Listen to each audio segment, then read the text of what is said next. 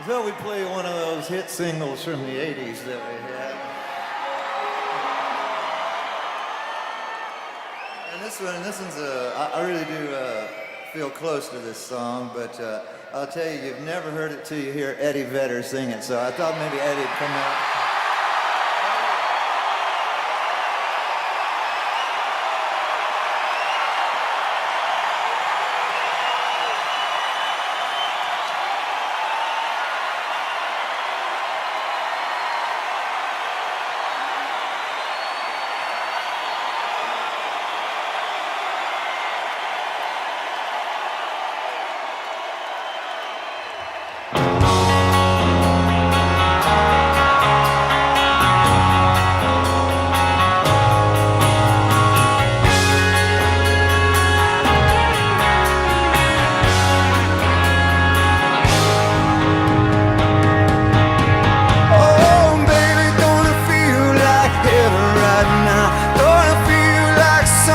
From a dream. Oh, I never known nothing quite like this. Don't it feel like tonight might never be again? Baby, we know better and try and pretend. Honey, no one could have ever told me about this. I said, yeah, yeah, yeah, yeah, yeah. And waiting is the hardest part. Every day you see one more card. You take it on faith, you take it to the heart. The waiting is the hardest part. Yeah, I might have chased a couple women around. Oh, the year got me was down. Yeah, and there were those that made me feel good, but never as good as I'm feeling right now. Baby, you're the only one that how to make me wanna live like I wanna live now. I said, yeah, yeah, yeah, yeah. And waiting is the hardest part.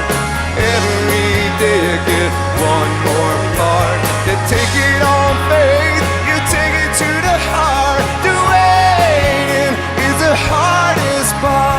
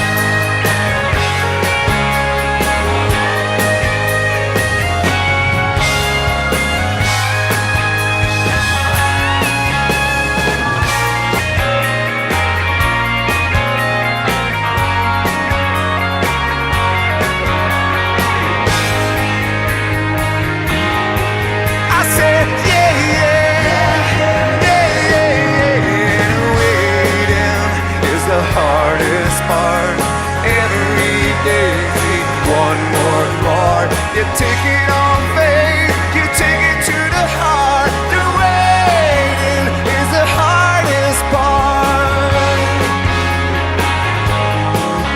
Yeah, the waiting is the hardest part.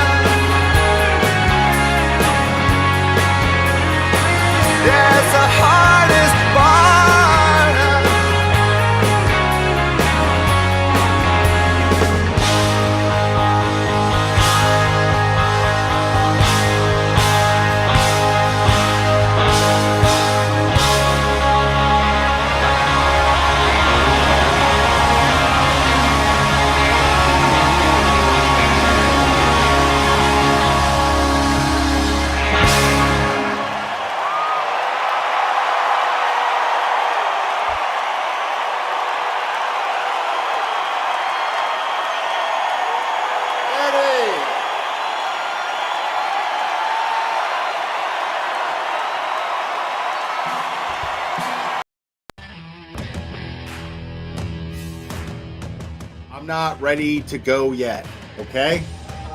I'm not ready. You gotta wait. I got shit to do. I'm in the middle of something, all right? Just hold on.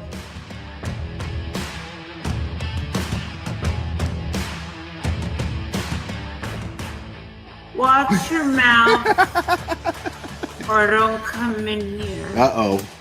Uh-oh. Oh yeah, people, come on, we're adults here. You know what?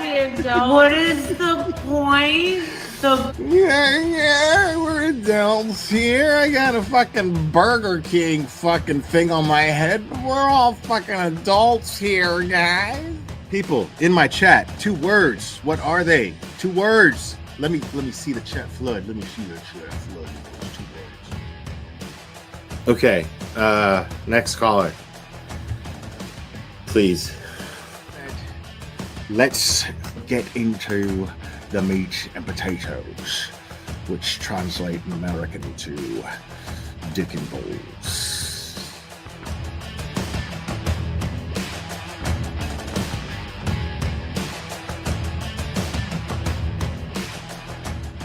I got flip-flops. These are my flip-flops. Yeah, I really like my flip-flops because I can put them on. Because look, watch me put them on. I can put them on all by myself.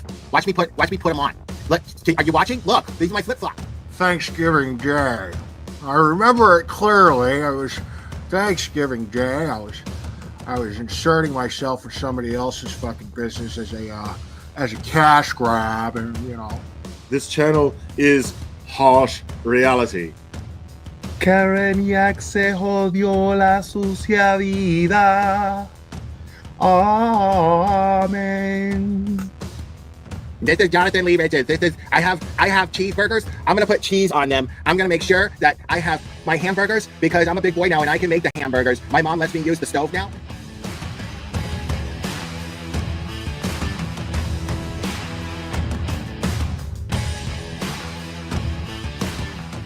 And I'm just like, wow, I like receipts, and they brought receipts. Like they had evidence to back up everything they said.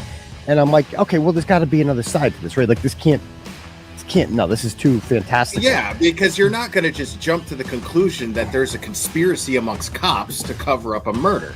You know what I mean? Yeah, I mean, cops and just like soccer moms and shit. Like that's what made it even crazier. Like, yeah, get it, Betty. Yeah, did you have a close relationship with your mom? Get it, Betty. Oh, of course, I still do. Yeah. My older sister was kind of she was more of the prissy girl that like that is the best shit fucking shopping for dresses with mommy. I was the tomboy that liked playing with cute. Shout out to Cherry for just being just easily the most faithful and loyal supporter that I've ever had.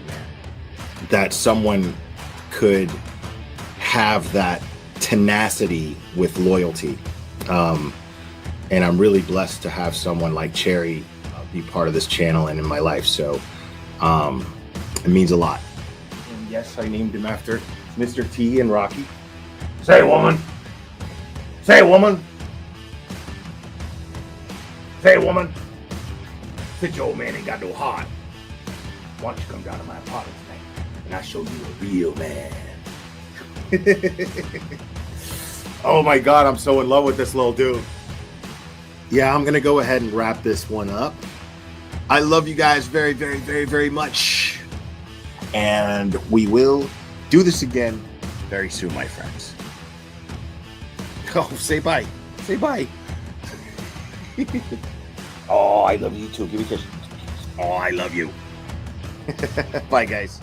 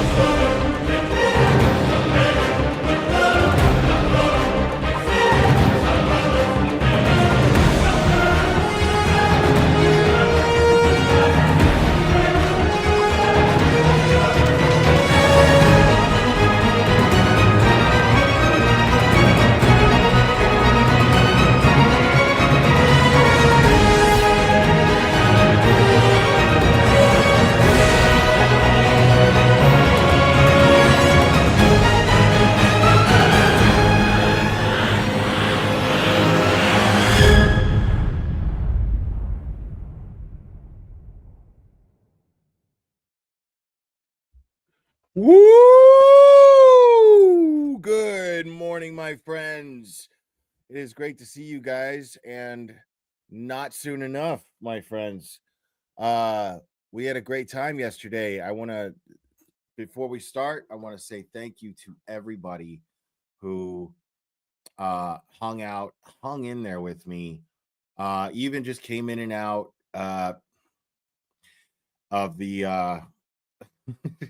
of the stream. It was 12 hours nonstop. It was amazing, and people, you guys raised $22,115 for Karen Reed's defense fund, people. I mean, that is mind-blowing.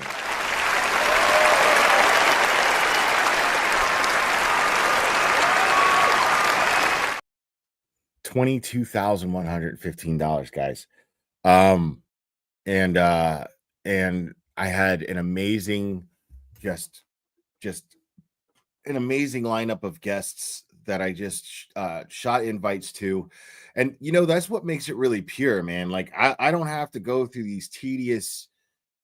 I did this 3 times already. Each time we raised over $20,000, and never have I sat there and had to organize anything. All I had to do was just think about who might want to be on here, who I wanted on here, who I could squeeze in here. And no, JLR was not arrested. Bayo was arrested or whatever, but we'll talk about that a little later. But probably not. I don't even give a fuck.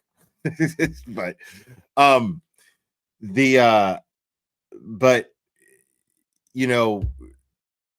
I never have to organize these things. All I have to do is just send out invites.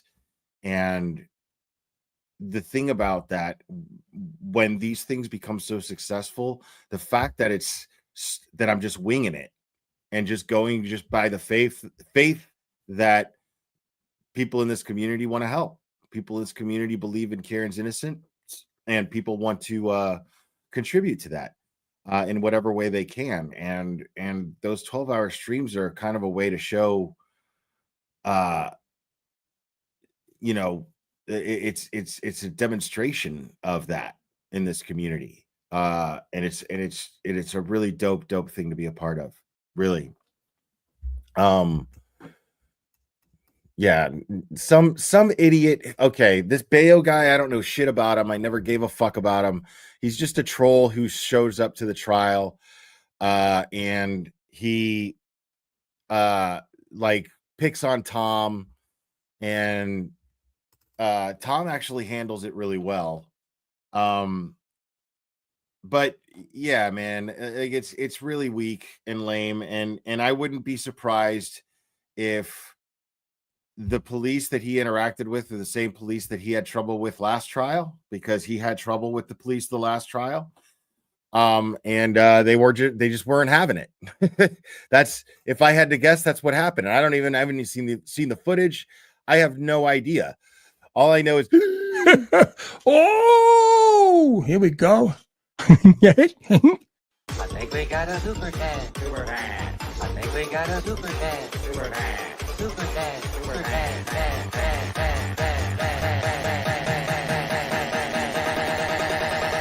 I think we got a super dad. How dare you. Liz Reed, it's so great to see you. Liz Reed is Karen's sister. Faith, love, and strength to all, and my family, power to her fearless team. Absolutely. Thank you, Liz Reed. Absolutely. Much love to your family as well. Calamity Jade, thank you so much. Member for 36 months. Just had to pop in and say, woo, here we go. We've been here 3+ years, and we're going into our to be continued 3rd trial. We will see justice. Yeah, no, don't put that evil on Karen and us. Calamity Jade, this is it. 2nd trial, acquitted. That's what's happening this time. She's walking out of there a free woman. Liz, thank you so much. Gifted 1 membership. Appreciate it.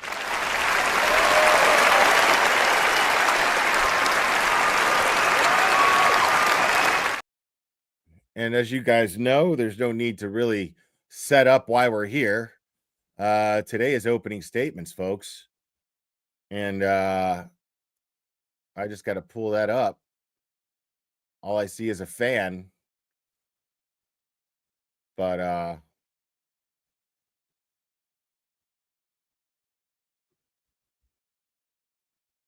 let's see. Let me just have it ready and shared here. Okay.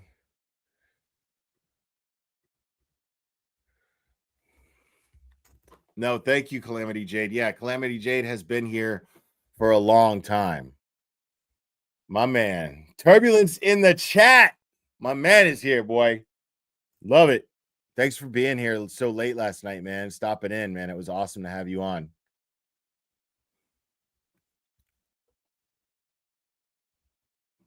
Hold on, let me.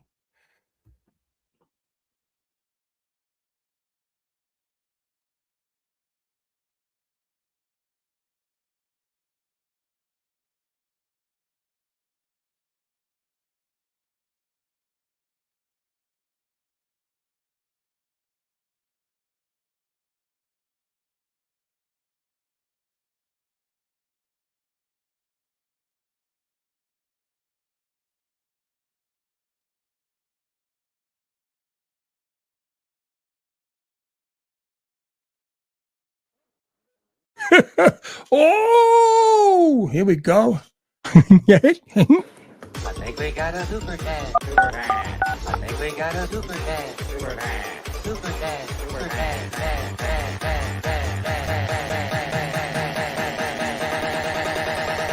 I think we got a super dad. How dare you?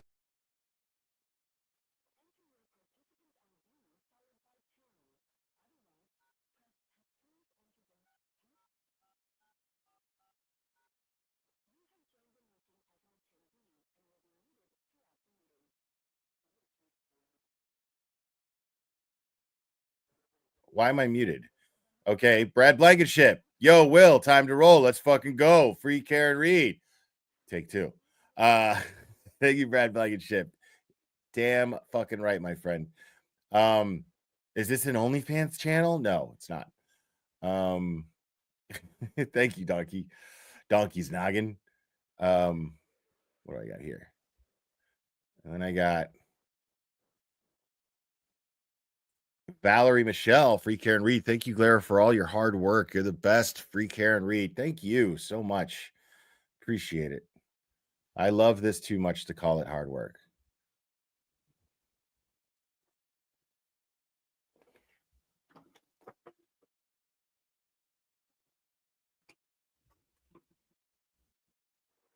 Oh, you better get used to it.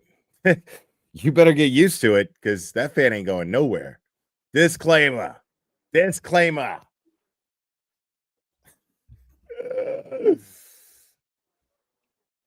Dude. Yeah, what a dope time yesterday, man. That was so much fun, dude. Dude, I gotta tell you, man, like it is always fun kicking it with Bettero. Like always. It is so much fun to kick it with attorney the mighty Mark Bettero. He stuck around for a minute, dude. That was really cool of him to do.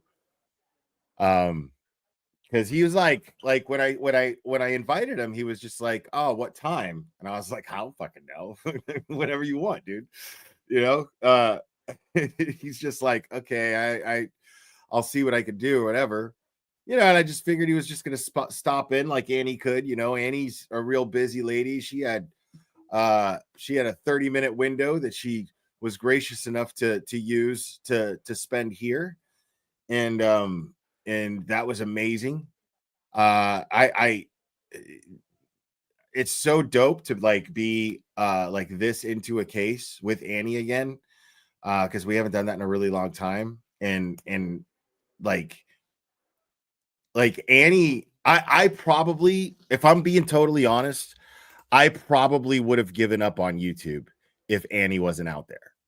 And the reason for that is, and she hates when I do this. She really fucking hates it, but it's the fucking truth that I don't like to, I wear my heart on my sleeve. You guys know that. And the thing is about Annie, dude, like Annie grew right in front of me. Like, we became friends when she was just starting out on YouTube, and she knew exactly what it took to make her channel grow and grow in the way that it did. She knew exactly what it took. She saw it she saw it in her head, and she made it happen, and she worked her fucking ass off to do it. Like, I've never seen anybody work harder as a social media influencer than Annie. I have never seen anybody work as hard. And she is and so she deserves every little bit of success that she has, because I saw her work for it. And if I didn't have that example, if I didn't, I mean, and I don't follow, I'm terrible at following it, but the thing is like, it gives me faith. Like, it's a reminder, like, dude, whenever you want to fucking step up, dude, and start fucking like rocking your shit. What the fuck that is? I was like, whenever, like, it tells me, like, dude, Will, whenever you want to fucking get up and start rocking your shit, you can see that it can be done. You can see it. It's so valuable to have that, you know? I'm just a procrastinating fucking lazy bastard. I make no excuses. But like, that's the thing. Like, when I watch people whine and bitch about, oh, I'm doing all this and I'm doing this, and why isn't this happening? Why is it? Because you're doing it wrong. Try something else. It's that simple. You're doing it wrong. Try something else. Well, how come this person has more subscribers and they're not even doing what I'm doing, and blah, blah, blah, blah, blah, blah. Do something else. Work harder. Just don't let me hear you whine. I don't want to hear you whine. Like, I am grateful for every single subscriber that I have. And I focus on being grateful for that. And in doing so, the reward is I'm always happy. Always. And my channel still grows. It still grows. It just grows at a much slower pace than, but it's never gone backwards. So, don't whine, because that's not going to get you anywhere. I promise you that. Like, it's you when you have the privilege of knowing someone like Annie Elise, like, you're like, okay, dude, I don't want to hear that shit, man. I don't want to hear that shit. Oh, what am I doing this for? Oh, why? I don't know, man. I don't know, man. That's a you problem. Figure it out. What's up? LV Cops in the house too. Nurse Kim in the house. Thank you for stopping by yesterday. LV Cops were too cool. I mean, they were like, I was like, yo, LV Cops doing this fundraiser thing. And they were like, yeah, I mean, that's cool and all, but it's you doing it. So, and I was like, what the fuck? No, I'm just kidding. None of that happened. None of that happened. No, they couldn't make it. I sent out invitations at the last minute. I was so spontaneous about it. And I'm just grateful that as many people who did. And here's the thing about that.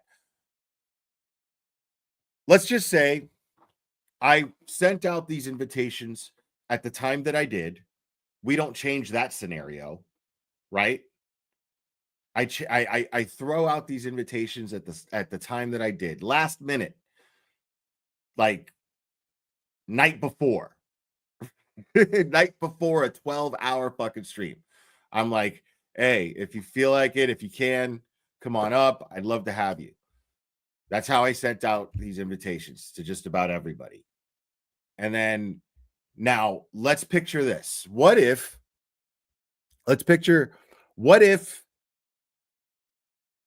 nobody showed up? I have the choice of being one of two people. One of two people. One, I go, what the fuck, man? Why does nobody give a fuck? Does nobody give a fuck about Karen enough to show up? What the fuck? Say nobody shows up. And then I go, you know what, people? Sorry, fuck this. Fuck this. It's not even worth it. Nobody fucking showed because nobody gives a fuck. I guess I'm the only one who gives a fuck about Karen, right? Or I could have been like, and I assure you I would have been like, all right, man, 12 hours. All right, I committed to this. I'm in. Like, I'm grateful to anybody who's gonna fucking hang in there with me, but I'm doing this 12 hours on my own. Let's do it. I'll figure something out. I'll sit here and fucking watch videos. I'll make the best of it. I don't give a fuck. Right? And guess what? That's may not have raised $22,000, but it would have raised something. Wouldn't it have?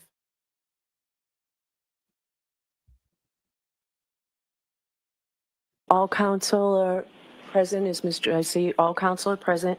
Thank you, K-Mac. Nobody said anything to Mr. Clerk about needing to see me, but I received 4 motions over this weekend that I assume we need to at least talk about briefly. Commonwealth's motion regarding defense opening statement. I think the first 2 motions we can do quickly. I'm not issuing an order. Mr. Brennan, the defense knows third-party culprit will not be in the opening.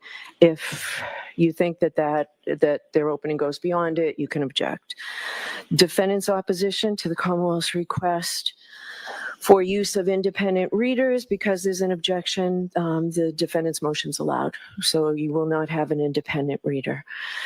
Is it fair to say that the 3rd and 4th motions, Commonwealth motion to enforce compliance with court's April 16th ACA discovery order and the Commonwealth's motion to preclude new expert testimony or alternatively to continue the trial date, that those motions will take a little bit of time, Mr. Brennan? I don't think I'll be long in my argument. I think that I need more information on one of them. And I think we'll do that at the end of the trial. I mean, at the end of today. I like we'll the hear both curtain, these actually. motions. It's a nice change of pace. Mr. Jackson, I did see that a list of text messages, 100 or so, is in your response to my order on Friday. Did you provide the text messages themselves?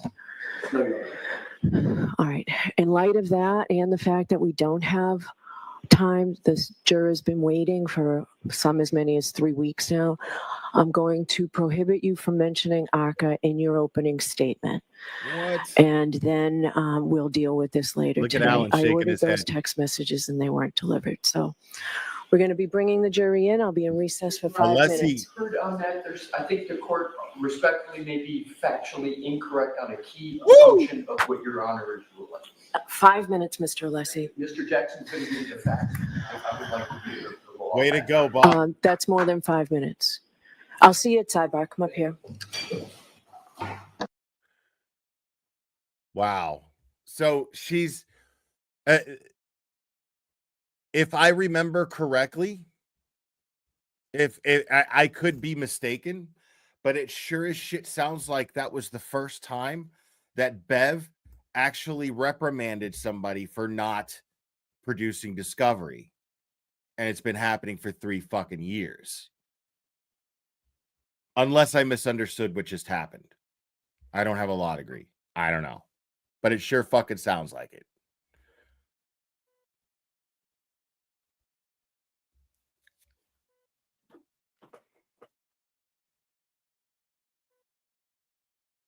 I mean, yeah, yeah, that's sidebar number 1. That is the official first sidebar of the trial after the jury selection. Because jury selection was just all sidebar. Literally.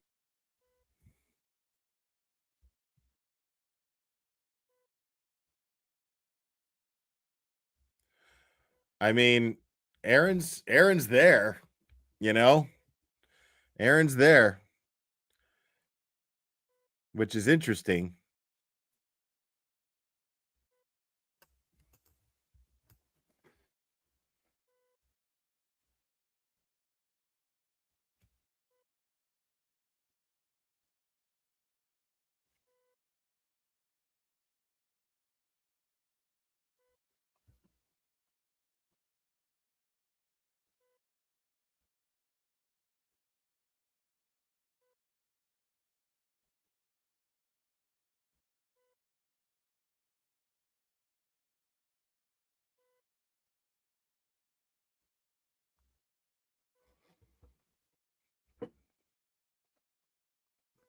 Yeah. For this, what you're looking at right now, everyone sitting there is either an intern or on the civil team, I believe, and family. There's Victoria Montgomery right there on the end. Or Victoria George. Why did I say Victoria Montgomery? Victoria George. Jesus. And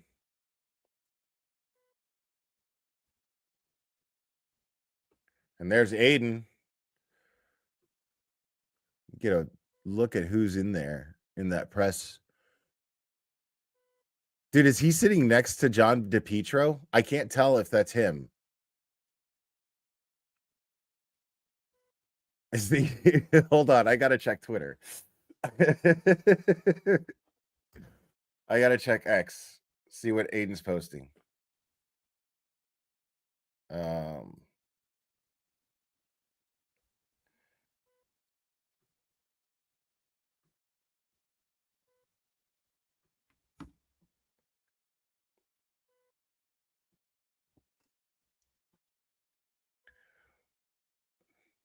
All right, yeah, he posted about this Bayo guy.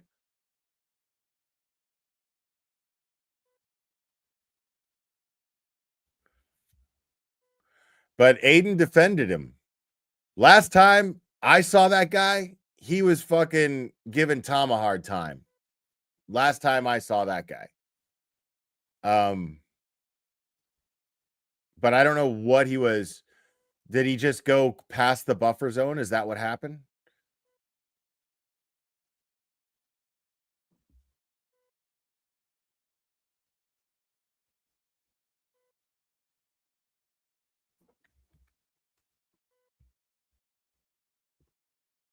All right. So what Aiden says about what just happened, Auntie Bev just denied the defense the chance to mention ARCA in their opening because they didn't turn over some text messages. Bob Alessi says there is more to the story, and there is now a sidebar, starting with the shenanigans already.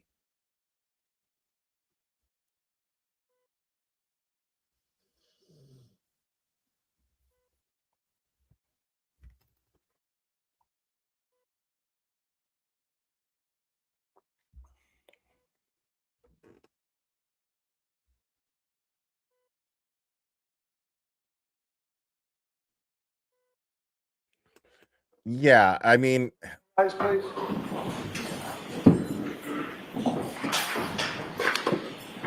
so what the fuck is this? Maybe the jury's coming in.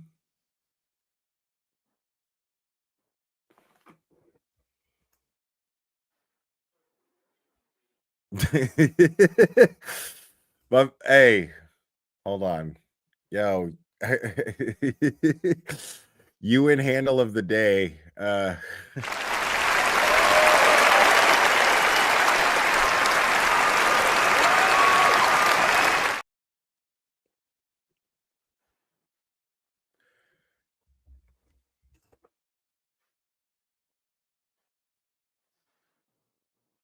Yeah, I mean, I don't know if Bev had to go or if the jury's coming in.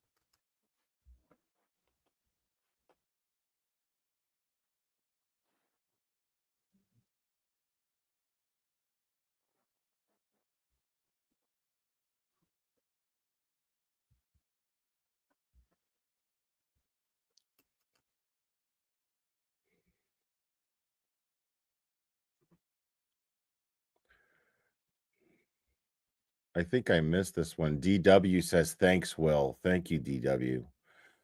I knew I missed one. Yeah, you guys are just great, man.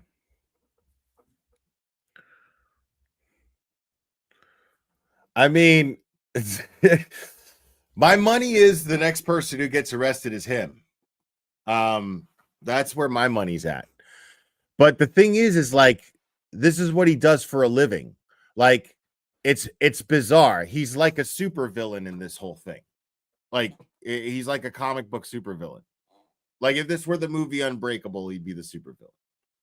Like, because he's like, he knows like what he does for a living professionally. What he does for a living is trolls, and he shows up to places where cops are holding you back and saying you can't cross this line, and really dancing on the line, sticking cameras in everyone's faces. But he does this to missing children's parents. He shows up to their jobs. He makes videos with the Sandy Hook shooter, with like makes these little dolls and puts the face of the Sandy Hook shooter on there. He claimed to be Adam Lanza's uncle.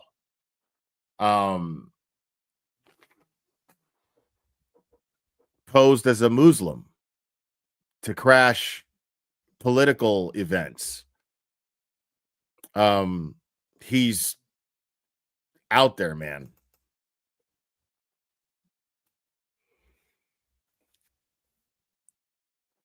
Yeah. I knew I knew I had time to kill on the 12-hour stream. And so I went over, like, if you watch the first hour or two of the stream, I educate you like fully, pretty much all you need to know about JLR.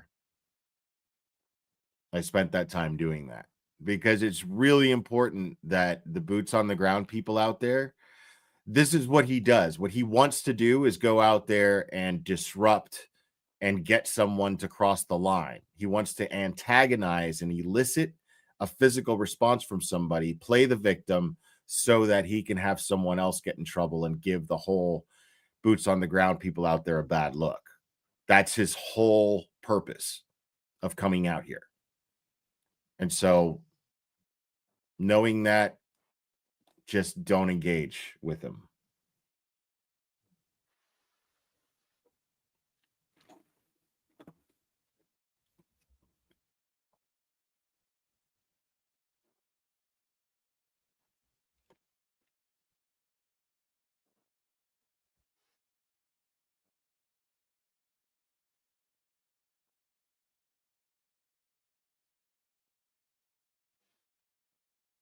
Okay. Yeah. I mean, that's the thing is nobody has gotten arrested except for this guy this morning. Nobody's gotten arrested except for him. Now, that's the thing is I see Aiden's point, because that guy, whether you like the guy or not, he has freedom of speech just the same as any of us. He has the right to be out there and stick cameras in people's faces too. You know what I mean? He has the right to do it. The question is how do you handle it? That's the question. How do you handle it? So, no, JLR didn't get arrested. That Bayo guy did. Bao or Bayo. I don't even know how you say his name. But yeah, like I see Turtle Boy's point, because it's at the end of the day, it's absolutely a First Amendment issue. And it doesn't matter, again, it doesn't matter how you feel about the person. They still have a right to be out there and film people. It's just that simple.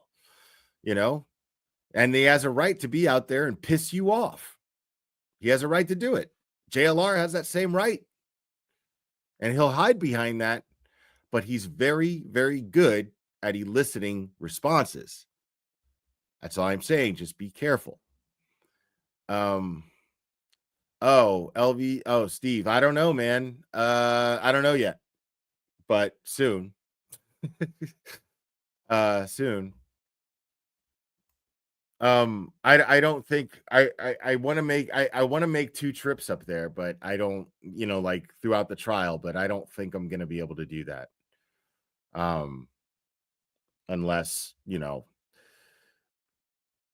the channel blows up, which is unlikely. So yeah, they arrested Bayo in the buffer zone. Now, if I had to guess, what happened was he was in the buffer zone. He didn't do his homework when he came out here. He didn't know nothing about the buffer zone. He didn't do his homework, which is technically his own fault, but that doesn't change the fact that the buffer zone is unconstitutional. So if I had to guess, what happened was, and I haven't even seen the footage yet, but if I had to guess, I'd say that the police told him, hey, you're in the buffer zone. You got to get beyond that. And he started going, hey, I have a right to be here. I have a right. I have a First Amendment right, blah, blah, blah, which technically he's right. But there is a judge's order. Now, he might have grounds for litigation later because, again, the buffer zone is simply unconstitutional. It all depends on whether Mark Randazza can come through for some of those boots on the ground folks that are out there, Jason Grant, Allison. I mean, hopefully, but that's the interesting thing about it, isn't it? It's a little different when the shoe's on the other foot, right?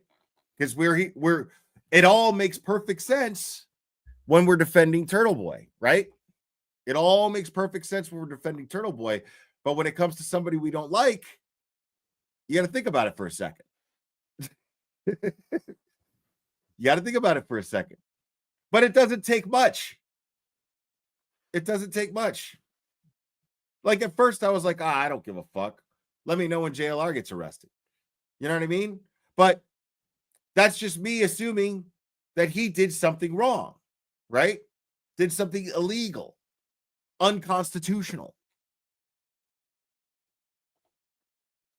But the thing is JLR knows how to operate within the boundaries of his civil rights and yet still get under your skin, yet still affect your life.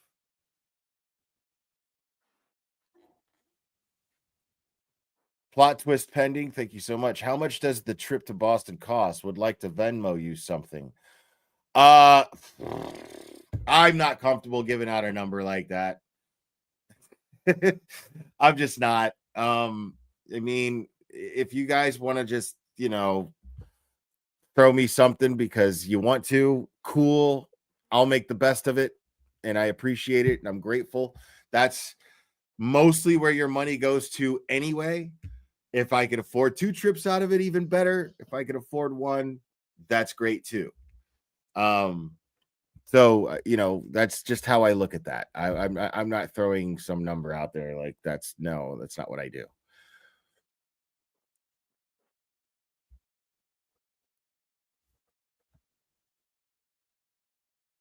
Yeah, a professional shit stirrer, right.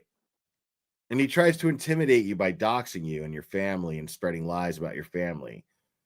That's just what he does. Yeah, he's just a bad person to the core.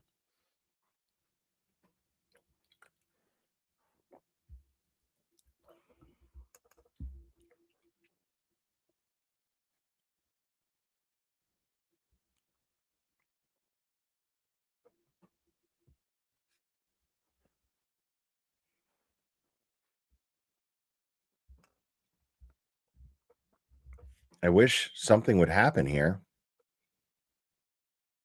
Like, I'm not gonna lie. I'm all ranted out. It's a long stream yesterday, man. It was fun. It was super fun. And that's why it was so exhausting, because it was so much fun. Dude, like when Auntie Deb and Nurse Kim showed up and shifted, like the live, it was at the very last leg of it, and it took a hard left turn. It took a hard left turn. And then JFK showed up, but it was perfect. It was just perfect. We ended it on a really, really fun note. And yeah, it was a lot of fun. I had a blast. And then, you know, when Karen showed up, Karen pops in here, and it's me, her, Bettero, and Melanie Little. And we got all choked up. Like, I mean, she's fired up, dude. You see how like fired up she was yesterday? Did you see that shit? We'll go over that, like, and the break, man. Like, we'll watch it again. But she just looked just like the closest thing, the equivalent to what a soldier would be in her position. You know what I mean? Just as attentive, as ready, as confident as you could get.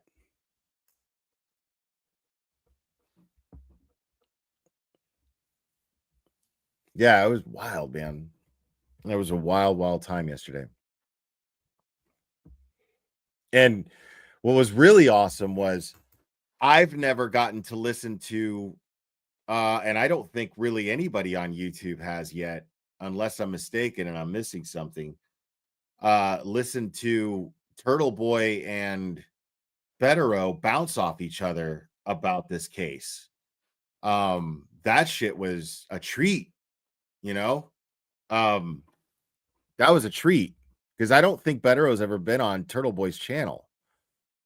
But it was straight because we were talking about Karen Reed's case and not his case, so it was perfectly fine. It was really cool. Yeah, like I'd never gotten to hear that, and you know, I'm a big fan of them both.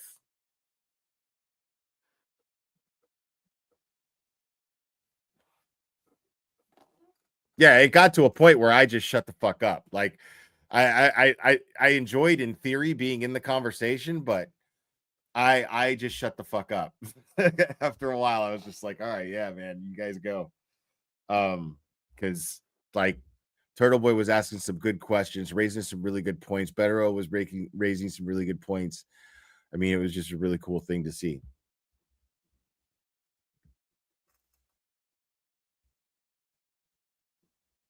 And the interesting thing is, though, did you not get the vibe that it sounded like that was the first time they talked about the case? Just the way that they were, it seemed that Turtle Boy was surprised at some of Bettero's answers, you know, and it was a cool thing, man. Like, so yeah, I imagine that they spend all their time talking about his case. All right, we're back. You are muted. You are unmuted.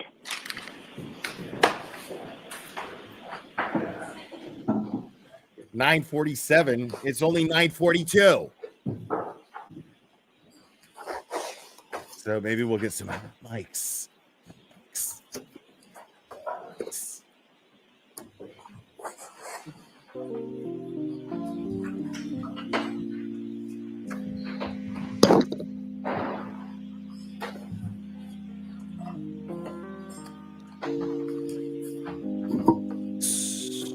Hear ye, hear ye, hear ye. All persons having anything to do before the Honorable Beverly Cannoni, the Justice of the Superior Court, now holding in Dedham, within and for the County of Norfolk. Draw near, give your attendance, and you shall be heard. God save the Commonwealth of Massachusetts.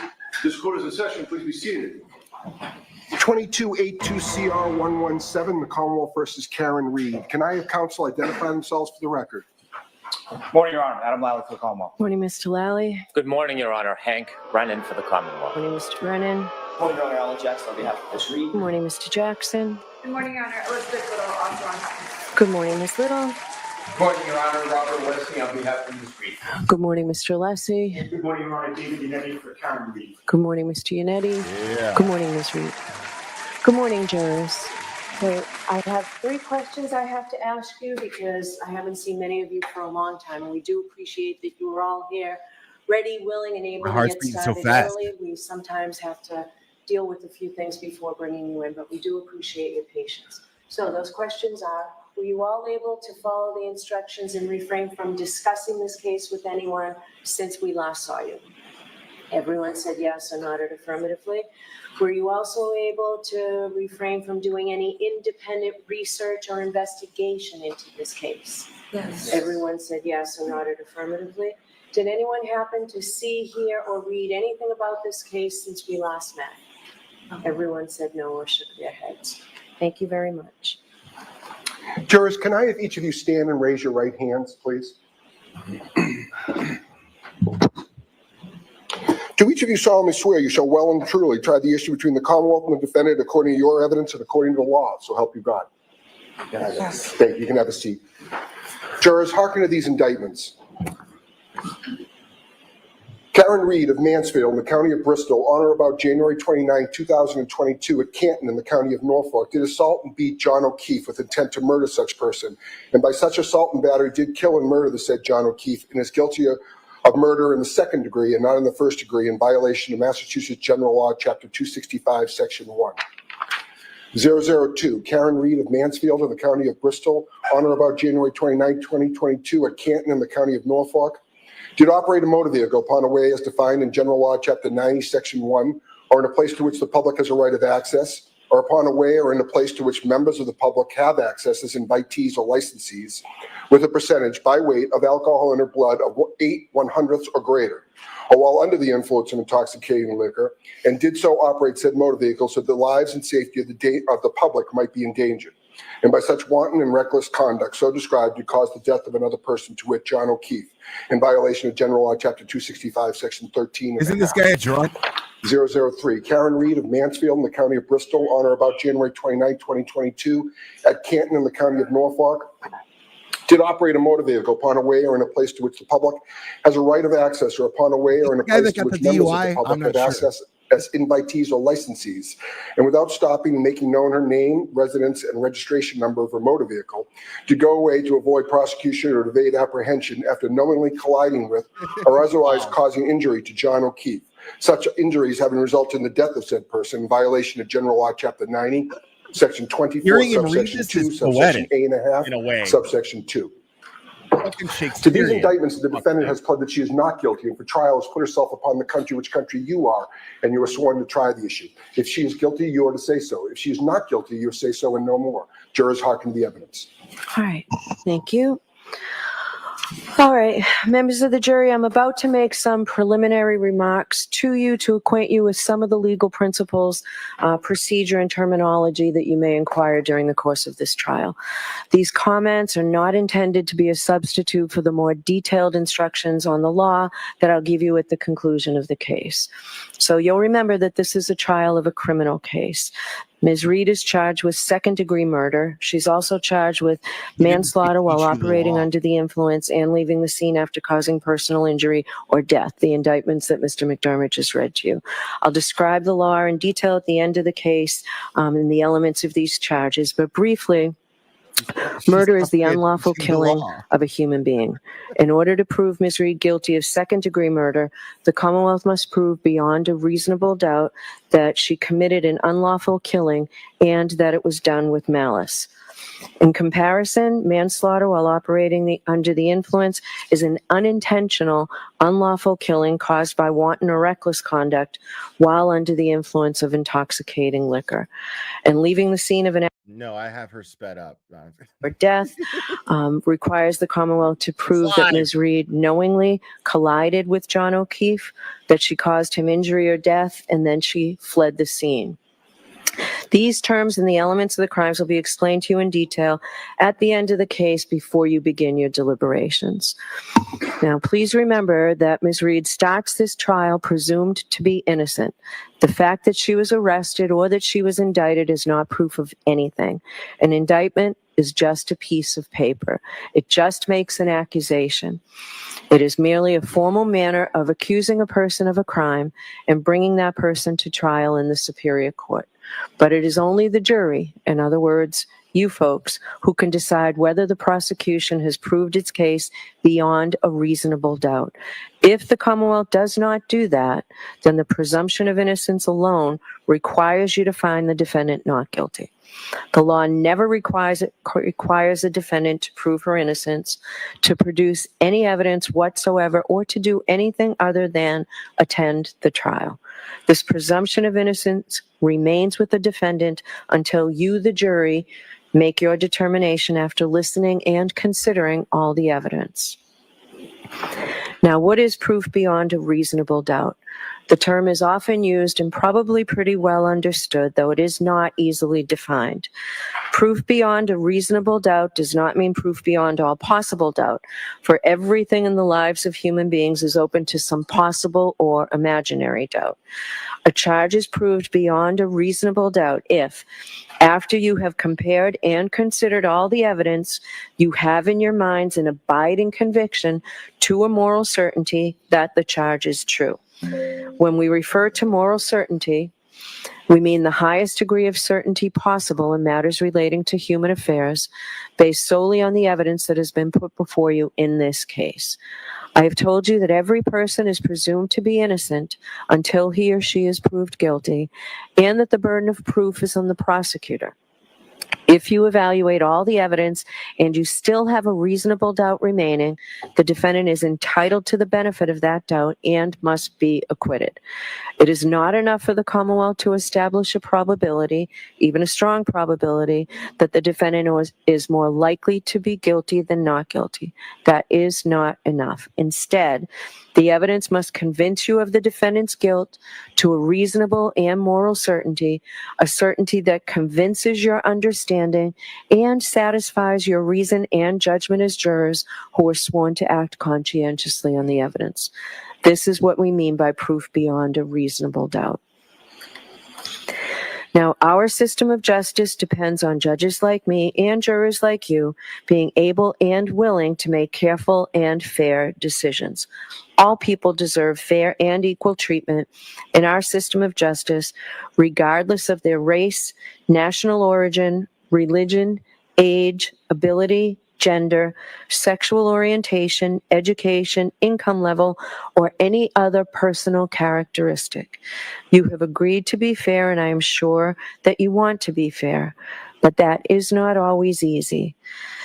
One difficulty comes from our own built-in expectations and assumptions. They exist even if we're not aware of them and even if we believe we do not have them. Some of you may have heard this called implicit bias, and that's what I'm talking about. Of course, we judges have the same problem as everyone else, so let me share a few strategies that we have found useful. First, slow down. Do not rush to a decision. Hasty decisions are more likely to reflect stereotypes or hidden biases. Second, keep an open mind. Avoid drawing conclusions until the end of the case when you and your fellow jurors deliberate. Remember that when you deliberate, you will have all the evidence and all the time you need to make a careful decision. So there truly is no need to stop making up your mind before then. Third, you should listen closely to all the witnesses. That is the best way to ensure that you decide this case based on the evidence and the law instead of upon unsupported assumptions. Fourth, as you listen to the testimony about the people involved in this case, please consider them as individuals rather than as members of a particular group. And finally, I might ask myself, would I view the evidence differently if the people were from different groups, such as different racial, ethnic, or gender identity groups? At the end of the case, I will remind you of these strategies and ask you to focus on the evidence instead of any unsupported assumptions you may have. All we ask is that you, individually and as a group, do your best to resolve this case based upon the evidence and the law. without sympathy, bias, or prejudice, to the best of your ability as human beings. Now, when I finish these initial instructions, the Commonwealth, Mr. Brennan, will make his opening statement. Then Ms. Reed's lawyer, Mr. Jackson, can choose to make an opening statement or not, because again, remember, the defendant has no burden of proof and doesn't have to prove anything. Her lawyer does not need to make an opening statement. An opening statement is a summary of what the lawyer expects the evidence at trial will be. It is intended simply to introduce the main issues in this case to you. Next, the prosecution will introduce evidence in support of the charges in the indictments. After that, the defendant may present evidence on her behalf if she wishes to do so, but she is not obliged to do so. Remember, the burden of proof is always on the Commonwealth to prove that the defendant is guilty. The law does not require any defendant to prove her innocence or to produce any evidence at all. Can you read that again, please? After all the evidence, each side will have an opportunity to offer you closing arguments about what conclusions you might draw from the evidence. Like the opening statements, the closing arguments are not evidence. They're merely intended to help you understand the respective contentions of the parties. Finally, after all the evidence and the lawyer's arguments, I will instruct you in detail on the principles of law which you are to apply in your deliberations when you retire to consider your verdict. Your verdict must be unanimous. Let me speak briefly about our respective roles in this case. As the judge, my responsibility is to see that this case is tried orderly, fairly, and efficiently. It's also my instruction to decide any questions of law that come up during the trial and to instruct you about the law that applies to this case. It is your duty to accept the law as I stated to you, whether you agree with it or not. Your function, you folks are the most important people in the courtroom. Your function is to determine the facts. You are the sole and exclusive judges of the facts. You alone determine what evidence to believe, how important any evidence is that you do believe, and what conclusions all the believable evidence leads you to. You will have to consider and weigh the testimony of all the witnesses who will appear before you, and you alone will determine whether to believe any witness and the extent to which you believe any witness. You can believe all of what a witness says, some of it, or none of it. It's entirely up to you. It is part of your responsibility to resolve any conflicts in testimony that may arise during the course of the trial and to determine where the truth lies. Ultimately, you must determine whether or not the Commonwealth has proved the charges beyond a reasonable doubt. The lawyers have their own important role in this trial. They are, of course, advocates. Their job is to bring to your attention the evidence and arguments that best support their position. They may also object to evidence offered by the other side that may not be admissible under our rules of evidence. Similarly, we may engage in sidebar conferences out of your hearing. These sidebar conferences are not intended to keep secrets from you, but to allow the lawyers a little more time to argue their points so that I may rule on what you may consider as evidence. If I agree with an objection to a question, the term I will use is sustained. You are to disregard that question, and you're not to speculate as to what the answer might have been. In the same way, you're to disregard any evidence that I tell you is stricken from the record. If I reject or overrule an objection, I'll permit the witness to answer. This happens a lot. You'll find this during the course of the trial. If I let the witness answer the question, but you're not allowed to give the answer any more weight than you would have no objection had been made. Please do not hold it against the lawyers if they make an objection. That's the important part of the lawyer's job. The lawyers have to let me know when there is a potential issue about the admissibility of certain evidence under our law. You must decide this case solely on the evidence presented in this courtroom. This will include the sworn testimony of witnesses and may also include any exhibits that are admitted into evidence, any facts that I tell you have been agreed to by both sides, and any facts that I indicate to you may be taken as a matter of common knowledge. Questions to witnesses, no matter how artfully phrased, are not evidence. Only the answers which you receive from the witnesses who are testifying under oath are evidence. So, if a witness is asked, isn't it true that after you learned that your uncle left you money in his will, you poisoned him? And the witness's answer is no. Based solely on that question and answer, there is no evidence that the witness has an uncle, that the uncle had a will, that the uncle left the witness money, that the witness knew that he did, or that the witness poisoned him. Any information that you may have read, heard, or seen about the case outside of the courtroom is not evidence. My instructions to you and any other comments I may make, the lawyer's openings and closing arguments, and any comments they may make are not evidence. I will emphasize this point because it's crucial to your understanding of your role. If the lawyers or I make any comments during the trial, those comments are not evidence, and your verdict must be based only on the evidence. In Massachusetts, lawyers are not allowed to make comments other than during opening statements and closing arguments. They are permitted only to ask questions, but they cannot comment on the witness's answer. If a lawyer comments, you are to disregard it. In this way, communication in the courtroom is not like everyday conversation. If a lawyer seems to agree or disagree with an answer, or if a lawyer expresses confusion or any other reaction or emotion, you are to give no weight to what that lawyer does. In the interaction between a lawyer and a witness, you may consider only the witness's testimony as evidence. In a similar way, any comment I make is not evidence. But of course, you can't disregard what I say when I provide you with instruction or direction. Remember, however, I'm the only one who can instruct you or direct you in any way.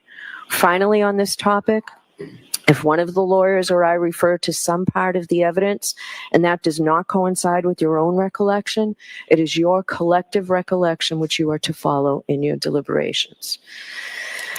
Now, in this case, I anticipate that we will go by bus to an area that you'll hear about during the trial. You may consider as evidence anything that you observe about the layout of the area, including the scene of the alleged crime when we do go there. I will give you further instructions prior to our leaving for the view.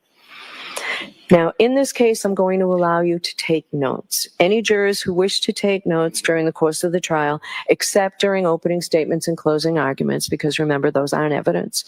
If you wish to take notes, you may do so once the evidence begins. Notebooks and pencils will be provided to you. The notebooks will be collected each day, and they'll be locked up, and they will remain confidential, and they're destroyed at the end of the trial. Nobody sees them. You're not required to take notes. The choice is entirely up to you. Some jurors may feel that notes are helpful, particularly if the case involves many witnesses or complicated issues. Notes also can help you remember specific testimony or evidence, such as times, places, dates, names, relationships, events, distances, things like that. Other jurors may feel that note-taking is a distraction and may interfere with hearing and evaluating the evidence. If you do take notes, I suggest you keep them brief. They are not and cannot be considered official transcripts of the trial testimony. However, bear in mind that although the court reporter is recording everything that transpires here, we do not have the capability of providing you with a transcript of the testimony at the conclusion of the trial. So you'll have to rely on your own memories of the testimony, perhaps supplemented by your notes. Regardless of whether or not you take notes, please remember that how a witness testifies may be just as important as what he or she says. Therefore, your observations of the witness's appearance and demeanor on the witness stand may play an important part in your assessment of his or her credibility. Do not let note-taking distract from an appreciation of all the evidence. If you have any trouble hearing or seeing during the trial, please raise your hand or let a court officer know, and we'll make any necessary adjustments. We generally take a morning recess at around 11 o'clock or so, but if you need a break at any other time, please raise your hand and let a court officer know. We'll take a break. If you need to communicate with me during the trial, and I'm not suggesting for a minute that you need to, but if you do, please speak with the court officer or give the court officer a note to bring to me. Now, I'm going to address the issue of public interest in this case again, and the duty of this court and this jury to adhere to the rule of law, because it is so very important. John Adams famously said that we are a government of laws, not of men, and that the law must be deaf as an adder to the clamoring of the public. He meant that While public opinion about a given subject may ebb and flow, the law must be steady, reliable, and even-handed. We know that on the subject of this case, there are people advocating for one outcome or another with great intensity, but unbound by any oath or even any inclination to follow the actual evidence. The law works in a different way, and the difference is crucial to our system of justice. This jury, selected for this trial, will hear and judge the evidence. You will decide what the facts are. Where the evidence is contested, you will determine where the truth lies. Ultimately, this jury will decide whether the Commonwealth has carried its burden of proving that the defendant is guilty of any crime beyond a reasonable doubt. People outside of this building have rights, and we know that they have voices, but this trial will be decided by you. An independent jury, free from outside interference, based only upon the evidence presented in this courtroom and the law. This is the only way to ensure that every person who comes before the court receives a fair trial. It is just that simple and that important. So while public comment will likely continue, you must ignore it so that the rule of law will be upheld. Which leads me to the fact that it is very important that during this trial, until you deliberate, you must not discuss this case with anyone. This includes your family and friends, and even your fellow jurors. Nor should you allow anyone to communicate with you about any specific aspect or any aspect of this case. You must not conduct any independent research about this case, the matters in this case, and the individuals involved in this case. In other words, you must not consult the internet or do anything else to try and find out information from any source outside the confines in this courtroom. Please be very careful with your social media use. Please do not use X or Twitter, Facebook, Instagram, or Reddit. Though you may never have seen anything about this case before on your social media feed, you cannot control what may pop up. You should also remember that use of these platforms can be public and traceable, and any searches undertaken or information received by you can and likely will be discovered. So please be extremely cautious. If you inadvertently see something about this case, please disregard it and let us know. As best as you recognize them, please have no contact with any of the participants in this trial or anyone associated with either side, including the lawyers. Please do not visit any locations that may be mentioned during the trial. We'll go on a view, as I told you, and I'll discuss that with you before we go. Remember, you were instructed that you must not, and you assured us that you would not read, watch, or listen to any account of any aspect of this case in any news media, social media, or from any other source. It is critical that you follow that instruction. Finally, please continue to keep an open mind.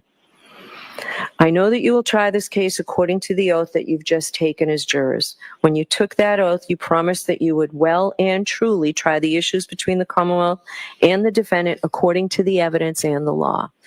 If you follow that oath, approach this case with an open mind, and make your decisions fairly and without prejudice or bias or sympathy for anyone, then you will arrive at a true and just verdict, and that's all we ask of you. So it's now time for the opening statements. Mr. Brennan. Thank you, Your Honor. You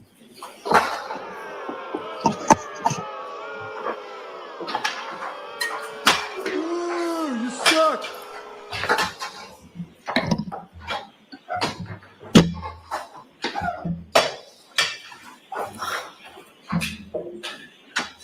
At 6:04 a.m. on January 29, 2022, the alarm bell sounded in the Canton Fire Department.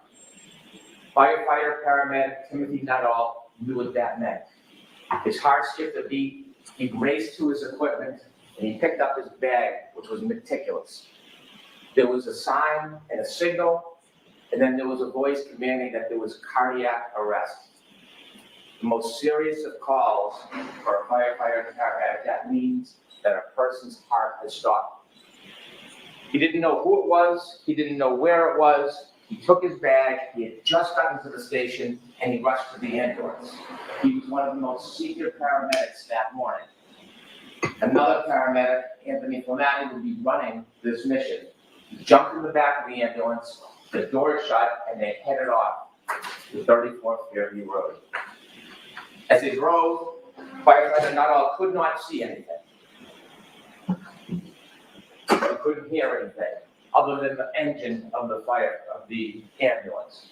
He could feel it sliding across the road. It was near blizzard conditions. He calmed himself, he steadied himself. This is what the firefighters and paramedics are trained to do, to focus. And he focused on his task. He looked around the back of the ambulance to make sure all the tools were in place. The ambulance was meticulous as well. This was Anthony Flamati's ambulance, and it was well stocked. He calmed himself, and he thought about what was going to happen. What should he be looking for? What is his next steps? He played the scenarios through his mind, and very calm was above him. As the car pulled up to 34th Fairview, the ambulance, he stood at the back door, the doors open, and he stepped out into Bedlam. He could hear a woman screaming and shrieking, the cold, hard air slapping on his face, and the wind, blizzard conditions swirling around him. You will hear him tell you how he trudged towards those screams in the darkness to snow.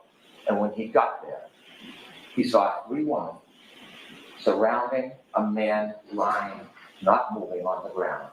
He walked up to the man and he reached down and he tried to find any signs of life, pulse, anything. And he found nothing. And he got up and he walked over to the woman and he walked over to that defendant, Karen Lee. And he told her that he thinks that that man is gone. And then he heard the yell from Anthony Flamati, the chief. And he said, come back, let's go. Because you'll learn that in the cold, even if somebody's heart stops, even if they're presumed to have passed, sometimes you can still save a life. So you'll see on a dash cam video, you'll hear from testimony, he went back to that man who's John O'Keefe. He went back to him, and that crew, coordinated effort, they did everything they could to save his life. They got on their knees, they began CPR, and firefighter Nuttall will explain as he knelt over John O'Keefe, he looked up, and the defendant approached him, and you'll see it on the video. Now, he wanted any information, because when you're trying to save someone, you want to know, are they on drugs, medication, do they have a heart condition? And he looked up at Miss Reed, and he said, what happened? And you'll hear her words through firefighter Nuttall. She said, I hit him, I hit him, I hit him. And it was at that time, through the words of the defendant, that she admitted what she had done that night, that she hit John O'Keefe. Now, those words didn't mean anything to firefighter Nuttall. They weren't in context, they didn't reconcile with the injuries, it didn't help him in his treatment, so he ignored it. Now, firefighter Nuttall is not a police officer. He is not an investigator, he is not a detective. He's a first responder. You're lying. And so he takes that information that was useless to him. He continues to work on John O'Keefe, trying to save his life. You'll see the team put him on a stretcher. And when they lift him from the ground, even though there is snow accumulating, underneath John O'Keefe is simply grass, hard, brown, frozen. And beneath his body lays his cell phone. They bring him to the ambulance, and while they bring him to the ambulance, you'll see on the videos that other first responders speak to the defendant. One first responder, Mr. Flamati, she will say, I hit him, oh my God, I hit him. And then she was interviewed or asked questions for background information, not a criminal investigation, just background to try to help John. And she was asked questions about his background, and during that conversation, you won't hear her see the defendant was a person by the name of Jen McCabe and a firefighter McLaughlin. And she tells Fire McLaughlin, the third first responder, I hit him. They bring Mr. O'Keefe to Good Samaritan Hospital, and his body is cold. The doctors work feverishly. They treat him, trying to save him. They try to warm his core. And unfortunately, firefighter Nuttall's first instinct is accurate. John O'Keefe passed. So why are we here today? We are here today because John O'Keefe was killed by the actions and conduct of that defendant, Karen Reed. You will learn through this case, through facts, science, and data, you will learn that on January 29th, 2022, when the defendant and Mr. O'Keefe were in front of 34 Fairview Road, all the way to the left side in a dark corner near a flagpole, you will learn that Mr. O'Keefe got out of the car. He got out and he stood by the side of the road after an argument with the defendant. That argument, that anger fueled by heavy intoxication, you will learn from the science and data as he stood by the side of the road, the defendant in her Science and SUV data. drove away. She drove at least 35 feet away. The argument was over. It had ended. But then she stopped. She stopped. She put the Lexus into neutral, and she waited 2 seconds. And the facts and the science and data will tell you that despite the fact the argument was over, she then put the Lexus into reverse, put her foot on the gas pedal, and began to press, not 25%, not 50%, up to 75% acceleration. There was a light dusting of snow. The Lexus tire spun backwards. She went backwards at least 70 feet. She clipped John O'Keefe. He fell backwards, hit his head, broke his skull, and there he lay at the corner of Fairview Road, on the ground, lying on top of his cell phone, alone. And then the defendant will later tell that when she left, he didn't look mortally wounded, yet he was. And she simply drove away. Now, before I tell you about the data and the facts and the science, and I walk you through that, I'd like to tell you a little bit about John O'Keefe. John O'Keefe was a young man, a local kid, very well liked, loved. John O'Keefe is the son of Peggy O'Keefe, John O'Keefe Sr., and the brother of Paul O'Keefe. Grew up in Canton, worked hard, he became a police officer. But what you're going to learn, the fact that he worked for the Boston police officer, as a Boston police officer, was just a fraction of his life. It was a small, really unimportant part, because the biggest part of John O'Keefe is he was a family man. Not in the traditional sense. You see, John O'Keefe never had biological children. John O'Keefe was never married. But John O'Keefe had a sister, and she had 2 children. And when the children were 6 and 3 years old, his sister unfortunately died. And shortly after, his sister's husband died. And John O'Keefe was a help. He didn't sit by. He saw these 2 recently orphaned children, and he stepped in and he said he was going to raise them. So he put aside his career, he put aside his job, and he moved in with the children and raised them up. They were his home. They were his passions, his love. He was a new parent, successes, failures, like all parents. And he raised the children with the help of people in the community, with the help of his brother, with the help of his family. And they led a good life. Enter Karen Reed. Around COVID, the defendant and Mr. O'Keefe reacquainted, and they started a relationship. And you'll hear that even though the defendant had her own home, she was staying with Mr. O'Keefe a lot, 4, 5, 6 times a week. And to most of the world, it was a pretty good relationship. They spent time together, they did activities with the children together. She helped with driving the children, feeding the children. It was a steady relationship until about the beginning of 2022. And then things began to unravel. There was tension, there was arguments. In fact, just a few days before this incident, you'll hear that Mr. O'Keefe asked her to leave. But she wouldn't. You're going to be able to read text messages of their conversations on January 28, 2022, and you will see the tension and the unraveling of the relationship. You will read about the discord between the defendant and Mr. O'Keefe. You will see that when he would ignore her calls, they would become incessant. When he would try to push away, she would come closer. You will read those text messages and you will realize that this was the beginning of the end of this relationship. That night, they decided they would go out together. I want to tell you something about data and science before we get to that night. I mentioned that underneath John's body was a cell phone. Frankie's good, man. Don't underestimate him. Piece of technology. It is like a computer. It carries extraordinary data.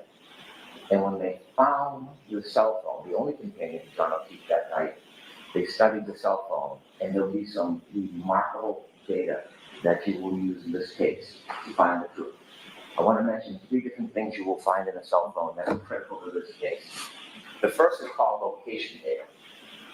Waze we've all heard of, Google Maps.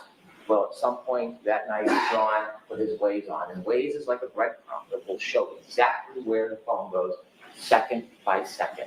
It is the strongest, most accurate location data that you can have. And that night, John was using Waze. It also will have healthcare data. Healthcare data will show when somebody is moving. Sometimes it's qualified as steps, but it doesn't necessarily mean somebody's stepping, moving their arms, walking, turning. It doesn't show what direction or how far, but it shows movement of a person. Healthcare data. And the third thing, remarkably, it will be an expert in this case who found a data file on the phone, and it tracks the temperature of the cell phone battery. That will be critical to your analysis in this case, the temperature of the cell phone battery. And so with that, I want to take you back to the timeline of that night. After the discord, both the defendant and Mr. O'Keefe decided they would meet at a bar called McCarthy's. Now, McCarthy's is a local bar, a blizzard is pending, and people are getting together in a celebratory mood. They go to McCarthy's and you'll see a video of McCarthy's, and you will watch both Mr. O'Keefe, friends, and the defendant drinking alcohol. And you will count 8 vodka drinks that the defendant drank. They arrived at 8:50, they stayed till 9:45. She consumed at least 7 of those drinks in less than 2 hours. The last drink, you'll see when they leave the bar, she puts it under her jacket, and they walk out and they go to another bar to meet other friends called the Waterfall. They reach the Waterfall sometime around 10 p.m.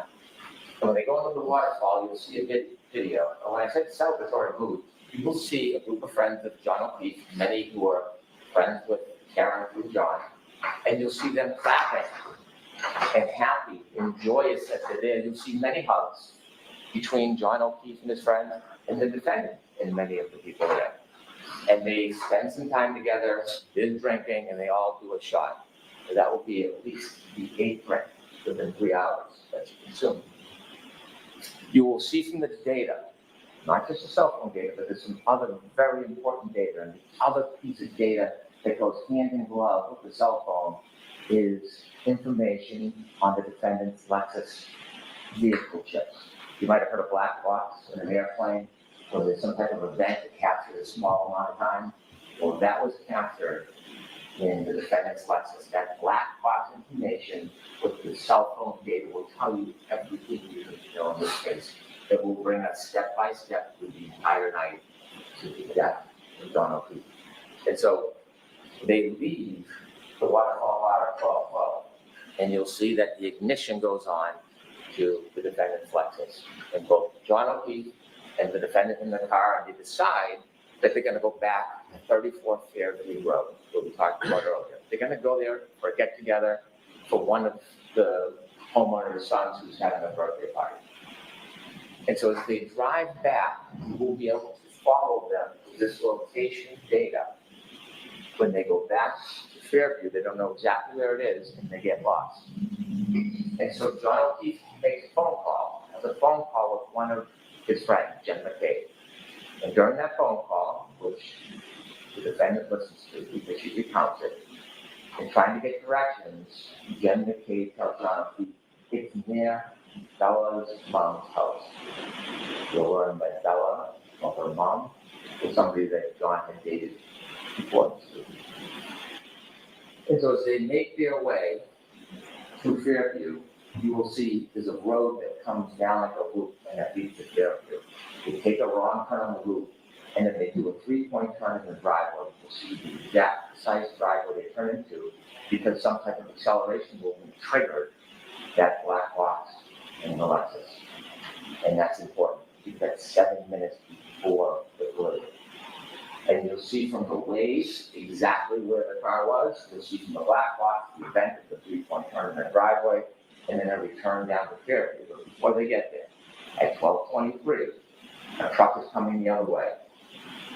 And the witnesses in that truck will say they blinked the lights. One of them saw a man and woman in the car, John and the defendant, and then they followed the Lexus because they were going to the same house. The truck stopped at the driveway, and the Lexus, the defendant's car, will appear because of the waves and be counted second to second, never stops. It rolls very slowly all the way to the end of the yard in the corner where there's a tree line and a flagpole. And they reach that location at 12:34:33. And they're in the car and they stay there. The truck waits, they speak to somebody in the house, comes out, the person goes back in the house. So how did she make it back to John's by We're 12:36? now down to 2 minutes before the collision. The truck leaves, and now it's just the defendant and John. And while they're waiting outside, 12:27, John gets a text from Devin Cave. Park behind us in the driveway. 12:29, she texts again. Are you coming in? You'll hear that Devin Cave and others look out the window and see the defendant's Lexus in front of the flagpole at the far end. It's snowy, it's dark, it's windy, they're waiting. You will know that John O'Keefe was in that car, that Lexus, and didn't move because his healthcare data is not moving. It's not moving until 12:31:56. At 12:31:56, he begins to move. You will have 20 seconds before he falls. 20 seconds. He gets out of the car, the Lexus, and in that 20 seconds, you'll hear that user initiated. He looks at the phone, at the text message he indicated. It's now 12:32:09. He closes the phone the last time. It will be the last time he uses that phone. From the waterfall bar, you see that he's in his back pocket. And at that time, 12:32:09, last user, Wow. he has 7 more seconds he will move before he lies dormant the rest of the night. We'll also have the information from the defendant's Lexus black box. The clocks run differently, there's a 30-second variance, but it's right in the heart of that time. And you will see through the data at that time, when he makes his last movements with the phone, is when her car leaves 34 feet at least, stops, neutral, and then shoots into reverse with the tires spinning right towards him. Right where he got out. You'll know they're arguing because the next morning she tells the firefighter, I'm sad because our last moments were fighting. She drives away. They said she's made later statements that when she left, he didn't look mortally wounded. He lied on the ground on top of his phone, light dusting of snow, the snow now picking up. And he's just there. It's 12:37. Now, when he's in the car, before he gets to Fairview, the battery temperature of that phone is 77 degrees. 77 degrees in the warm car. Now that he's been outside the car for 5 minutes, drops. That's not me. I didn't have anything to do with that. Let me. Okay. She calls again at 12:36:33 and leaves a message. You'll hear it, and you will hear the anger and rage in her voice. She leaves a message. John, I fucking. Oh, come on. I'm going to try to find a better feed.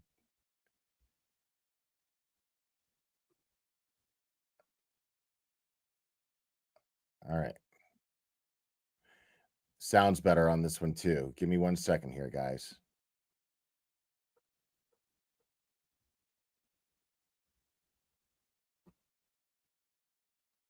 Where the fuck? No, man. Not long crime. Why is my shit doing that? Where's history? Why isn't history coming up? Fuck it. We'll use this one. Now, she hasn't spoken to anybody. Nobody has spoken to her. But her message is out. You'll learn the message says, John, nobody knows where you are. And this is where the plot in the cover-up begins. The evidence will make clear that she knew he was there. She did not call 911. She did not go back to him. She did not leave an anonymous tip. She left. The night wears on. It's now 1:07.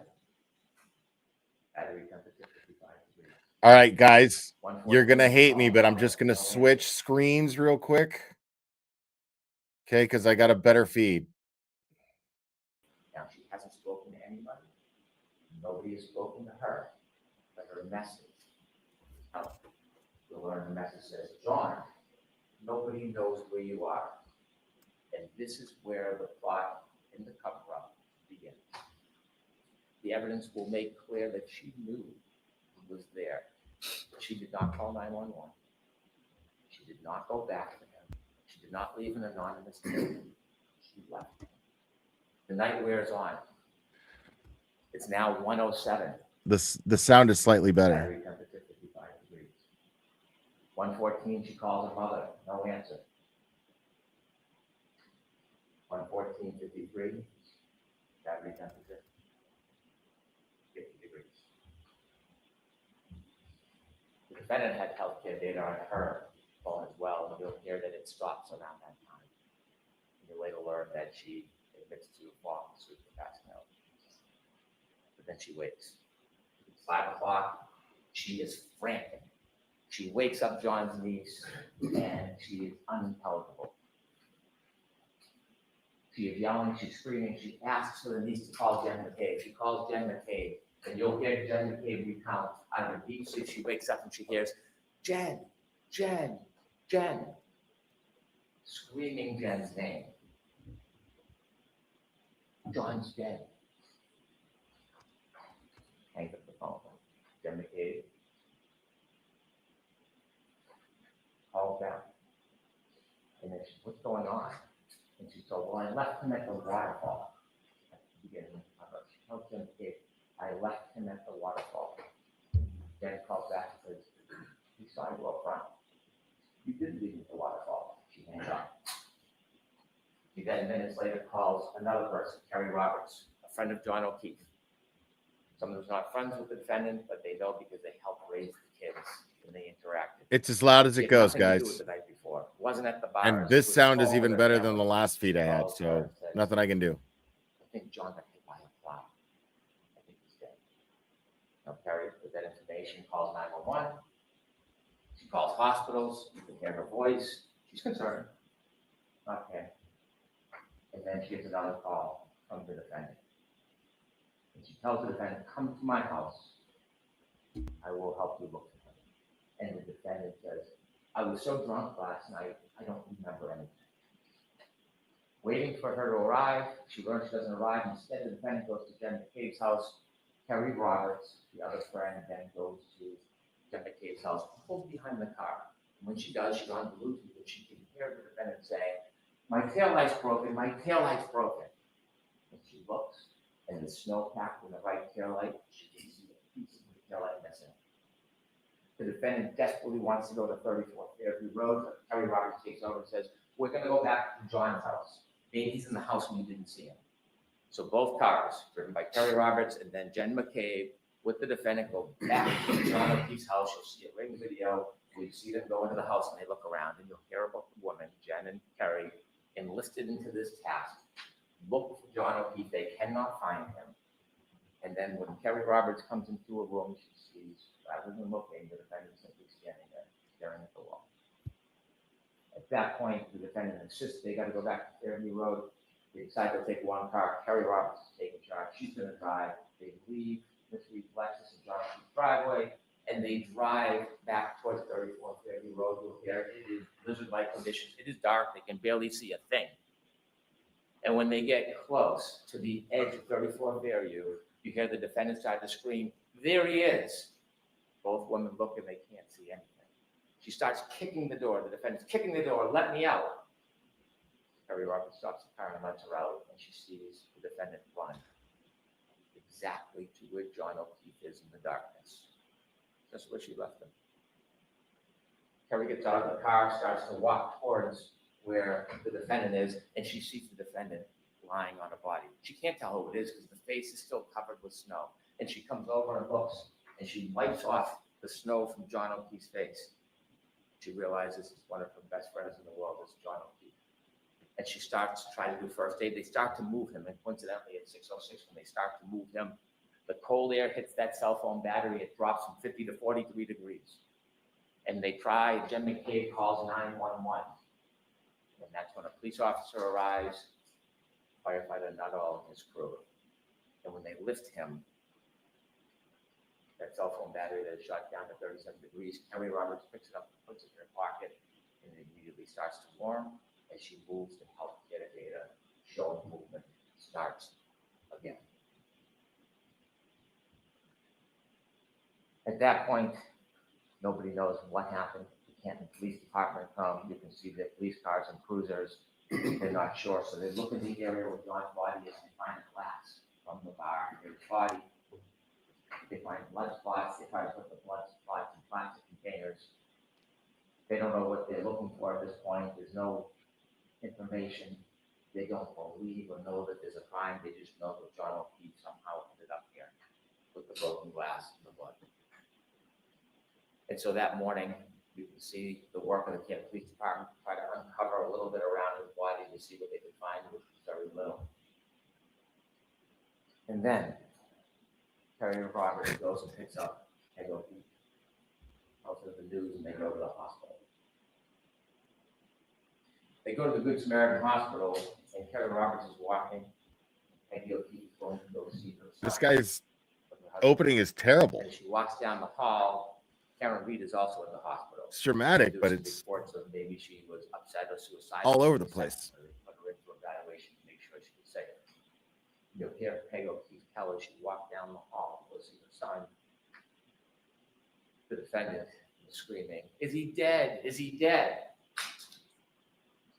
As she walked by Karen Reed, she stopped and she said, "Karen, what happened?" And you hear that Karen was excited and yelling, "Is he dead?" Stops her excitement. Comes stolen. Doesn't say a word. Peggy pays respects to her son, and then she has to go back home because she has to tell the children.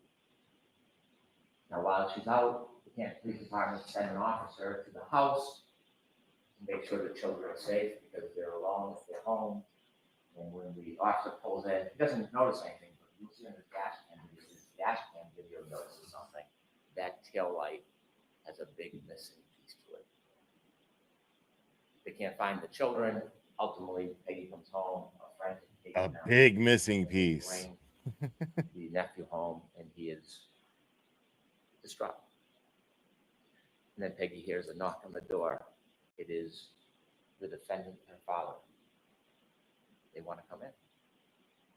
They come in, no condolences to Peggy. And they ask, "Can we go upstairs to John's room?" And she's busy consoling her grandson. They go upstairs. They're upstairs for about 15 minutes. They come down. Quickly they leave.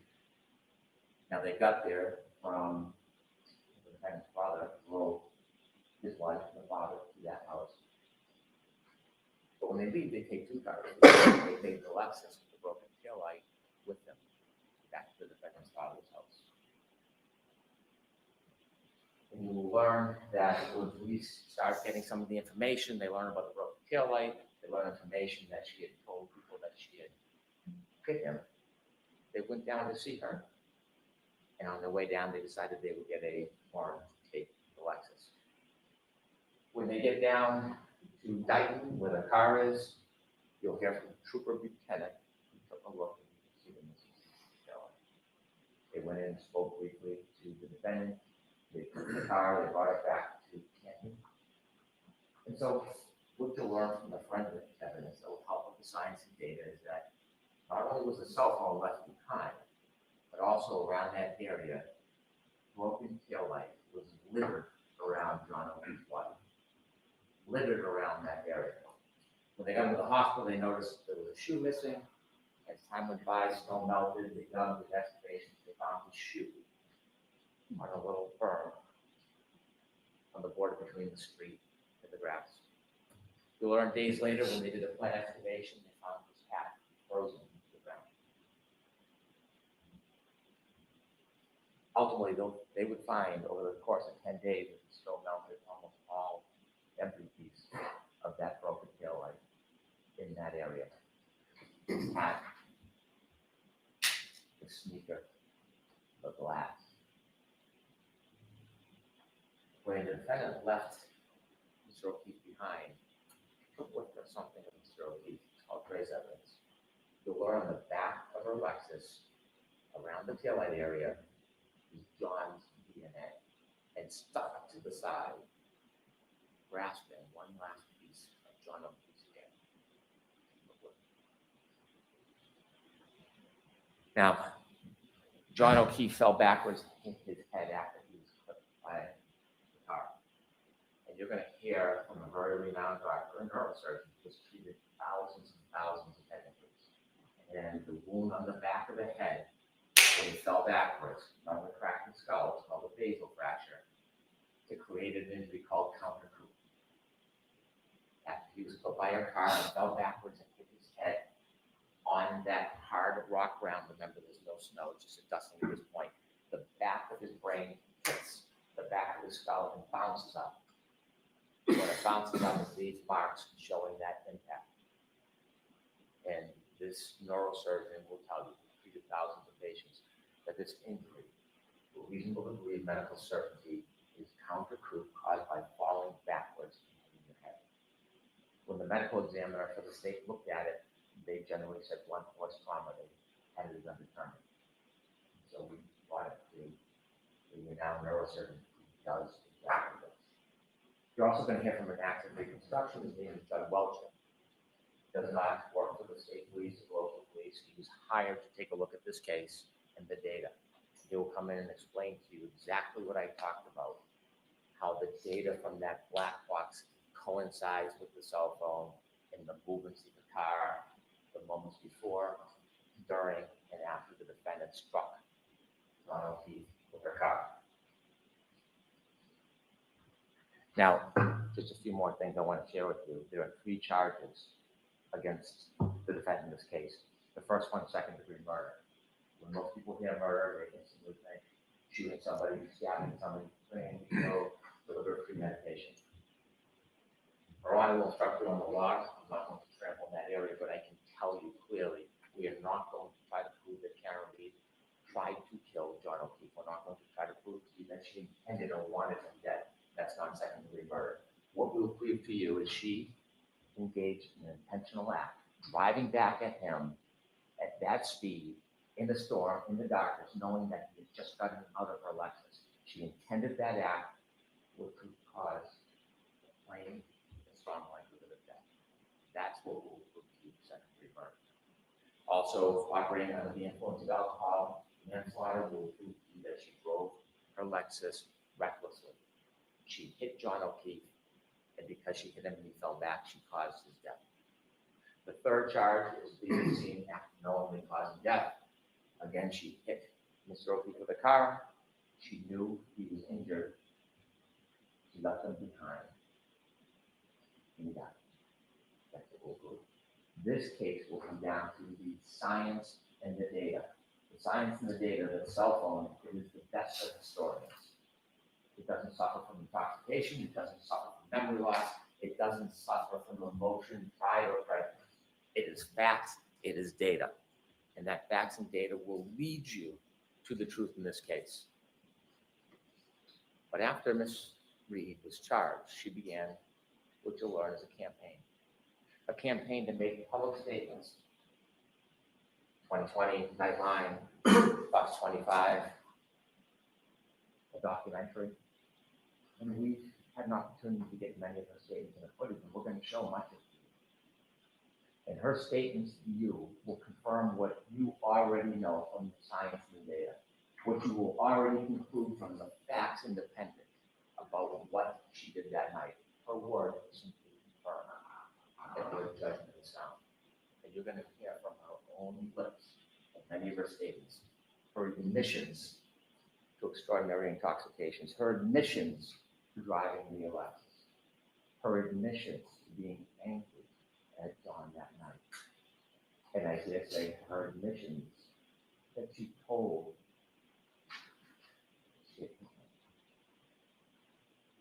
I'd like to play for you clip one. You're going to hear the first of the statements that she made after she was charged.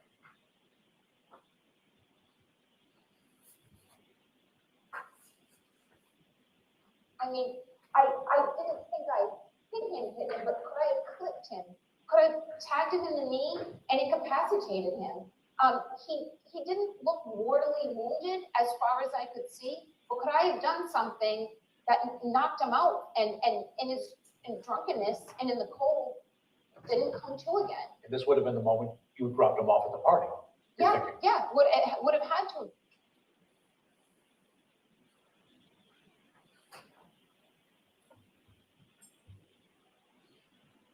Ladies and gentlemen, I simply ask you to follow the evidence, follow the science, follow the data. Ignore speculation, surmise, conjecture. Stay true to the evidence. It will lead you to the truth.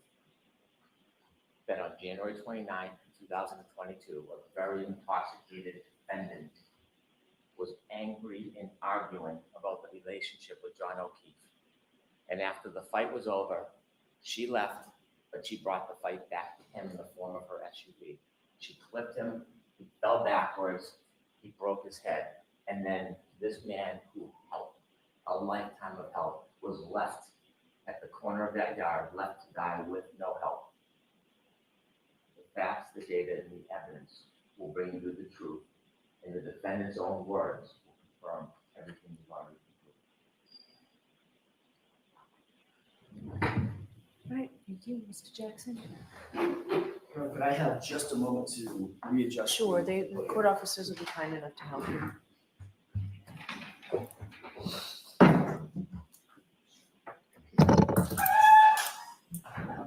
Popped, right, Charlie? Oh, you popped. You're gonna be famous. Here it is. Here it is. Stop. This is good.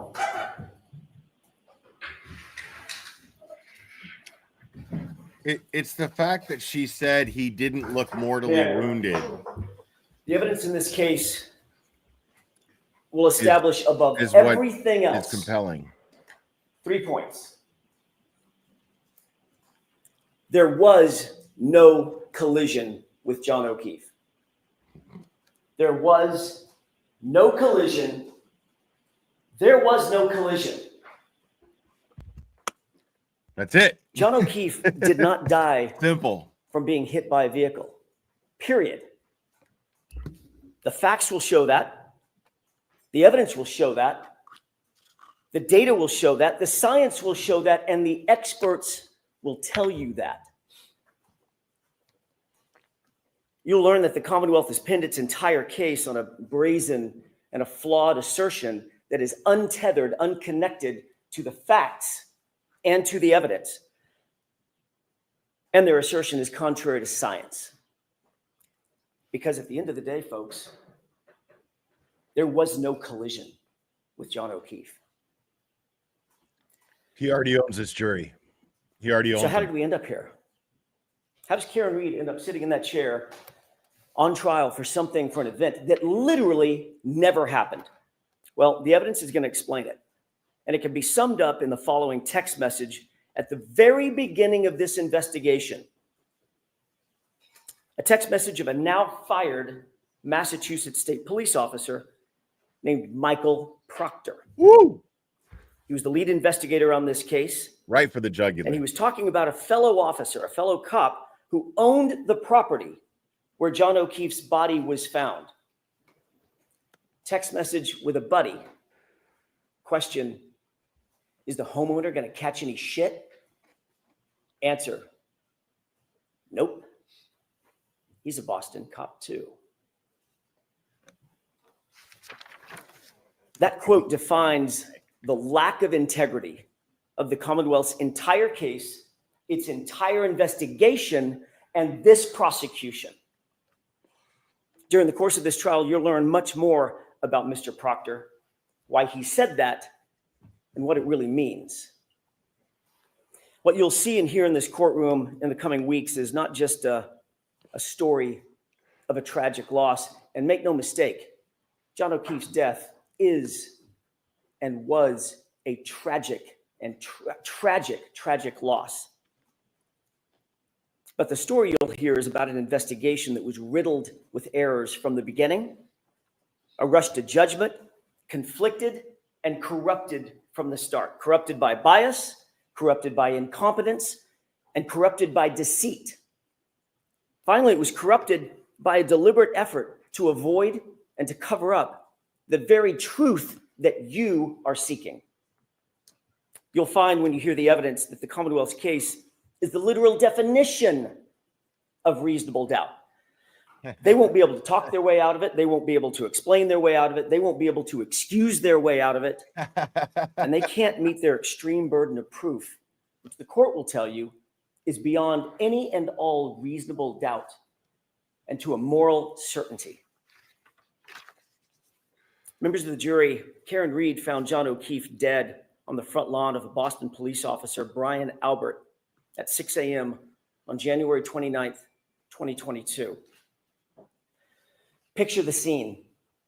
Blood-curdling screams, ambulances, emergency lights on, fire engines, ladder trucks, paramedics, patrol vehicles, patrol cruisers, police officers, first responders, firefighters, all swarming all over Brian Albert's lawn, literally feet under his bedroom window.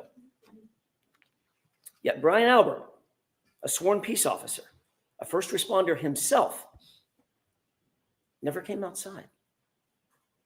Never went outside to see what the chaos was about, never went outside to see if he could assist a man in need, never walked outside his house to see if he could help a fallen fellow officer on his own front lawn.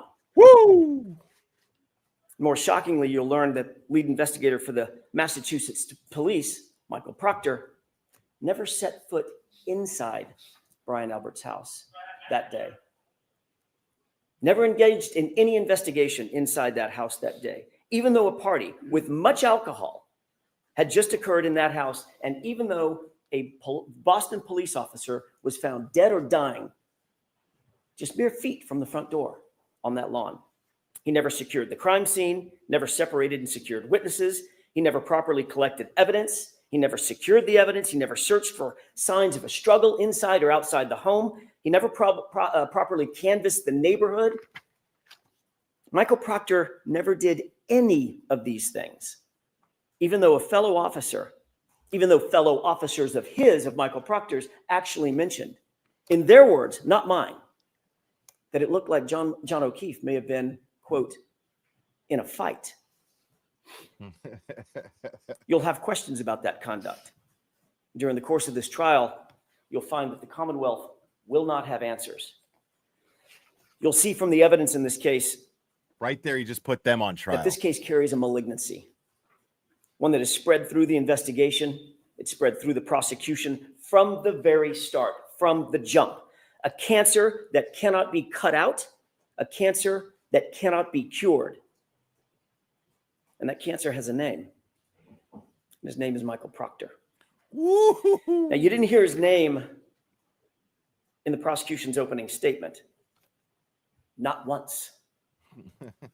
I suspect that was probably by design. Nice. But make no mistake about it. The evidence will show in this case that Michael Proctor is the very definition of the Commonwealth's case. Oh my God. And he's also their Achilles heel. He was the lead investigator on the case officer, the architect of the entire prosecution. You'll learn there's not a single part of this case, folks, not a single part that he didn't touch, that he didn't direct, that he didn't orchestrate personally. Every single bit of it has his fingerprints on it.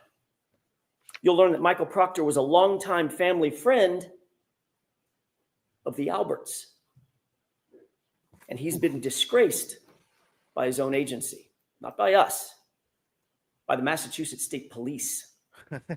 Investigated, suspended, and fired. The evidence will show that Massachusetts State Police found him guilty, found Michael Proctor guilty of bringing dishonor to the department for his conduct, not in some other case, not in some tangential case, in this case. The investigation of Karen Reed. Woo! Conduct that included bias in favor of his friends, the all-powerful Albert family, and bias against my client, Miss Reed, the outsider. Do you have any idea how hard it is for a state trooper to get fired? Well, the evidence is going to show that Michael Proctor earned it. Every bit of it. Oh my God, this guy's on fire. You'll hear that within hours of a Boston police officer being found dead on Brian Albert's lawn, Michael Proctor, the lead investigator, who had investigated exactly nothing up to this point, right at the beginning, made an early pronouncement that Brian Albert himself was not going to, quote, catch any shit, end quote. And that was for one reason and one reason only. He's a Boston cop. The evidence will show that Michael Proctor made this statement in a text conversation with his high school buddies. A text he never thought would see the light of day, certainly never thought we would get a hold of. And when he thought no one was looking, he actually said the quiet part out loud.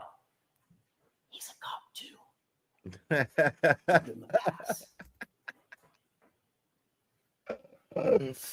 You'll learn that in Michael Proctor's world, rank has its privileges. And the evidence will show that's privileges that you don't get and I don't get. But apparently a Boston police officer, Brian Albert, and his friends, they do get. You'll learn that in Michael Proctor's world, he didn't care about finding the truth. In his world, his priority was to protect the brotherhood, to protect that blue wall, to protect his friends who were at the Alberts' house that night. Damn. I want to take a step back, if I could, and spend the next few minutes talking a little bit more detail about what the actual facts in this case will show, not based on speculation, not based on surmise, not based on guesswork or conjecture, but the actual true facts that you will learn through the course of this trial. On January 28th, 2022, it was a Friday night. John and Karen had made plans to meet up with friends for drinks. It was a happy and normal night for them. They were affectionate. They were loving. They were in good spirits. Nothing out of the ordinary. They started at a local watering hole called C.F. McCarthy's. You've heard that name before, and you'll hear it again. And eventually they made their way over to the Waterfall Bar and Grill, another bar where they ended up. When they got to the Waterfall Bar and Grill, the Albert family was already there, already heavily drinking. You'll learn that this was no ordinary family, the Alberts. The Albert family was a well-known Canton family. Some might even describe them as a very powerful Canton family. Brian Albert was there at the Waterfall. You'll hear that he's a longtime Boston police officer. His wife, Nicole Albert, was there with him. His brother, Chris Albert, a powerful Canton politician. He sits on the select board. The select board actually governs the police department, the Canton PD. He was there. His wife, Julie Albert, was there. Their daughter, Caitlin Albert, was there. His sister-in-law, Jennifer McCabe, was there. Her husband, Matt McCabe, was also there. They were all there drinking before John and before Karen ever arrived. You'll learn that a man by the name of Brian Higgins, also a law enforcement officer and longtime friend, longtime pal of Brian Albert, he was also there. And the two of them, the two Brians, had been drinking most of the night together. You'll see video footage from the Waterfall which will show you that Karen and John were happy. They were affectionate. They were caring. They were loving. Just business as usual, out on a date on a Friday night. But that exact same video footage which lead investigator Michael Proctor plainly chose to ignore that video footage. It paints a very different picture of Brian Higgins. You'll learn that Higgins had romantic designs for Karen. That becomes important. Brian Higgins had engaged Karen in flirtatious texts, but days earlier she had put a stop to it. She had ghosted him, in common parlance. In other words, just ignored him. The evidence will show that the first time he saw her and was in her presence after being rejected by her was when she walked into the Waterfall Bar and Grill along with her boyfriend, John O'Keefe. At 11:58 p.m., just minutes before John ultimately arrived at the Albert residence, you'll see a video at the Waterfall of an unsettling interaction, troubling interaction between Brian Higgins and John O'Keefe. And unlike the lead investigator, Michael Proctor, in this case, you won't ignore that evidence. As the bar was closing around 12 midnight, the Alberts invited everybody back to their house for a get-together to just keep the night going. And you'll learn that Karen and John ultimately pulled up to the house. They got out of the SUV to make sure they had the right address. You see, neither John nor Karen had ever been to 34 Fairview. They weren't even sure they were at the right address. And the evidence will establish that John got out of the SUV and went into the house. Let me say that again. The facts unequivocally, the data, the science, the witnesses will all unequivocally establish that John O'Keefe went into the Albert home that night. Eyewitnesses and forensic data will establish that fact. When he didn't come back out, you'll learn that Karen grew increasingly frustrated. She got upset. She was left alone in a car, in the cold, in the middle of the night, with the car idling. John had gone into the house. She expected him to come right back out. And when he didn't, seconds turned into minutes, and minutes started to clock away. She left John a voicemail, then another voicemail, voicemail after voicemail after voicemail, text messages.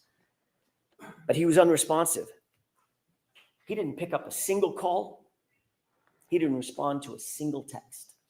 The longer he didn't respond, the more upset she got. The Commonwealth will intimate, as they already have in their opening statement, that these voicemails are evidence that the two were fighting. The actual evidence in this case, however, will show the exact opposite. You'll hear that Karen was very agitated. You'll hear some voicemails where she's swearing. You'll hear voicemails where she calls him names. There's name calling. But you'll also hear the context of those voicemails. And every single one of them, every single one of those voicemails was left for John after he failed to come back out of the house, after he failed to respond to her voicemails and to her texts.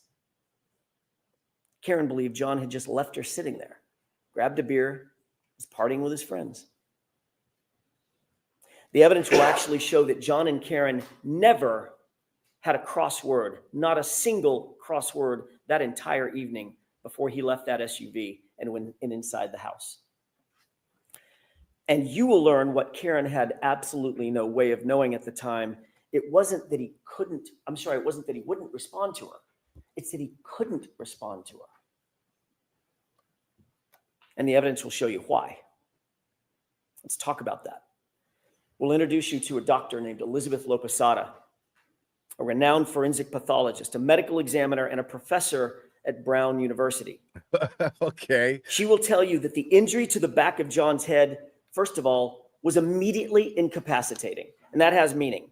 At the moment he suffered that fatal head injury, he couldn't walk, talk, grab his phone, cry for help, nothing. He was completely incapacitated, completely unconscious from the moment he suffered that injury. How did his phone pick up when Jen called him? And incapable of interacting with anyone or anything. How did his phone unlock? But the doctor will tell you something more, and just as important. She'll tell you that John O'Keefe did not suffer from hypothermia, as the Commonwealth will undoubtedly allege. His body showed no signs of it. No frostbite. Wow. No cold-induced injuries to his organs. Oh, shit. No damage based on cold or frost. Ladies and gentlemen, the scientific evidence and the Holy medical evidence shit. will establish that John O'Keefe had to be injured somewhere else, somewhere warmer. Yeah. And his body had to have been moved out into the cold.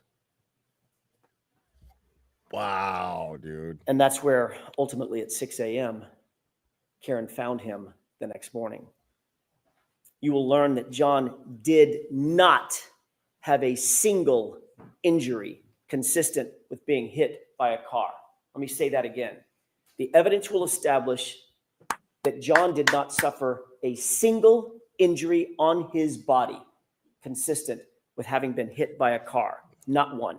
You'll learn that John's torso, his ribs, his chest, his arms, his hips, his legs, his knees, his ankles, his feet, all of them, no broken bones, no fractures, no contusions, no torn ligaments, no internal injuries, not even a bruise. Nothing consistent with a car accident, despite the Commonwealth's contention that he was slammed into by a 6,000-pound SUV. No Not way. a bruise. Dr. LaPosada will tell you with medical certainty that, in fact, John was not struck by a vehicle. Medically and scientifically, he could not have been struck by a vehicle. Therefore, as I said, there was no collision.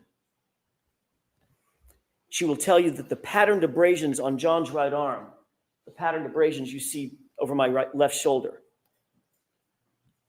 they're not the result of being struck by a car or a taillight. You'll take one look at these injuries and you'll agree with Dr. LaPosada. The evidence will show that these injuries are from an animal, like a large dog, like the large dog that was inside the Albert house that night. The jury is looking at that right now. You'll learn that Brian Albert has actually admitted that his large dog, the family dog, is, quote, not good with strangers. And of course, John, never having been to the house before, was a stranger that night. You'll also learn that oddly, very oddly, after having their family pet for 7 years, a short time after this incident, the Alberts got rid of that dog. They called it rehoming her. But she was gone. Dr. LaPosada will also tell you that the injury to John's head was not the result of falling backward onto a flat lawn, cold or otherwise.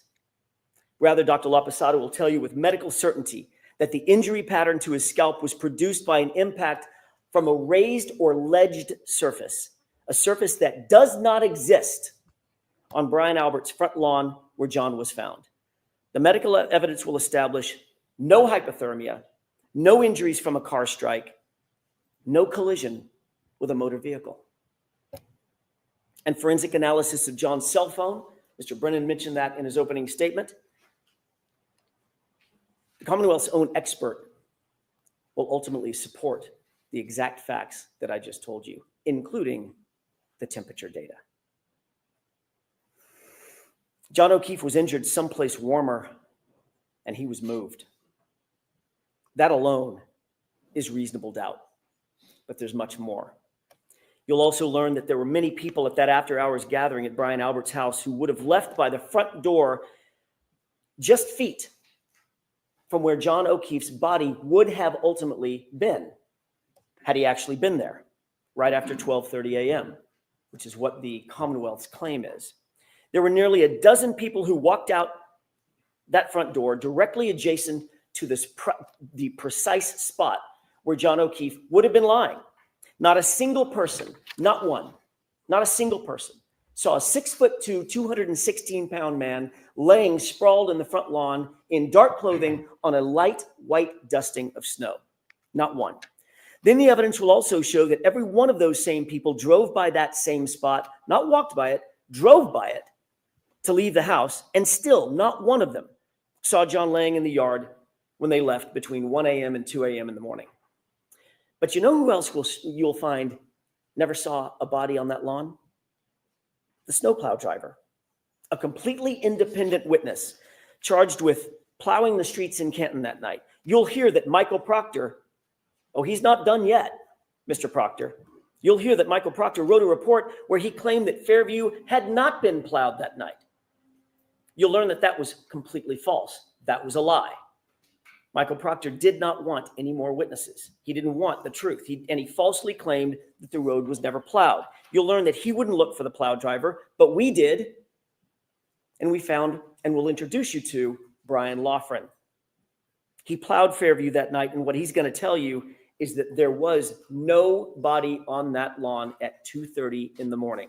You'll learn that Brian Loughran passed by 34 Fairview, traveling right next to Brian Albert's front yard, and at 2:30 a.m., John O'Keefe was not there.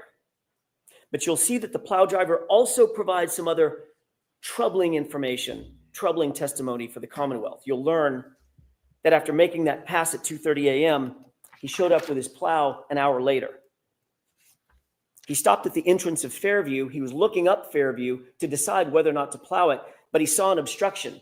At 3:30 a.m., he looked down the street, and in the very spot precisely where Karen would later find John's body laying at 6 a.m., there was a car parked in front of it, a Ford Edge.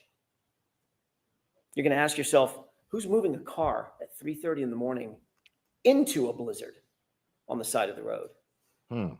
You'll learn that Michael Proctor, the lead investigator, intentionally ignored this fact as well. He did no investigation to find out who owned a Ford Edge. But again, we did. And the evidence will establish that the Ford Edge happens to be a favorite model of the Albert family. More than one Albert owned a Ford Edge at the time. You'll learn that those facts will add to the mounting and the overwhelming evidence that there was no collision and John O'Keefe's body was moved onto that lawn. You'll find that this is yet additional reasonable doubt in the case. You'll be introduced to science and physics, even from the Commonwealth's own experts. That science will establish that Karen Reed's SUV was not damaged by hitting a pedestrian, and conversely, John O'Keefe's injuries did not come from being struck by a vehicle. The Commonwealth mentioned triggering events, but what you'll actually learn from the experts, some of them the Commonwealth's own experts, is that a triggering event is not evidence of an accident. It does not evidence a collision.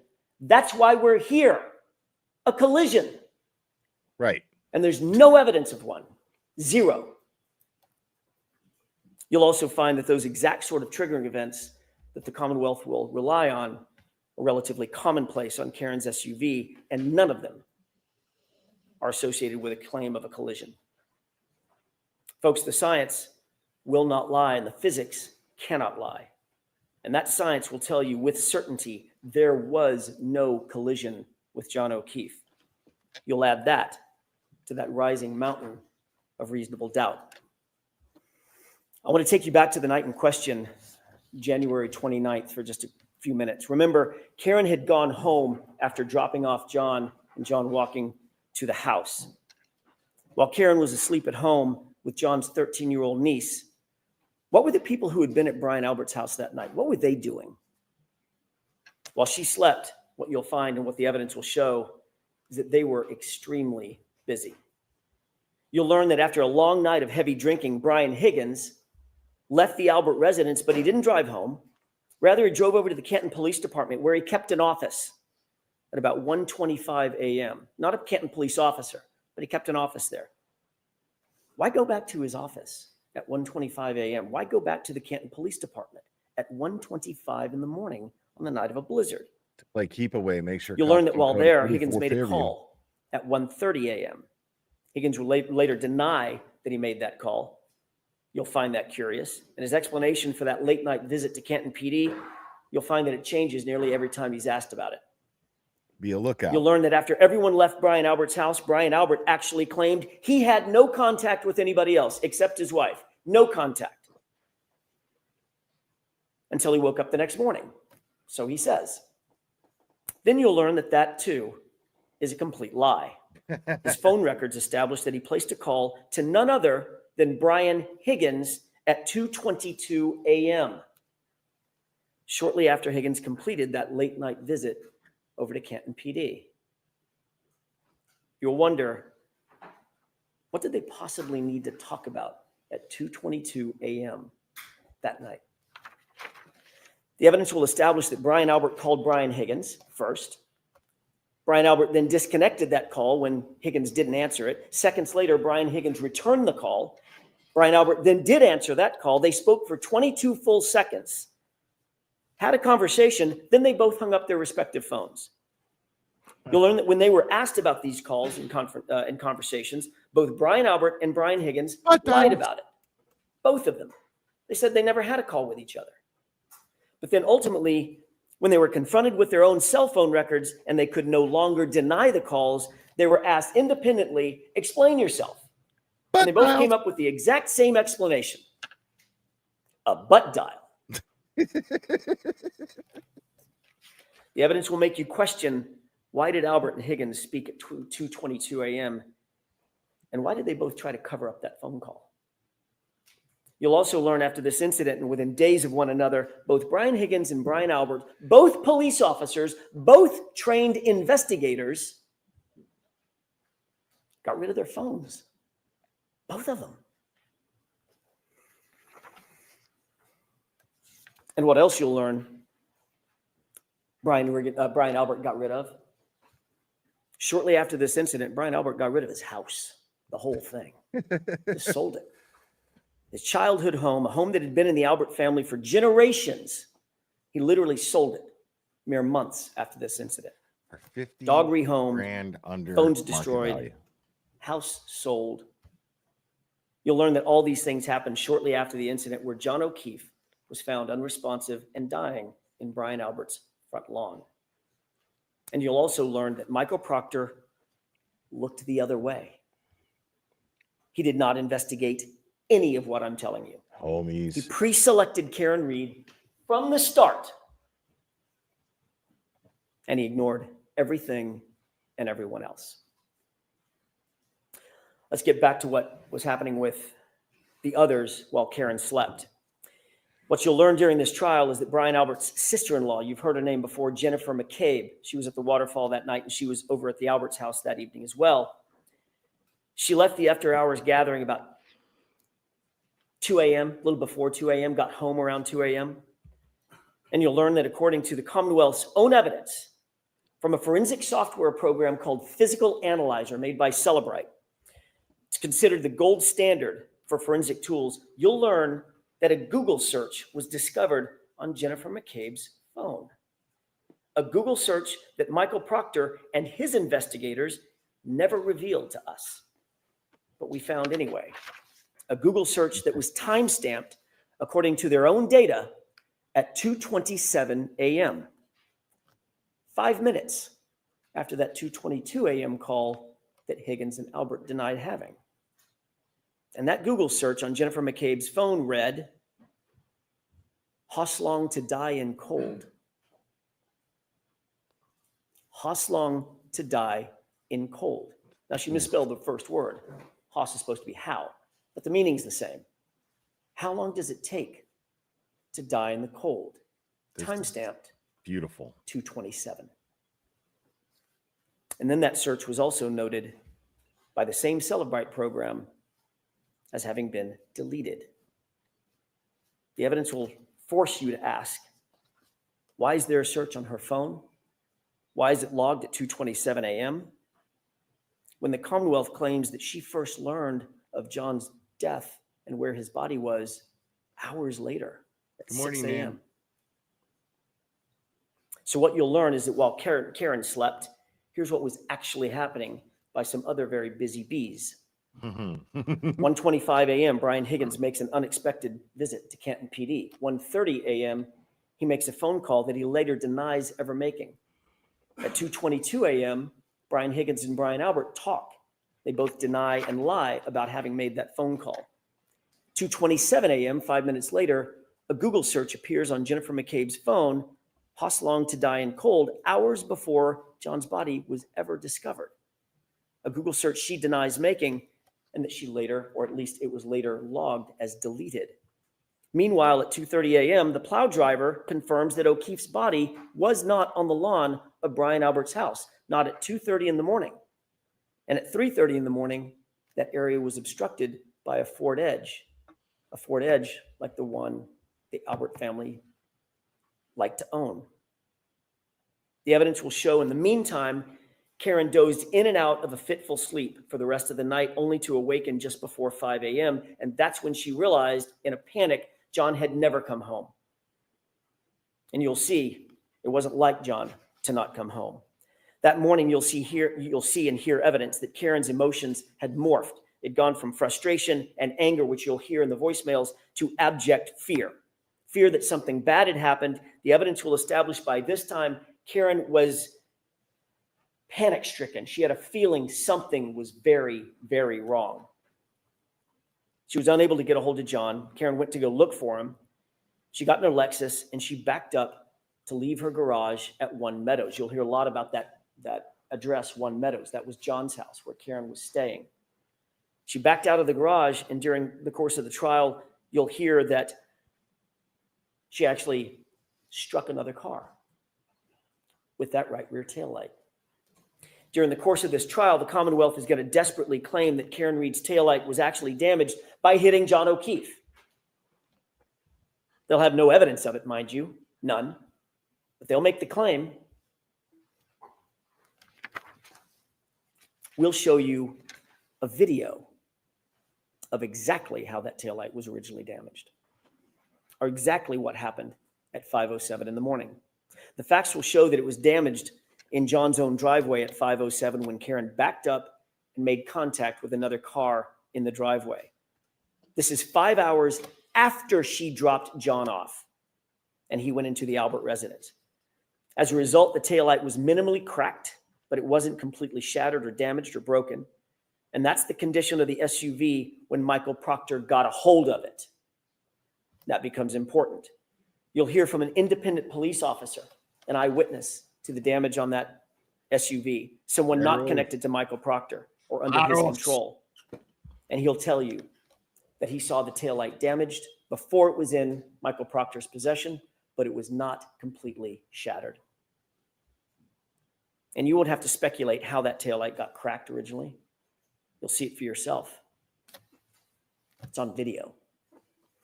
You'll learn that part of the reason that Karen's Lexus hit that car at One Meadows is because she backed out looking for him at a time when she was absolutely panic-stricken and grief-stricken. Where was John? Why hadn't he come home? What had happened to him? Is he hurt? Is he passed out somewhere? Her mind was reeling. The evidence will establish she wasn't giving anything away. Everything was on the table. What could have happened to John? You'll learn that when she woke up and he still wasn't home, she was just racking her brain for what could have happened to him. And she was worried about possibly the worst. He'd gotten out of the car. He'd walked to the house. She was confused. And later, when she found him at 6 a.m. on the lawn, where she last saw him going toward the house, her mind started reeling, oh my God, did a plow hit him? Did I hit him? Could I have hit him? What could have happened to him? And that video clip that you saw, out of context, when she said the words, he did not look like he was mortally wounded, she's not talking about at midnight. She's talking about at 6 a.m. when she found him. Exactly. That's what she was talking about. Your job will be to make sure that the evidence isn't presented to you too cute by half. She was saying all those things. Did a plow hit him? Could I have hit him? Did I hit him? She was saying that to herself and to other people. And the Commonwealth, very obviously, will try to seize on that panic and twist this into some admission. But here's the actual truth. That's not a confession. Could I have hit him? Did I hit him? Could a plow have hit him? That's a person trying to make sense of an unexplainable circumstance, a natural concern of a bereaved significant other. Damn right. A woman desperately trying to piece together what could have happened on this tragic night. Exactly. John didn't come home. And the evidence will show that Karen Reed never said, I hit him. Never. Not in the background of the 911 recording, not on any dash cam video, not on any audio, not on any police body cam, not to a first responder. It's never mentioned in a single report. It's never reported in a single report from January 29th, not by one person, because it never happened. Didn't happen. The evidence will show that the evidence will show that there were at least 13 members of law enforcement or first responders and 2 civilian witnesses that were intently focused on what was happening at that scene. They were all over the lawn. They were all over Karen. Officer Sarath, Mullaney, Good, Lank, EMT Nuttall, Flamati, Kelly, Walsh, Woodbury, Whitley, Becker, Robery, McLaughlin, Carrie Roberts, Jennifer McCabe. They were all there watching and listening. On January 29th, when John O'Keefe was found, not one first responder reported having heard Karen Reed say the words, "I hit him." Not one. Not one civilian reported having heard Karen Reed say, "I hit him." The facts will show that the first time this improved statement was ever claimed to have been made was some 24 hours later by a single EMT in an interview. Now listen to this. In an interview coordinated by a Canton police detective named Kevin Albert. Brian Albert's brother. And remember, Chris Albert, the other brother, is a board selectman to whom the Canton Police Department reports. Woo! And what's more, you'll learn that Katie McLaughlin, that's the EMT, that's the single EMT, the first person to have claimed to have heard this unrecorded and unreported statement, is years long, close personal friends with a young woman named Caitlin Albert. You heard that right. Oh my God, I love Al. Brian Albert's daughter. That is During how the you course of this spell trial, corruption. you'll become familiar with and you'll realize that the Alberts are indeed a powerful and indeed an influential family. And that will mean something. You'll learn that there are other major problems with the prosecution's case. The evidence will establish that Michael Proctor himself, the lead investigator and architect of this entire case, has a long-standing and personal relationship with the Albert family. Yes, that same Albert family. His sister was close friends with Julie Albert. He personally sat at head tables at weddings, or at a head table at weddings with the Albert family. He entrusted the Alberts with babysitting his own children. You heard that correctly. And yet he was the lead detective assigned to investigate the circumstances of a Boston police officer laying dead on the Alberts' front lawn. That's not just bias, you'll learn. That's not just coincidence. That, folks, is corruption. And you'll see how far it went. Michael Proctor was alone with all the critical evidence in this case, alone with Karen Reed's phone, alone with John's phone, alone with video footage, alone with the taillight material, alone when he claimed to recover evidence from 34 Fairview. He wrote the search warrants. He transported the evidence. He secured it. He submitted it. He did it all. That's Michael Proctor. And he did it without any reasonable oversight. You'll see during the trial that he intentionally lied and fabricated evidence during the course of this investigation. He lied in reports, warrants. He lied under oath. He lied about the time that he actually secured Karen Reed's vehicle. Why? Why would he lie about that? The evidence will give you the answer. He lied because he did not want it revealed that he had access to that vehicle and he had access to that taillight before any taillight fragments were found at 34 Fairview. Appreciate that. He had access to the vehicle before a single piece of taillight material was ever found at the scene. You'll find that there were 2 searches. The first and second search found 0, nothing. Nothing around John's body, nothing in the street, not one piece of taillight fragment. But once Michael Proctor had that SUV and had the taillight in his custody and control, suddenly items started magically showing up. And not just a few items, 46 pieces of bright red taillight laying in the snow, supposedly found in the exact same spot that was searched not once, but twice by independent officers. It came up with 0. To be clear, you'll learn that before Michael Proctor had access to that taillight, not a single piece was ever recovered at 34 Fairview. That will become vitally, vitally important. And what about those shards of plastic, by the way? What about this DNA that the Commonwealth mentioned? They're going to try to dazzle you with talk of DNA because it sounds so scientific. DNA was on the taillight, but you'll learn that there was no DNA on the actual shards that they claim came in contact with John's arm. None. There was no blood, no tissue, no skin, no DNA on a single shard of plastic that they claim cut deep abrasions into John's arm, the arm that you saw overhead. I mean, that's it. That's it. The DNA that was actually found, the actual science will show, was found outside of the taillight housing where anyone with access to that vehicle would have touched. And it wasn't just one male's DNA. In that exact same sample, there were 3 men found, John and 2 unidentified males. So unless the Commonwealth is going to shift their theory that that SUV hit 3 men that night, their entire theory falls apart. Oh my God. And speaking of DNA, the evidence will further establish that John O'Keefe's shoe, the one that he was wearing when he was found, was sampled. And that DNA revealed 5, count them, 5 unidentified males.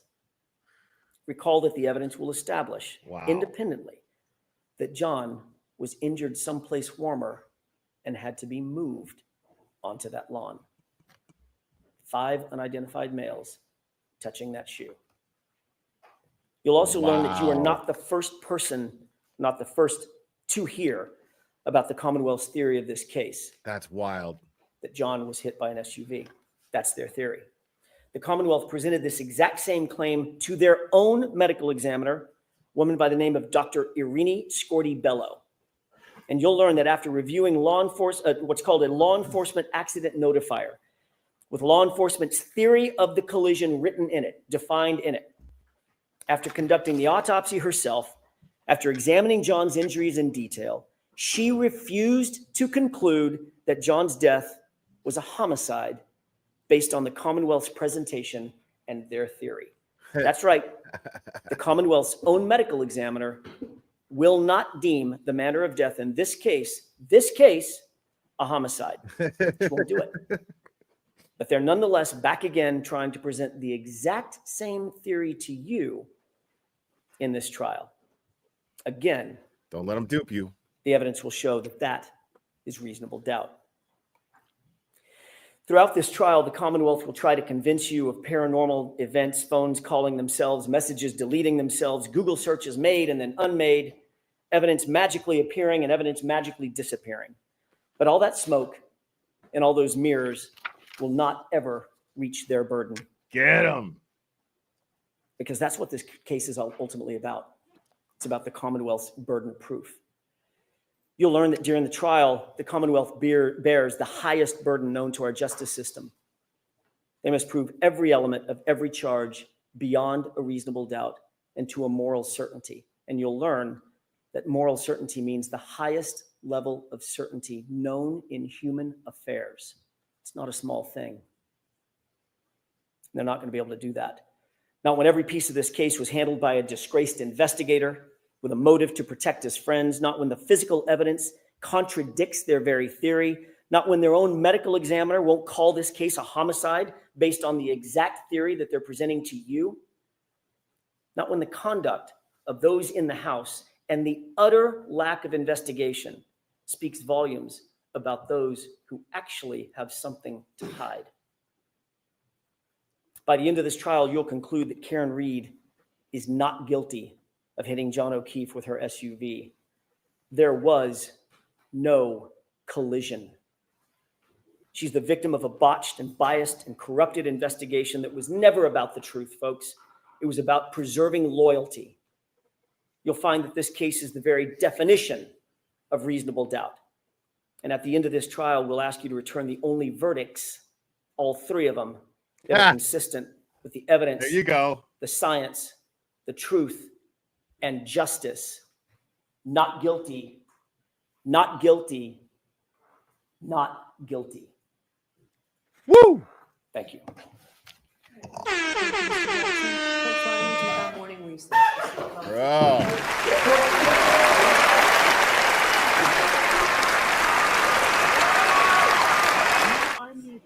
Fucking fire, bro. Fucking fire. Dude.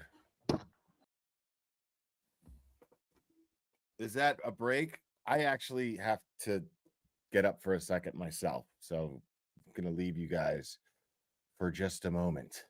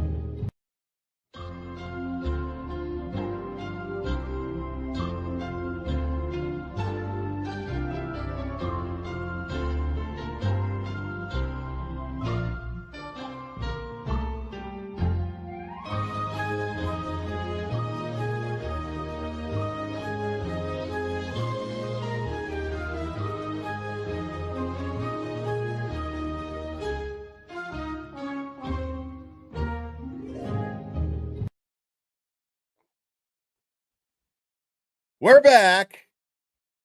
Man, yo, like, that was the smoothest shit in the world when he says all three verdicts, all three.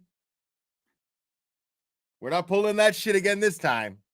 All three verdicts, not guilty, not guilty, not guilty. I mean, that shit was poetry. It just was. Like, what's really funny is, like, I wonder if I'm Karen Reed, I'm looking at chats, right? I'm reading chats. I've got my phone, I've got the shit turned down, and I'm looking at chats, and I'm going, hey, everybody is talking about how they can't hear. So make sure you speak up when you do this. Because Jackson went up there and the volume was perfect. Spanky, he did not impress that jury at all. He started to, kind of, maybe, but Jackson just took the jury. He owns the jury now. That's it. The jury is 100% under Jackson's wing right here. Jackson's like this, bro. Come here, sweet jury. I love you. You sweet little, yes, you're a sweet jury. You're a sweet little jury. Yes, you are. Yes, you are. That's what Jackson just did with the jury. And now the jury is crawling under Jackson's ass like a bird that needs to stay warm. That's what happened just now.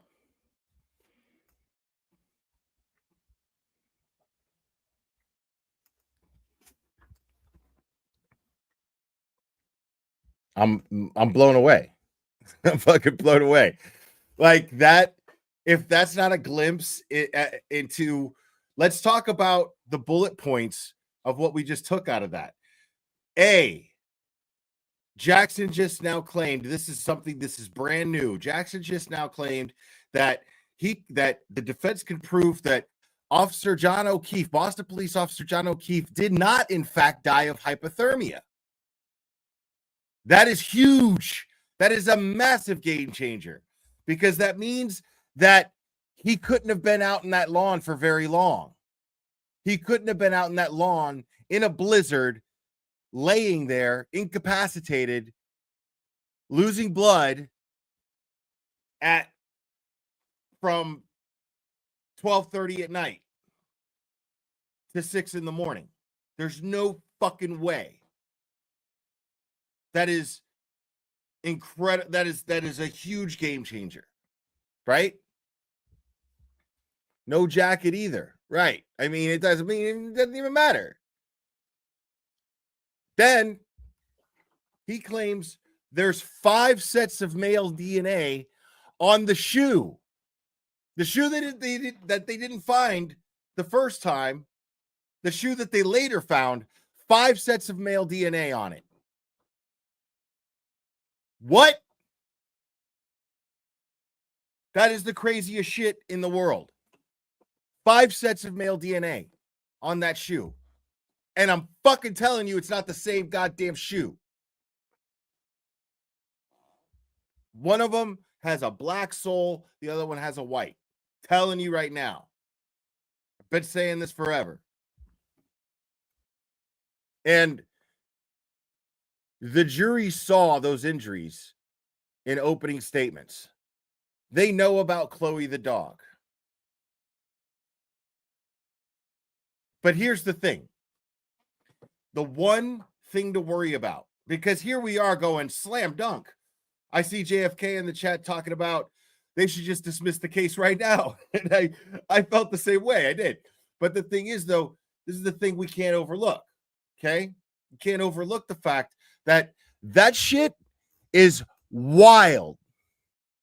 Because right now the jury is going, if what that guy just fucking told us is true, why the fuck are we even here? I can't imagine that an entire county,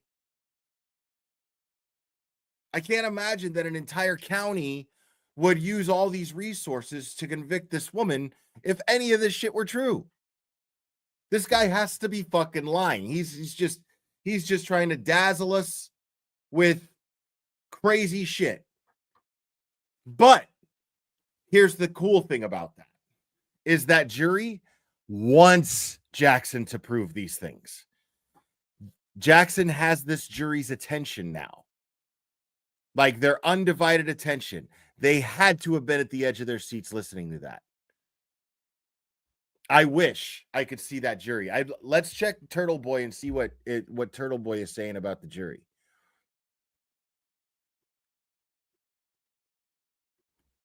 On Twitter here.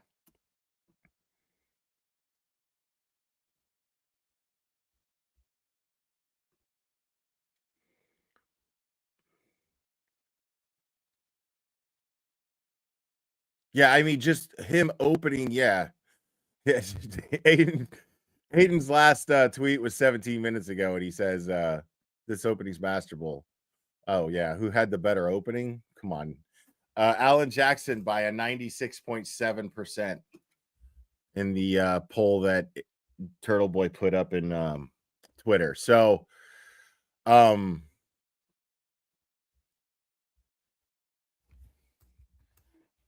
going to abuse privilege here.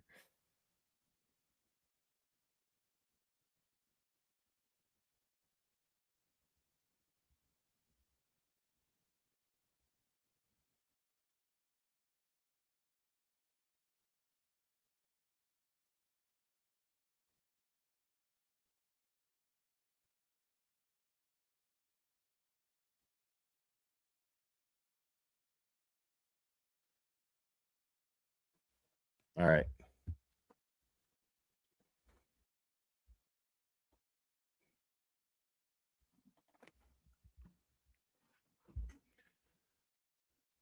Yeah, this shit is just wild, bro.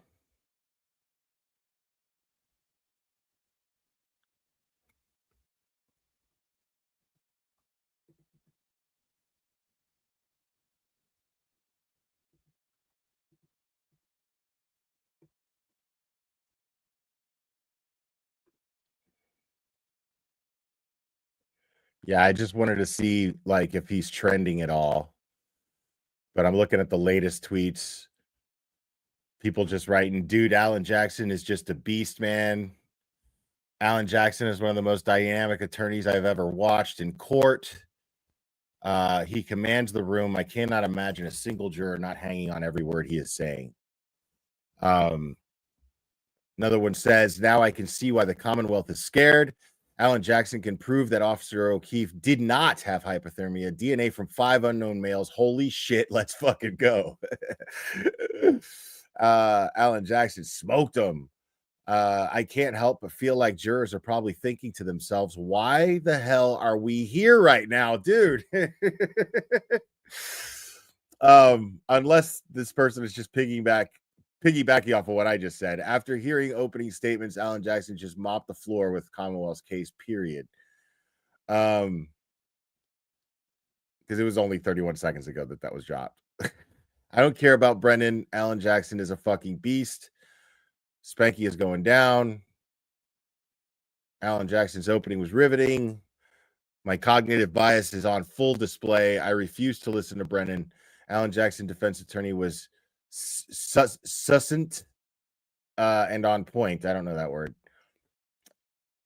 Somebody who's very smart, smarter than me. Alan Jackson opening, disgraced, fired. Do you know how hard it is to get fired as a Mass State Trooper? Jackson says to the jury, someone call the ME. I would like to report a murder. Rest in peace, Mr. Michael Proctor. Oh my God, it's so much fun. Oh, this is, dude, like that. There's no complaints. Like, I can't imagine somebody going, I wish Alan Jackson would have done this, or I wish Alan Jackson would have said that. No, man, he stuck to exactly what he needed to stick to. He mentioned the 2:27 a.m. search. He mentioned Michael Proctor. He pointed out the fact that Brennan strategically tried to avoid even bringing Michael Proctor's name up. Why would you do that if he's the lead investigator on the very case he's trying to prosecute? What does that tell you? Alan Jackson was masterful, because in those moves right there that I'm describing, that is the kind of thing that's going to, it's his job to already foresee the jury possibly looking at that in that devil's advocate way that I pointed out earlier, where it's like, okay, why the fuck are we even here if any of this is true? This guy better prove it, because this guy's, I mean, that's insane.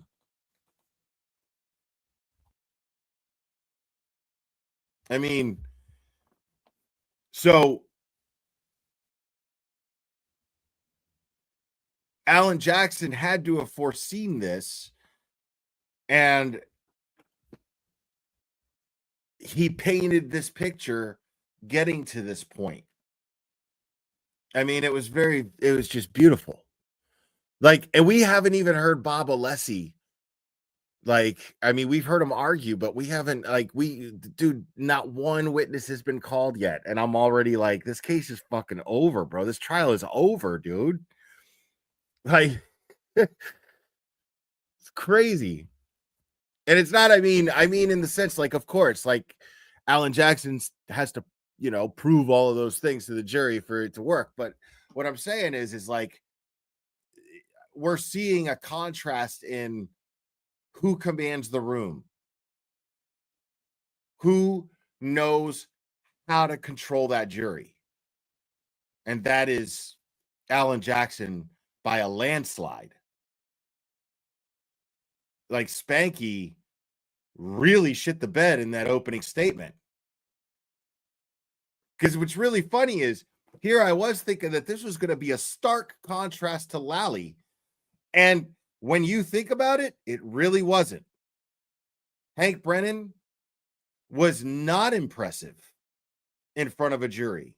He was impressive in front of Bev, but in front of a jury, he became just as unimpressive as Lally. He was slouching. He wasn't speaking up and articulating. His opening was all over. His timeline was all over the place.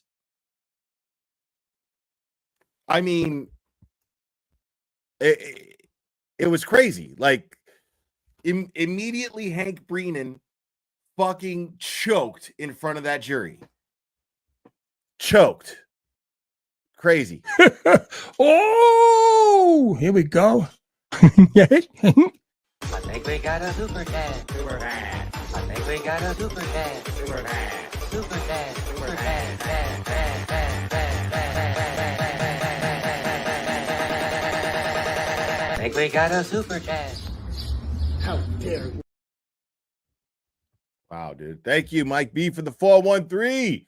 The only argument back Hank could do for the 5 DNA samples is sloppy evidence handling by 5 cops, which is great. Then he muddles up any evidence those 5 handled. Right there. There's no way out of that. Either explain the 5 samples of DNA without it being a sloppy investigation, which you can't do, because it's either fucking 5 dudes in the house who touched that goddamn shoe, or 3 dudes in the house and 2 cops, or 2 dudes in the house and 3 cops, or 2 dudes in the house, 2 cops, and John O'Keefe. But the fact is, there's 5 sets of male DNA on that shoe. And if there's 5 sets of male DNA on that shoe, that is reasonable doubt. That is reasonable doubt in the sense of, was it somebody in the house? I don't know. It's also reasonable doubt in the sense that if it was mishandled as evidence, that evidence is no good. That evidence is tainted just like every other piece of evidence, like the red Solo cups. He didn't even bring up the red Solo cups, which I love. He kept the focus. He kept the focus and the reasonable doubt. He did not stray from the reasonable doubt. He kept the reasonable doubt and the focus of reasonable doubt on the third-party culprit, Brian Higgins and Brian Albert. It was fucking masterful what Alan Jackson just did in there. Fucking masterful. And that shit is going to add as garnish, bro. The red Solo cups in the trial, that's going to add as garnish for this tasty treat that they're serving up the jury when it comes to Higgins and Albert. The red Solo cups garnish. The fucking leaf blower garnish. The fucking fact that the shirt with the taillight pieces in it wasn't even logged into evidence for 3 weeks. Garnish. It's just making the plate look prettier. It's just making the plates of hot justice look nice. That's all that shit is.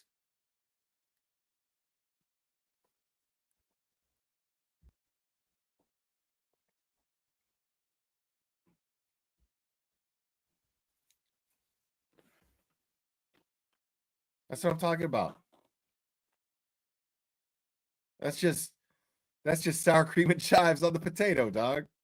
That's all that shit is. Making that shit tasty. Giving the jury something to wash that shit down with. That's all that's gonna be. Never even brought it up in the opening statements. I love it. Didn't even bring it up. Brought up the fact that Michael Proctor has no credibility. Michael Proctor is a disgraced, fired MSP. We didn't fire him. The Massachusetts State Police fired his ass. We didn't do nothing. And why? Because of how he handled this investigation. Not any other investigation. This investigation. Like, why the fuck are we here?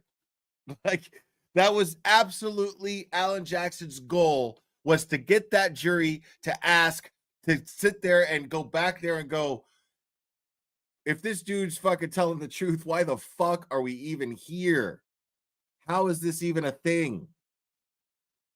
No wonder the world's talking about this case. Right there, I'm going to realize why the world's talking about the case.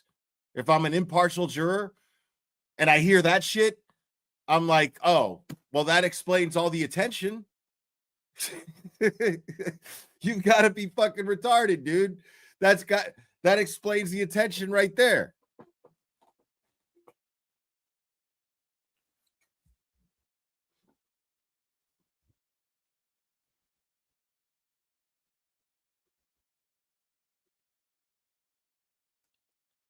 Are they taking like a 15-minute or what?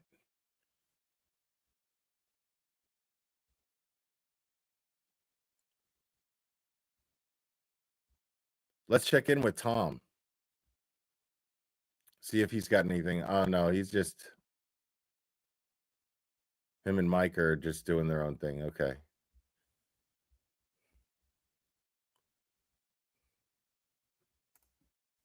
Let's see what okay, yeah, let's check in on the boots on the ground. Resistant to silence. Listen, stop what you're doing right now and give this video a like.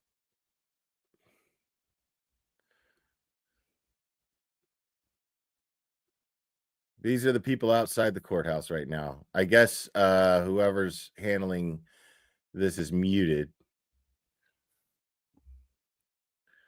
And they're doing a terrible job right now, pointing it at the ground. But I guess they just don't want to record whatever conversation is happening.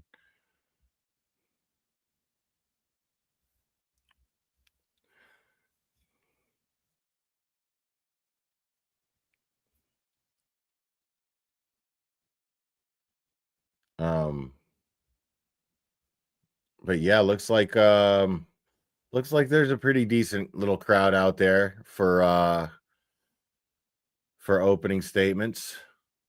All right, guys. Good. I'm on the live. So Okay, so no, that's don't be Eric. sorry. It's Erica fine. Walsh is Just running letting the you live, know. but she's leaving the crowd. I want to see the crowd. Just a couple of us walking down to El Centro. All right. All right.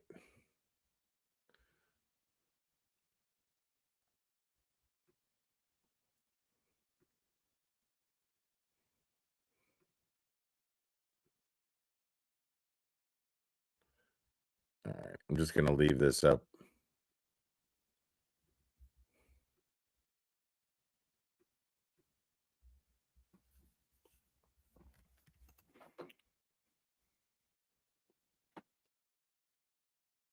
Yeah. I think it was effective. Unless he plans on coming back. I mean, he's still close by enough, but yeah, JLR checked in from Connecticut for some other case. And yeah, so I think he got the message when we raided his chat and said that he was not welcome in Boston.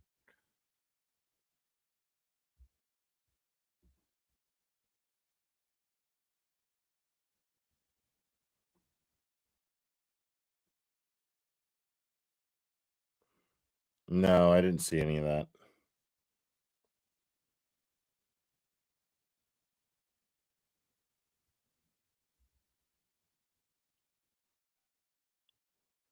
Yeah, AJ's opening was just wild.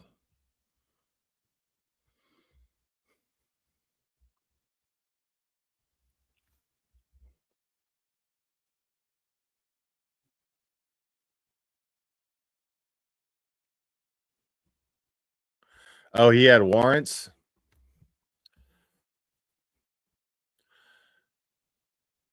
Yeah, I don't know what the deal is. Like, yeah, that's the thing, man, is that buffer zone is, I mean, if he had warrants, he had warrants. You know what I mean? But if that buffer zone, if he got arrested for being in that buffer zone, I mean, that's unconstitutional. You know, it is what it is. Whether you like the guy or not, or whether you like what he does, you know, the same rights apply to him as they apply to all of us.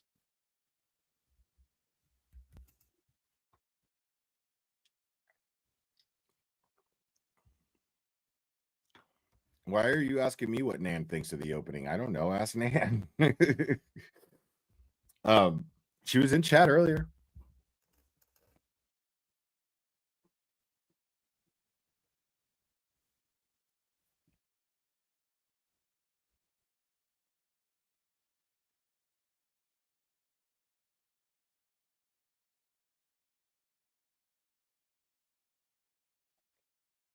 Yeah, right now. I wonder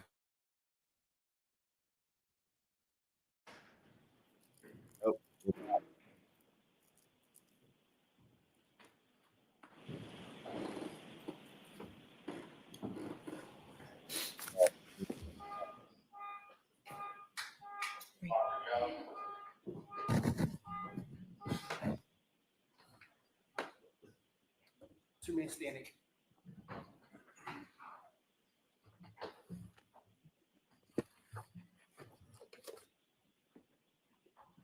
make sure to take a second and hit the like for me, guys, if you haven't already.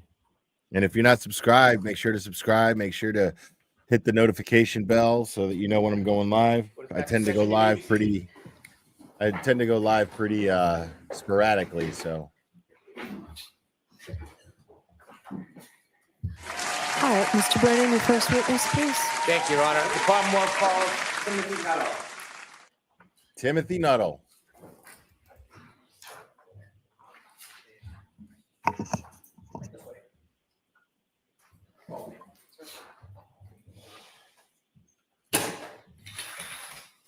Watch your step. And stand in and face the court. Raise your right hand. You solemnly swear the evidence given to the court and jury in the case now and hearing should be the truth, the whole truth, and nothing but the truth, so help you God. Sir. Thank you. You can take a seat. Sir, could you pull the microphone down a little bit closer to you, please? Yes, sir. Or yes, ma'am. Excuse me. All right, whenever you're ready, Mr. Brennan. Thank you, Your Honor. Good morning. Good morning, sir. Could you please introduce yourself to the jury? So my name is Timothy Nuttall. I'm 28 years old. I've been a firefighter paramedic ever since I graduated high school. I remember this guy. I graduated in 2015. I took my EMT class and got my certification while I was actually still in high school. From there, I moved on to the BLS transfer side of EMS. There's 911 EMS, and then there's transfer, which is basically back and forth from hospital to hospital. I was brand new and very young, so I started on the transfer side, kind of learning the job. I started primarily in the city of Chelsea, Everett, Malden, Somerville, up there. And then after a little while, I got my feet wet in the 911 side. So I was running BLS 911 in those cities as well. And then I progressed on to become a paramedic. So Why do you have such an interest in being a first responder at a young age? I kind of grew up in a first responder household. My father was a firefighter in a local town. So we spent kind of a significant amount of time at the station when he was on shift. It's just kind of how I grew up, kind of learning the ins and outs of public safety. That's just kind of how I came to be interested in the profession, and then I took it from there. So I want to take us back just a little bit. When you first became interested in training to be a first responder, did you share with us your first training was as an EMT? Yes, sir. Can you share a little bit with the jury what that entails? So to become an EMT, there are two sides of EMS, and then there are two sides of providers. There's EMT basic, and then there's paramedic. To answer your question, sir, to start as an EMT, it's about a 4-month process. You take classes. I believe mine was Tuesday, Thursday, every other Saturday. Learning just anatomy and physiology, basic pharmacology, and kind of how medications interact with the body and different disease processes. From there, you start learning basic interventions, backboarding, C-collars. As part of your work in learning to be an EMT, you active in the field? The initial training is, that's mostly classroom based, but once you sit your national written test and you're able to pass all that and pass practical, then you're able to progress into the field. And did you succeed through the EMT training? Yes, sir. At that point, did you decide you wanted more training? You want to proceed through the profession? Yes, sir. So after a little while, I worked for about 1.5 years in the field and decided that I genuinely enjoyed the work that I was doing. I then made the decision to progress to the paramedic level. That's a significantly more challenging academic portion. And can you briefly share with us a little bit of the training that you needed to complete to be a paramedic?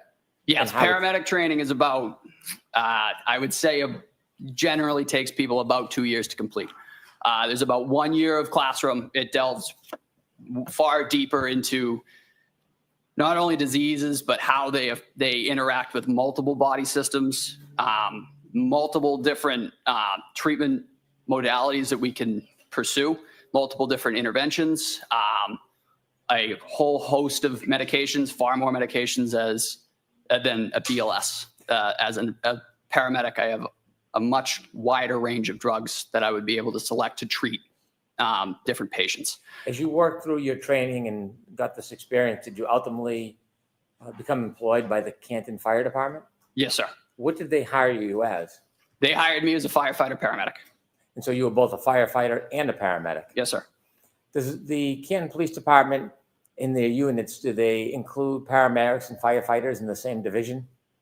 The Canton Police Department or the Canton I'm sorry, the Canton Fire Department. Canton Fire Department, the vast majority of the employees of the Canton Fire Department are paramedics.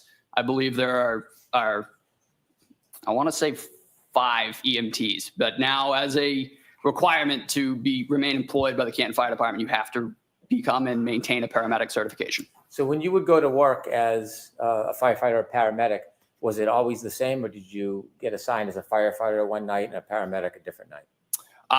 So we would cross-man trucks. We were always fire suppression personnel, but we were also cross-trained as paramedics. So for example, if a fire call were to come in the town of Canton and I was assigned to ambulance 1 for the day, I would take all my equipment off ambulance 1 and I would transfer it to ladder 1. And then we would take ladder 1 to the fire call and operate as fire suppression personnel. If a medical call were to come in, I'm assigned again to ambulance 1. Then we take on the role as EMS. I take my paramedic skills and put them to work in the town on ambulance 1.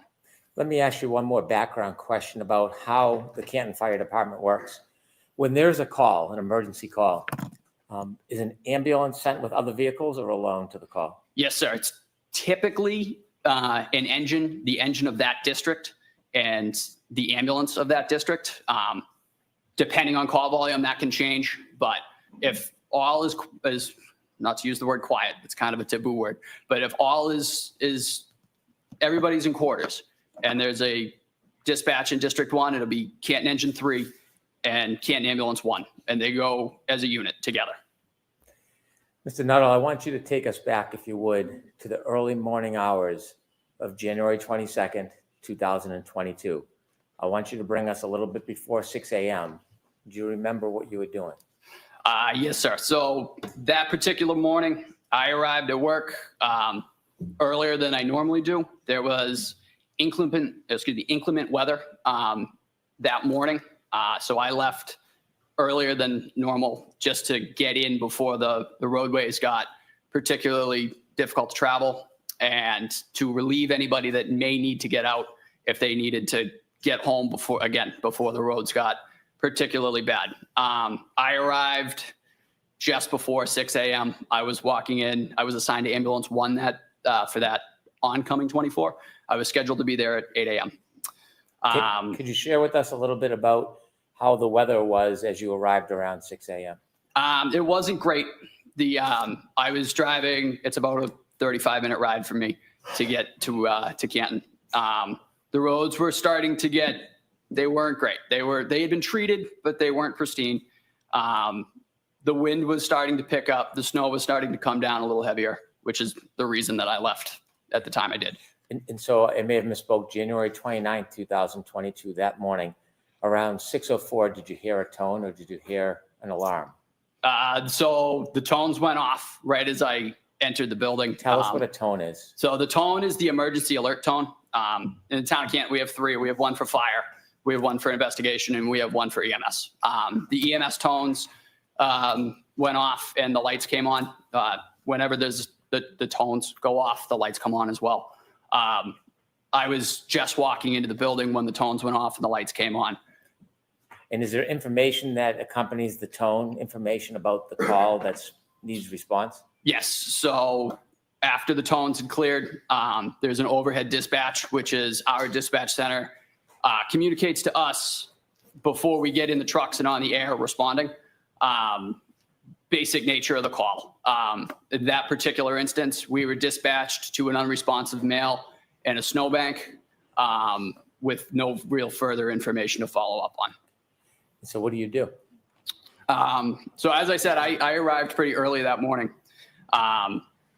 But hearing that dispatch and that nature of the call, those typically tend to be more involved, both personnel-wise and work-wise.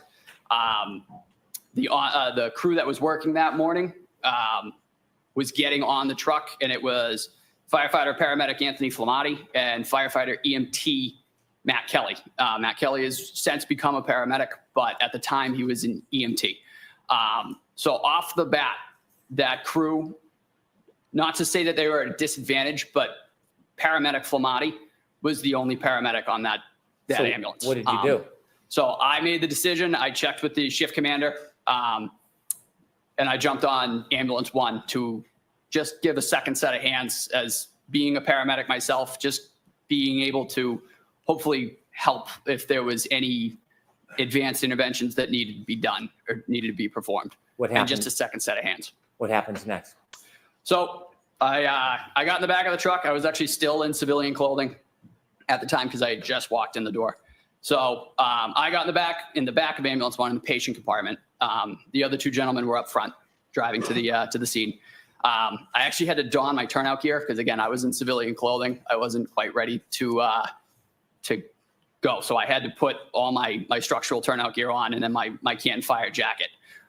Once I was sufficiently dressed for the call, I started prepping all the gear that we might need for a call such as that, for an unresponsive male in the snow. In this case, it was our first in bag, our airway bag, and our cardiac monitor. Everything was all together. They were all in 3 separate bags. But on the way there, I just got in. I didn't know how their night had gone. So I just took a real quick look at everything just to make sure everything was there and everything was exactly how it needed to be. So I was able to just grab all 3 bags, put them on my person, and get ready to, so as soon as the ambulance was on scene, just step off and go to work. Not knowing much information about what you're going to confront, what goes through your mind as you prepare before you get off the ambulance? Just basic scenarios. I mean, again, unresponsive male in the snow could mean several things. Not having much to go off on the dispatch was, it left much to be desired in terms of what we might need. So in gathering all the equipment together, that can kind of cover all the major bases, if you will, in terms of what we were expecting to meet once we got on scene. How was your focus before you get off the ambulance? I was ready to go. A dispatch like that, any unresponsive male in the snow, it can kind of up the level because you just don't know what you're walking into. You know, it could be anything. In the back of the ambulance, you can't see outside. Could you tell anything about the weather conditions based on the way the ambulance was moving?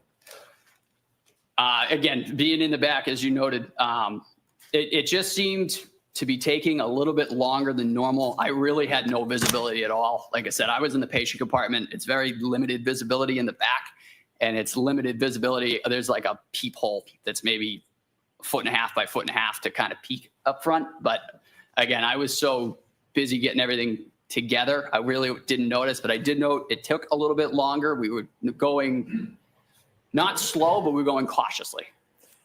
When the ambulance finally stopped and the doors open, tell the jury what you see. So as I mentioned, I had the 2 bags and the cardiac monitor. So 3 pieces of equipment with me. And I stepped out of the back of the side of the truck. There's a back compartment or a back door and a side door. I stepped out of the side door. And I immediately noted the wind had picked up and the snow seemed to be heavier. And I could hear like a distant screaming off in the distance. Wasn't exactly sure where it was coming from. What was the visibility like? It wasn't great. It was still dark out. The sun had not come up yet. The snow was coming down, as I said, heavily. And it wasn't great all around. Was it cold? It was cold, yes, sir. And so when you hear the screams, what do you do next? I started making my way kind of towards the sound, following the sounds. I couldn't see anybody yet. So I just kind of followed the sounds. And then once I was able to get around the side of the truck, that's when I was able to see a group of 3 individuals with Canton Police. And I started making my way over to them to see where the patient might be located and what was going on. As you get closer, tell us what you see. So as we approached the scene, as I said, there were 3 individuals, and Canton Police were on scene as well. And then there was what appeared to be a human figure laying supine in the snow. I'd say about 6 to 8 feet, kind of where the sidewalk met the front lawn of a residence. What does supine mean? So that he was laying on his back. From there, I made my way directly over to that individual and started checking for signs of life. How do you check? Do you get close? Do you get down on the ground? Yep. So I knelt right at his head. Typically, to check for any signs of life, it's just as you see in TV or anything like that. You check the carotid pulse, and you check for any signs of breathing or anything like that. Where's the carotid pulse? So the carotid pulse would be right in the neck. Just real quick, 2 seconds. You can check either side. They're on both sides. Those are the strongest pulses that you can grab quickly. So I just Did you get your bike back from Francis? Like I said, I looked for any signs of breathing. I found none. I checked a carotid pulse, and I found none. Did Large Marge send you? His skin to the touch. He was very cold to the touch. He wasn't warm? No. So after you touched his cold skin and you felt the carotid artery? Is that how you Yes, sir. Carotid artery. Did you come to any initial quick assessments or conclusions in your mind? So I found, like I said, I checked for signs of life, the carotid, the signs of breathing. I found none. From there, we had ascertained that there is no signs of life. As I was checking that, the other 2 individuals on the ambulance came and met me, and they began doing the same thing just to check. Sometimes you can look and you can miss. So the other paramedic, Anthony Flamati, started checking my work, and then we kind of went from there. But I found no signs of life in my initial. So firefighter paramedic Flamati arrived to this person after you did? Yes, sir. I was the first one to actually put hands on the individual and check for signs of life. Did you later learn the name of this man? I did. And what was that? John O'Keefe. After you found no signs of life for John O'Keefe, did you get up and go to speak to anybody? I did. So as being a second set of hands on the call, it's really not my call, like in terms of treatment modalities and how we want to progress. So after I found no signs of life, I kind of got up to kind of look around real quick. I went over to the individuals, the 3 individuals that were there, and just said, hey, I just have found no signs of life. We're going to see the next steps. And as I was saying that was when Anthony Flamati, who is the lead paramedic on this, made the decision this is a workable cardiac arrest. Let me ask you 2 questions. The first is, as a paramedic firefighter, are there times when you're the lead paramedic on a call? Yes, sir. And so it changes call by call, but this one was firefighter or paramedic Flamati's lead? Correct. He was the lead paramedic on this call. There are other times when you're the lead and firefighter or paramedic Flamati is on your crew and you lead? Yes, sir. So we typically switch off. We'll do one, and then once my rotation is complete, we'll do the next one. So it's patient for patient, typically. When firefighter paramedic Flamati called you back and said it was a workable situation, can you explain to the jury what that means? Yes. So in medicine, there is a term that is, you're not dead until you're warm and dead. Meaning your core temperature, your core body temperature has to be within normal limits for it to be considered a futile attempt at resuscitation. Noting that, on cross, they'll ask Tony, him what he was wearing. Paramedic Tony Flamati realized that this gentleman was very cold to the touch, and that this was now a hypothermic cardiac arrest, or a cardiac arrest in a hypothermic setting, which means as providers, we have a duty to initiate life-saving measures, CPR, ventilation, and continue those efforts until we get him to a hospital and a physician is able to take over and they are able to monitor his core body temperature for a certain amount of time. This guy When I said he asked had you a about puffy term coat you on in the used, you last said trial. a hypothermic situation. As a firefighter paramedic treating a patient at the scene, you're not diagnosing hypothermia, are you? No, sir. So you're not making a medical diagnosis. You're just saying it's a hypothermic situation because of why? Just because of the conditions. He was extremely cold to the touch, and he was in the elements. We didn't know how long. So taking the fact that he is extremely cold to the touch and he had been outside for an unknown amount of time, that quantifies it to us as a hypothermic arrest or a cardiac arrest in a hypothermic setting. Is there anything about Mr. O'Keefe's fingers or hands or his face that gave you any indication if he had been there just recently or had been there for a while? His fingers were quite cold. They were not well perfused at all. They were very, very. Mean? I don't know. What does not perfused mean? Sorry, there was did not appear to have been any blood flow at all. Just because he was, again, presumably being outside, his fingers were very, very white. They were very stiff, which can be signs of hypothermia and frostbite. And again, touching the neck. So typically when you get cold, you kind of work back from your extremities in. So again, I noted his fingers were quite cold, but also when I checked his carotid, his neck felt quite cold as well. That just kind of tipped us back further down the road of a hypothermic cardiac arrest. I see. When firefighter Flamade called you back, yep, where did you go exactly? So when I was told that this is what we're doing, I turned around and I went right back to where I previously knelt, which was right at Mr. O'Keefe's head. And then I took over the ventilation aspect of a cardiac arrest. So I was in charge of the airway.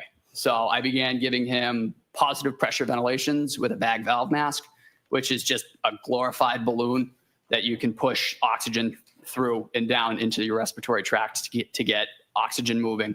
While I was doing that, I believe firefighter EMT Kelly had begun CPR. So is this fair to say it's a team effort?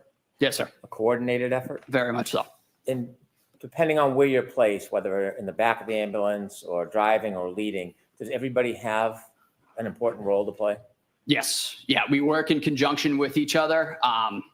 Typically, the most well-defined roles in a cardiac arrest in EMS is your airway monitor, which was myself in this situation, and then your cardiac and medication administration, which is, that would be Anthony Flamati, that would be Tony. Just because of my position at the head, I just took over the ventilation aspect, and that was where I remained throughout the call. You said you went back to try to help Mr. O'Keefe, and you were helping at the airway. Do you have to actually get on the ground to do that? Yes, sir. I was kneeling at his head. While you were kneeling at his head, well, let me ask you a more of a background question. Is it helpful to get information about the history of the person when you're trying to treat them when you happen upon a scene and you don't know the history? Yes, sir. Very much. Getting information on medications, history, and allergies is our top priorities in any call, not even this call, just really any your run-of-the-mill fall or chest pain. That's typically the first questions that we ask. What medications are you on?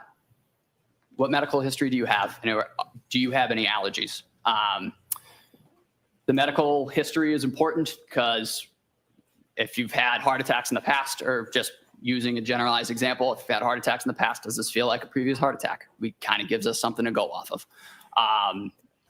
As you were nailing, I want you to take us to that moment. As you're nailing, trying to help Mr. O'Keefe, did you have a chance at any point to look up? I did. And when you looked up, when you were trying to help Mr. O'Keefe, can you tell us who you saw?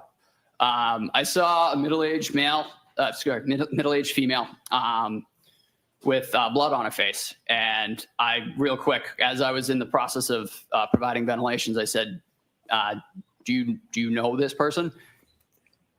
The person that you looked up and saw that was standing over you with blood on her face, do you recognize that person in this courtroom? Yes, sir. with the court's permission, sir, could you point out that person that you looked up and saw? In between Mr. Jackson or next to Mr. Jackson. I see. And when you looked up and saw that person and asked about any background, Look at how fucking what did mad she y'all say to got you? because he said, I hit him. Lying motherfucker. How clearly do you remember her words saying to you, I hit him, I hit him, I hit him? I remember it very distinctly. You've been to a lot of calls over the years and since. Yes, sir. Would you say hundreds or thousands? Thousands. Do you remember all of them? I remember aspects of various calls, but not all of them, no. Do some stand out more than others? Yes, sir. Did this particular moment stand out more as compared to your typical or most calls that you've been to? It did, just because of the setting. I mean, it was the weather, it was the unknown factors, and it was the attempting to try and get information and not really being able to glean anything from that. After the defendant said to you, I hit him, I hit him, I hit him, did you ask any follow-up questions? I really didn't get a chance to, because following that, the individual just kind of walked away, or just kind of went in a different direction. I wasn't able to ask any follow-up questions. No reason to put that in a report, any right? Police training? No, sir. Are you a police officer? No, sir. When you're helping a patient, do you have any interest in detective work? No, sir. Do you have any interest in investigating potential crimes? At that time, in this particular instance, because I was at the airway, that is a pretty critical aspect of a cardiac arrest. I was stuck there. I couldn't get up and kind of follow up on that at all. I was there doing that ventilation. Is it your job to investigate cases, or simply to get information to help treatment? Just the information. When you go out as a firefighter paramedic, do you have a purposeful cause? Yes, sir. And what is that? To save lives. And is that your only focus? In this instance, it was attempting to restore circulation and breathing. At some point with your colleagues, did you lift Mr. O'Keefe from the ground? We did. When you lift him, what do you put him on?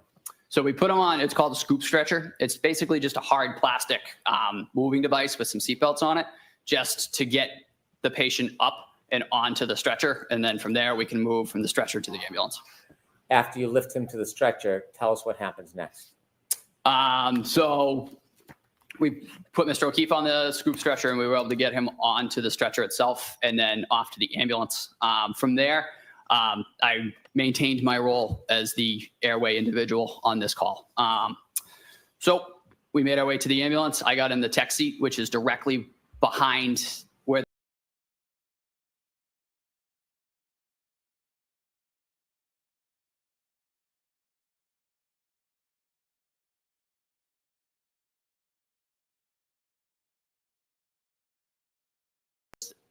a plastic hook, if you will. It just keeps the tongue from falling back into the airway, so we can continue to provide positive pressure ventilations. Once we got him in the truck and we continued that effort, we set up a suction system and we prepared to intubate Mr. O'Keefe. We prepared a suction system just because as I was ventilating outside of the ambulance, there were some secretions in the airway that I could see, and you could kind of hear it as you go to squeeze in breaths into the individual. You can kind of hear the secretions kind of getting like bubbly and stuff like that. So we knew we were going to need to suction him. So we got him in the truck. We really quickly suctioned him, and then we were able to intubate him successfully to definitively give him an advanced airway and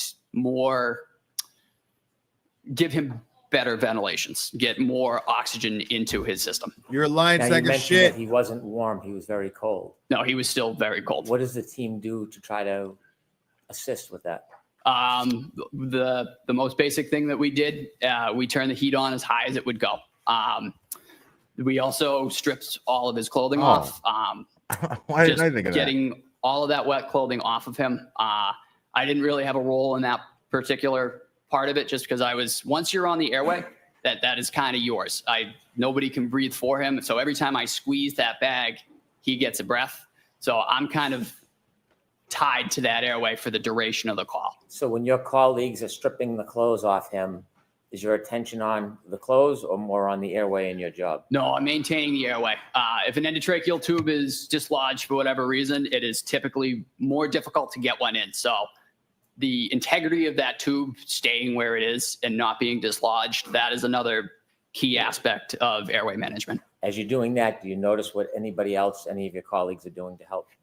Like I said, they were working on clothing removal. I believe they were also getting intravenous and intraosseous access on this individual to begin medication administration. But again, I was quite focused on that airway, just making sure that it was maintained and we didn't lose any tube. We didn't lose any end-tidal CO2, which is just another monitoring device that we use to confirm that that tube is in place.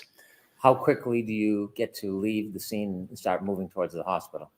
I honestly couldn't give you an accurate estimate. It didn't seem to be out of the ordinary realm, though. We were able to move within the flow. In addition to Mr. Keefe being very cold, did you notice any other injuries on him? So I noted that he had a hematoma right above his right eye.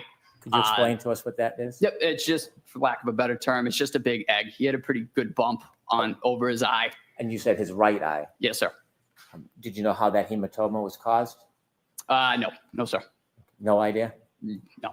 In addition to the hematoma above his right eye, what other injuries did you see? There were also several scratches on his right arm, just below his shoulder and traveling down his right humerus. They terminated right about his right elbow, just above it.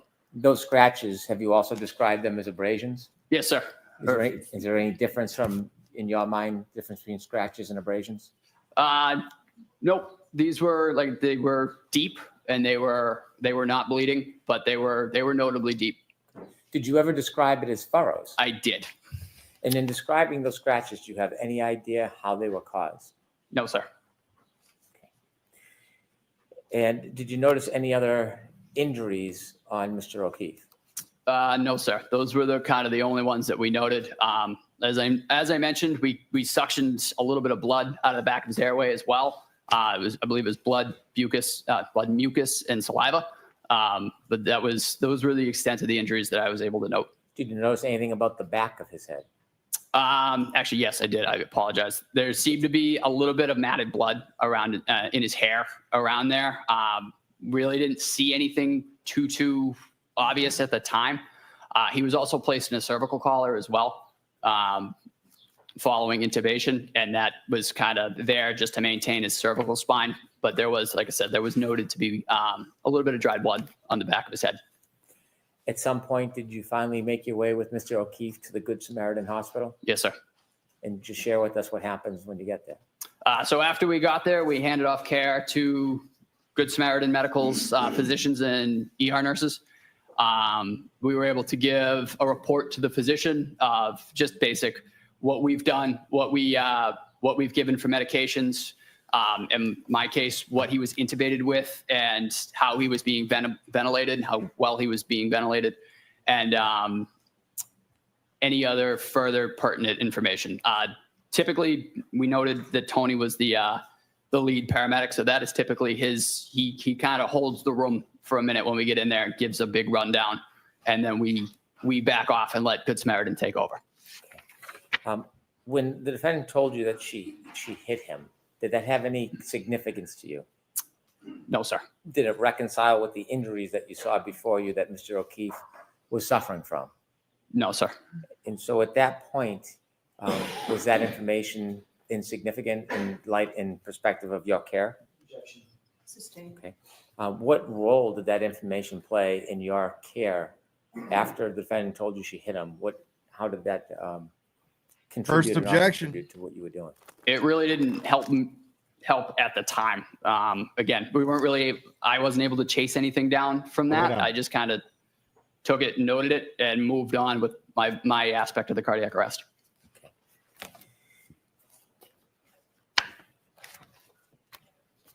Have you had an opportunity at any point to see any video of that morning taken from any source, police car, dash cam? Yes, sir. Your Honor, I'd like to introduce a video stream. So this will be in evidence? There are agreements with some of the evidence already?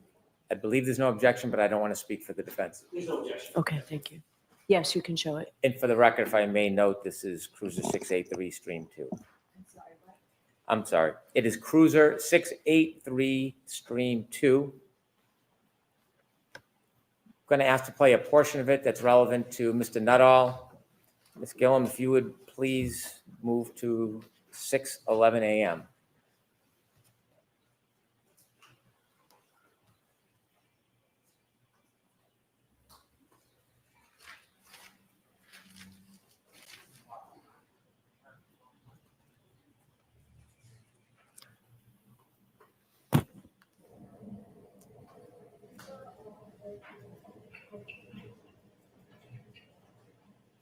Please stop the video.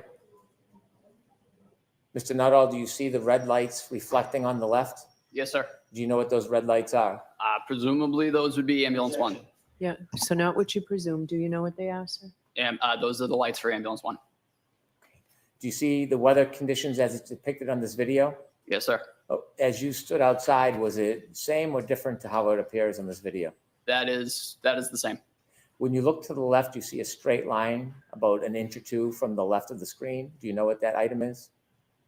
Sorry, sir. Repeat the question. If you look to the left of the screen, you'll see a straight item from the bottom halfway up the picture. Do you know what that item is on I the believe video? that's a flagpole, sir. Do you see a little bit of movement of bodies near that flagpole? At the present time, no. Okay. Could we continue to play, please? Yep, there they are.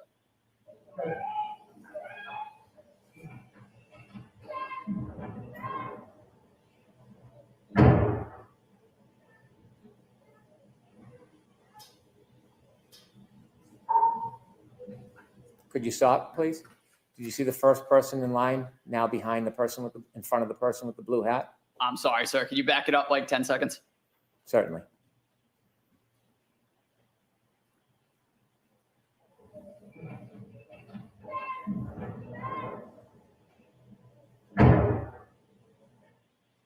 Keep going, please.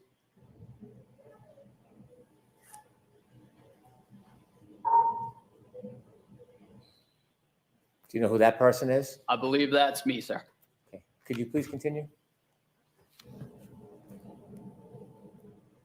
Is this your first assessment? Yes, sir. This is ascertaining any signs of life or breathing. Is that you approaching? Yes, sir.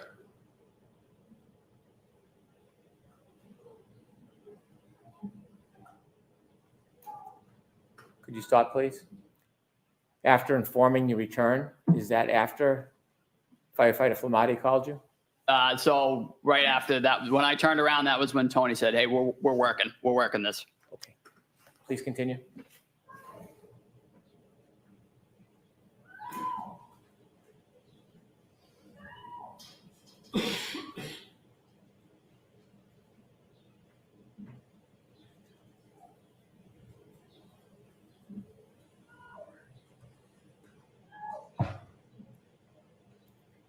Stop, please. And do you see a person come over to where you are? Yes, sir.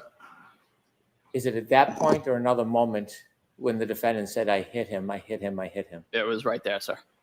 Could you continue, please?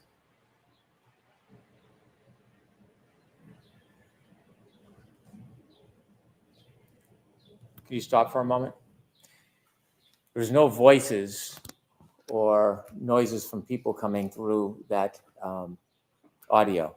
When you were there that night, throughout the event, was it silent or were people speaking? Did you hear people speaking? There was, as I noted when I got out of the truck, there was quite a bit of screaming. It was quite chaotic. The wind was also a factor, but there were people around. They were speaking within themselves too, but there was screaming, there was wind, and there was different side conversations as well. And when you were working on Mr. O'Keefe, were you having conversations with your colleagues? Yes, sir. They're not picked up on the audio? No, sir. Please continue.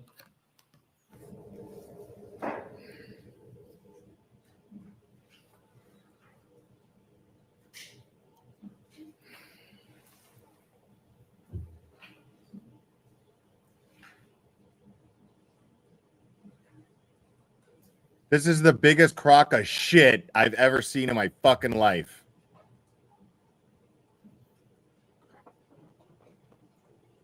I can't believe the balls on this guy.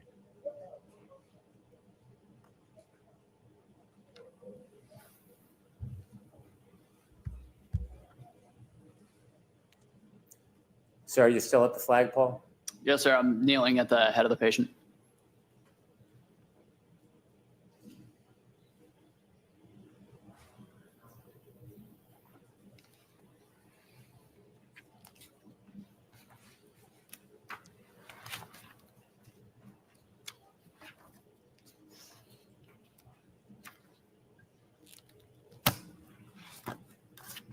And why did Jen wait to tell anybody that?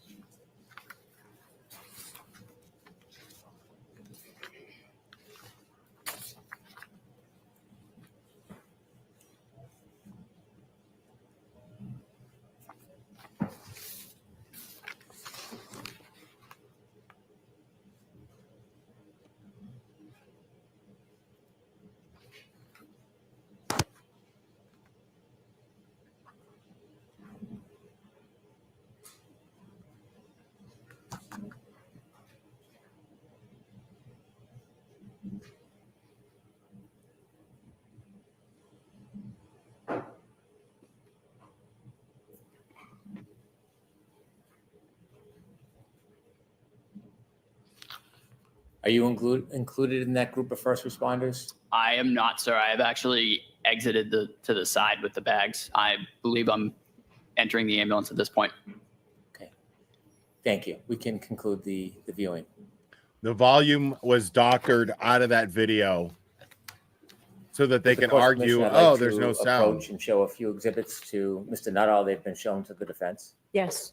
Thank you. May I approach? Yes. Thank you. There's no wiper sound. Good catch.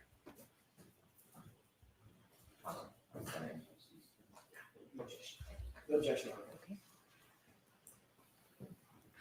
Can I show you a photograph? Yes, sir. Oh, shit.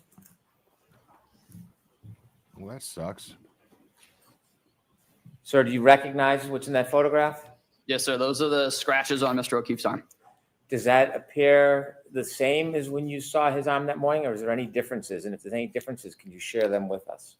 That appears how they were to me at the time of the incident. Okay. May I approach you, Dana? Yes. I'd like to introduce this as an exhibit, please. Okay. Awesome. I'm going to hand you a. Hold on. I'm sorry. Thank you. Pardon me, all right. May we publish to the jury? Yes.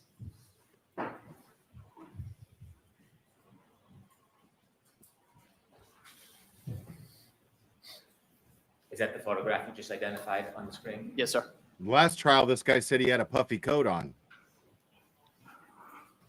Showing you a second photograph. I'd like to ask you some questions about it. Can we take that one down, Mr. Brennan? Yes, of course. Please, Ms. Gilman. And it was Thank you. Lally who asked him it, too. Lally asked him, That like, a what was he photograph, do wearing? you recognize that area? Yes, sir. Is that the same or substantially the same area where you helped try to treat John O'Keefe? Yes, sir. Does that look to be a fair and accurate representation of the area? It does. With the court's permission, I would introduce this as an exhibit, please. Okay, and there's no objection to any of these three? No. Okay. Yes. Thank you. Yeah, that's right. He said he had to cut it off. He was sure because Yannetti crossed him. With the court's And permission, Yannetti I asked publish him, exhibit two. are you sure? Yes.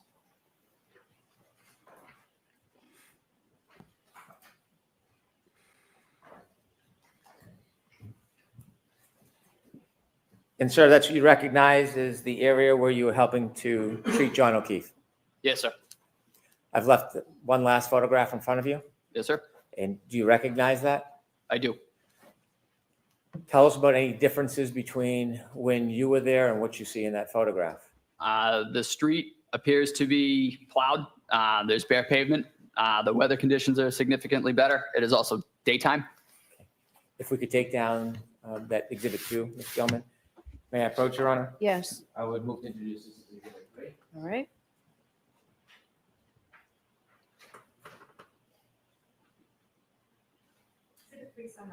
For the Court's permission, I'd like to publish Exhibit 3. Sure.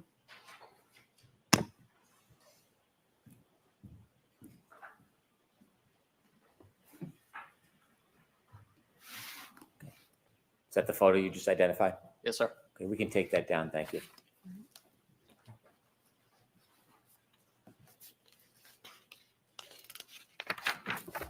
Thank you, sir. I have no further questions, Your Honor. All right. Jackson?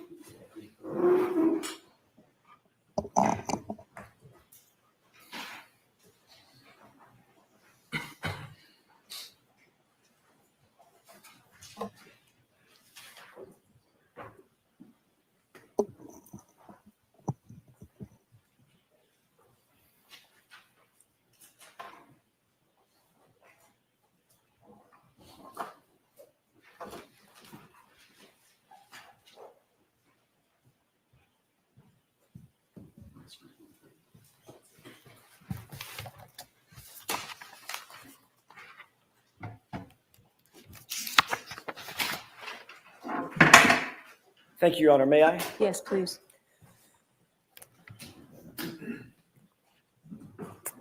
Good morning, good afternoon, Firefighter Nuttall. Good afternoon, sir. Nice to see you again. You as well. Before your testimony this morning, how many conversations had you had with any member of the prosecution team in anticipation of your testimony today? I believe it was 3, sir. When were those? I could not give you dates off the top of my head. Give me a time frame within the last 3 weeks, within the last 3 months, last 3 days. Within the last 3 weeks, I believe one the week after that, and then one last night. One last night. Last night. What you did discuss, let's take them in order. First of all, who'd you meet with 3 weeks ago? I met with Mr. Brennan and his staff. And when you say his staff, who else? I honestly couldn't tell you, sir. Mr. Lally? No. No, sir. Male, female? One female, one, I believe, state trooper. Okay. Had you ever met State Trooper Tully previously? Yes, sir. Actually, I believe that was him. It was State Trooper Tully? Yes, sir. Whom you've met with several times, correct? Prior to that, I believe only once or twice. He was the one that he has formally interviewed you previously, correct? I believe he arranged the meetings with Mr. Brennan. Okay. But beyond that, I can't speak to. What did y'all discuss 3 weeks ago? The first meeting, going in order, it was mostly just kind of an introduction. I had not met Mr. Brennan yet. I really didn't know him.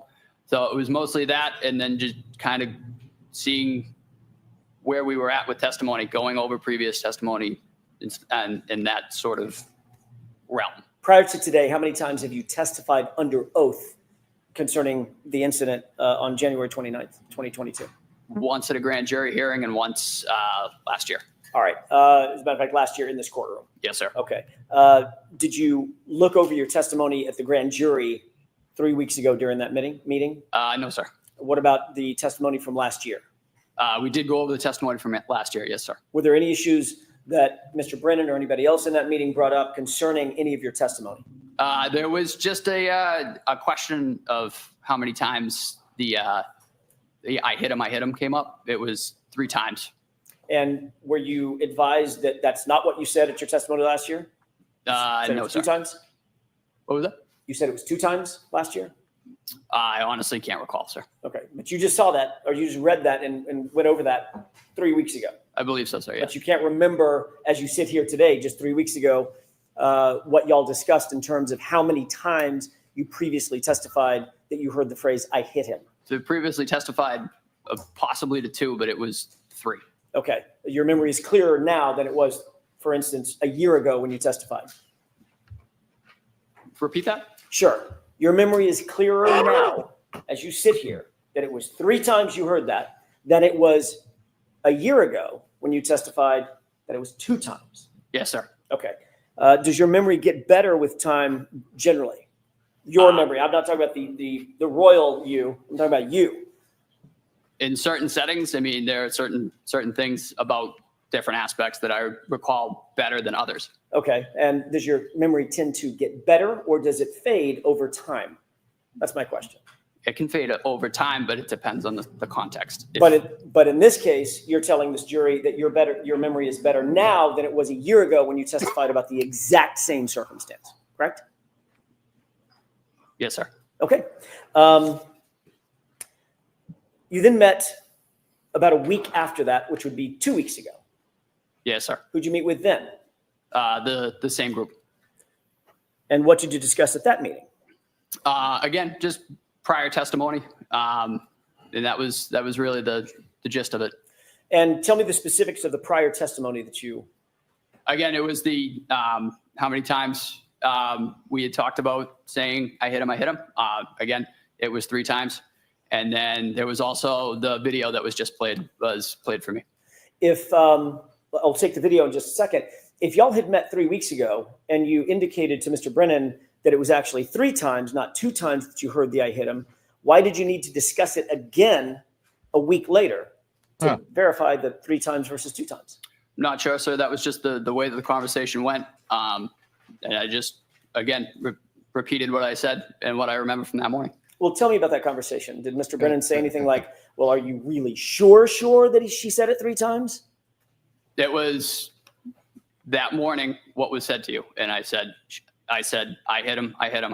That was how it went that morning, and that was how I remember it. Okay. And did Mr. Brennan say, well, that's not consistent with how you've testified previously concerning the number of times you heard the I hit him phrase? Yes, sir.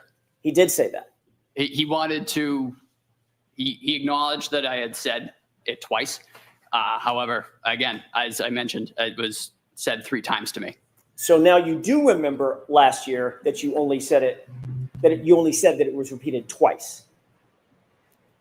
One more time, sir. So now you do recall that last year when you testified, it was inconsistent with how you're testifying today. Let me put it that way, correct? I believe I said I hit him twice on the stand last year. Right. And if you're saying I hit him 3 times instead of twice, that firefighter Nuttall is inconsistent with your testimony today, correct? You Yes, agree sir. with that? But that is how it went that morning, though, sir. Okay, that's not my question. Let me see if I can do it again. So I'm asking you, if you testified last year, Yes, sir. that you heard the phrase twice, Mhm. and now a year goes by and you're testifying in front of this jury this year that you heard it 3 times, those 2 statements are inconsistent with one another, correct? Yes, sir. Okay. Did you talk at the meeting 2 weeks ago about any other inconsistencies with your testimony? Not to my knowledge, sir. Well, you were there. You No. say not to my knowledge, meaning?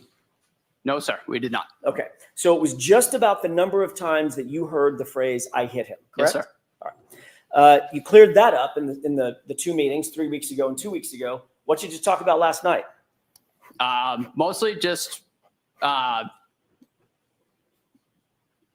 making sure that everything was as it had been. I mean, and by that, I mean, it was 3 times and that we were continuously making sure that everything was the way that it had happened that morning. Everything was the way that Mr. Brennan wanted it to be. No, sir. The way that it was I remember it and I recall it happening. Okay. So he asked you 3 weeks ago about how many times you heard that phrase. Yes, sir. You changed your testimony at that time and said it was 3 times instead of 2 times. We agree on that, correct? Yes, sir. Then he called you a week later or met with you a week later and again reiterated, making sure you stick with that testimony that it's 3 times, not 2 times, correct? Yes, sir. And then last night he called you just to make sure one more time you're going to stick with that testimony that it was 3 times, not 2 times, correct? Yes, sir. Just a second. May I have just a moment, Your Honor? Yes.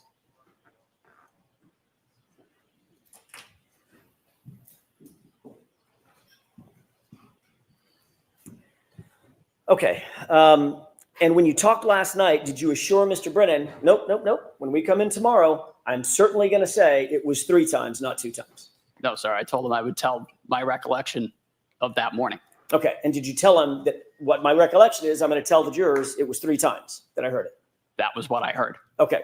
Did you tell him that's what you were going to say today? No, sir. You didn't?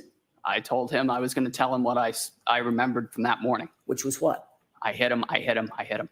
Which is how many times? 3 times, sir. And that's inconsistent with what? I believe a year ago. Okay. Now, you also talked about, I want to get back to the other thing that you talked about. You said that at some point, either in the meeting 3 weeks ago, the meeting 2 weeks ago, or the meeting last night, you were shown a video. Yes, sir. Which one of those meetings were you shown a video? I believe the second one. Okay. Were you shown the entire video? No, sir.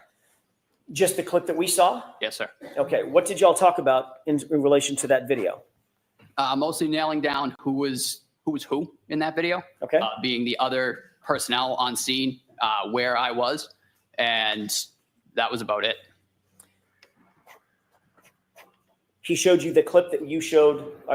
He showed you the clip that you just seen on direct examination, correct? Yes, sir. Did you tell him where you were? Yes, sir. Did Mr. Brennan ask you to define exactly where it was that you supposedly heard this phrase, "I hit him"? No, I was able to give that to him, sir. Okay. And what you told him was that moment when you see my client walk over sort of to the left of the screen, correct? Yes, sir. And you defined that's the point at which she said, "I hit him, I hit him, I hit him." Yes, sir. And that's in response to your question. I want to make sure I'm clear about this. You asked, "Do you know him?" Yes, sir. And she repeated the phrase 3 times, "I hit him, I hit him, I hit him." Correct. Okay. We'll talk more about that in just a second. Did Mr. Brennan ask anything else about that specific video? No, like I said, he kind of asked me to point out different individuals on the scene, and that was really the extent of it. You saw that same video last year when you testified, correct? No, sir. You didn't see it last year? Not to my knowledge, no. In preparation for your testimony last year? I did not. Did you see it before your grand jury testimony? No, sir. Okay, so this is the first time that you've seen it. Yes, sir.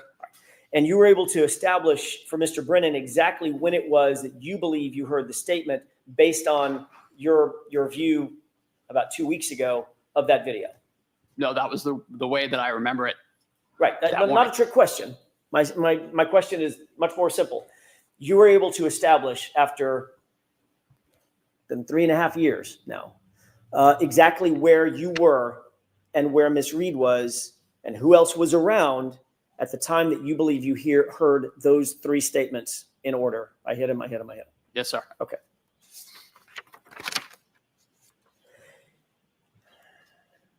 You testified last year as well that there is a normal protocol for removing clothing from a patient, and it's essential to just discard it and get it away from the patient so that you can concentrate on the life-saving measures that you're undertaking, correct? Yes, sir. That could be done you said in the ambulance, it could be done in the hospital, it could be done in situ out there in the field, correct? Yes, sir. But the point is you want to get as much clothing off of the person as possible so that you can assess that person's physiology. Yes, sir.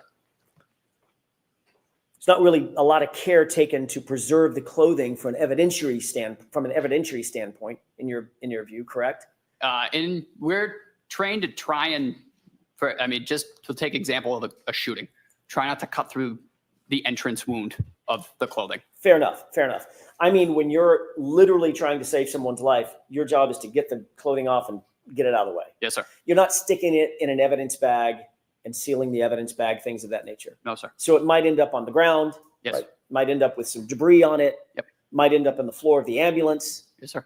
Could end up in the floor of the hospital Mm-hmm. or on the floor of the hospital. Is that right? Yes, sir. Okay. And if it's tossed in the floor of the ambulance, the clothing may well pick up debris from the ambulance. Oh, yeah. Yes, sir. Or the debris from the floor of the hospital or wherever. Mm-hmm. Is that yes? Yes, sir. Okay. You testified previously at the grand jury in April of 2022, correct? Yes, sir. I believe so, sir. Okay. So this happened in January of 2022, that same year in the springtime. You testified at a grand jury, April 20th, I think it was. Yes, sir. Does that sound right? Yes. Okay. I want to take you back to that testimony for a second. You testified at that hearing that Mr. O'Keefe was, quote, dressed appropriately for the weather. You remember that? Yes, sir. All right. It was obviously well below freezing at that time. Yes. That night that you responded? It was. We just seen the video. It looks Cold as hell, right? It was chilly. All right. The wind was howling. Yep. It was snowing. Is that right? Yes, sir. And you testified that John O'Keefe, quote, had a heavy coat on and possibly 2 other layers of clothing. Yes, sir. In April 2024, you reiterated your very specific memory of and you even called it a puffy heavy coat that he was wearing, which was then removed so that you could assess his injuries, correct? Yes, sir. All right. Not to get too colloquial, but a puffy coat is like, it's got down and stuff in it, right? Correct. Looks kind of like Stay Puft Marshmallow Man, right? Yes, sir. Okay. Pretty distinctive article of clothing. Yep. And you testified last year that Mr. O'Keefe was wearing that clothing, which you had to remove. I or didn't somebody think you were had to going to bring it remove up. in order for him to be properly assessed. I did testify that way. Yes, sir. Okay. And you mentioned that your memory of that big, heavy winter coat was as clear as your memory of other specifics in this case, correct? Yes, sir. I asked you that exact question, didn't I? You did. And I said, your memory of him having that big puffy coat on, which stood out in your mind, was just as clear as the other specifics that you've testified to about the case. Yes, sir. About that night. And turns out you were completely wrong about his clothing, correct? Correct. Matter of fact, he wasn't wearing a coat at all. No, sir. He wasn't wearing a winter coat, correct? Nope. He wasn't wearing a heavy winter coat. Which makes Correct? your Correct. He wasn't wearing a testimony puffy, unreliable. heavy winter coat. He was not. Yet you testified that he was wearing all of that, and that was clear in your mind at the time. Yes, sir.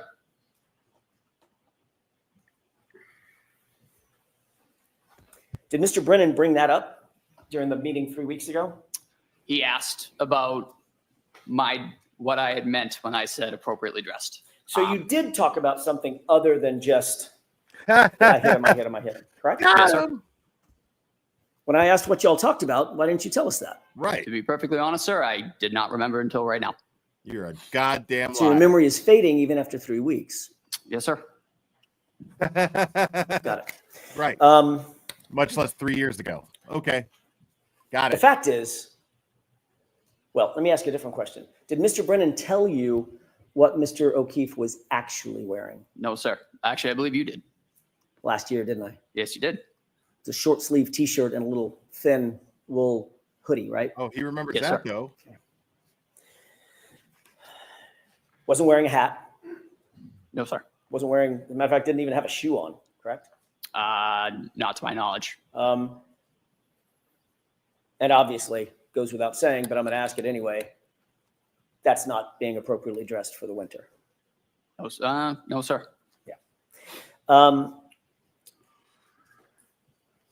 You indicated that you did notice certain injuries on Mr. O'Keefe's person. Sir. Once you got him back in the ambulance, obviously it's lighter, meaning brighter lights. You have more equipment in the back of the ambulance. You can better assess somebody's well-being, correct? Yes, sir. And you indicated you had a, quote, much better picture of what we were dealing with, correct? Yes. You noticed once in the back of the ambulance that he had trauma to the right side of his head. Correct. And as a matter of fact, when you were pointing at it, I'm doing that on purpose because you pointed to the right side of your sort of forehead above your right eyebrow, correct? Yes, sir. Okay.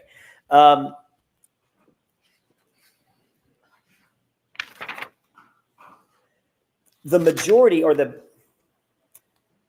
worst injury that Mr. O'Keefe suffered was actually to the back of his head, which you indicated, you noted was quite matted with blood, correct? Yes, sir. I want to talk about the injury to the right side of his head as distinct from the back of the head injury for just a second.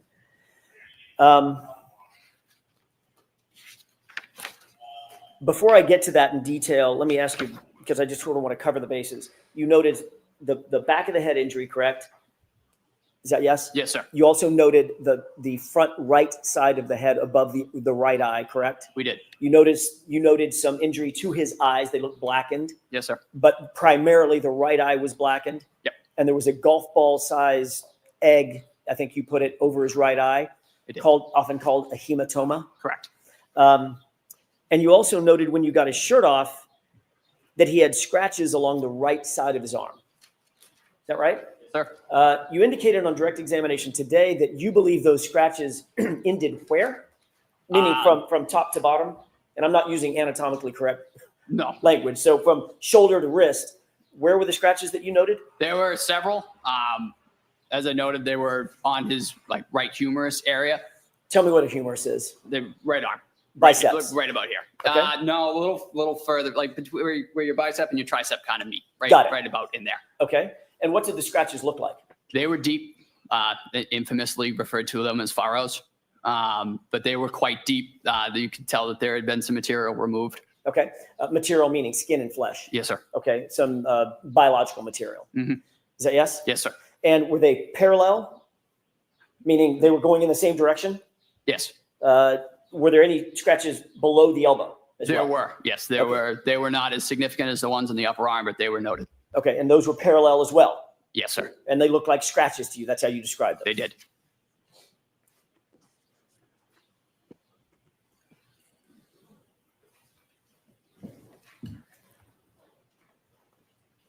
Last year, when you described those scratches, you curled your fingers up, exposing sort of the nails, and drew it across your biceps. Is that what you were using to describe what the sort of scratches looked like?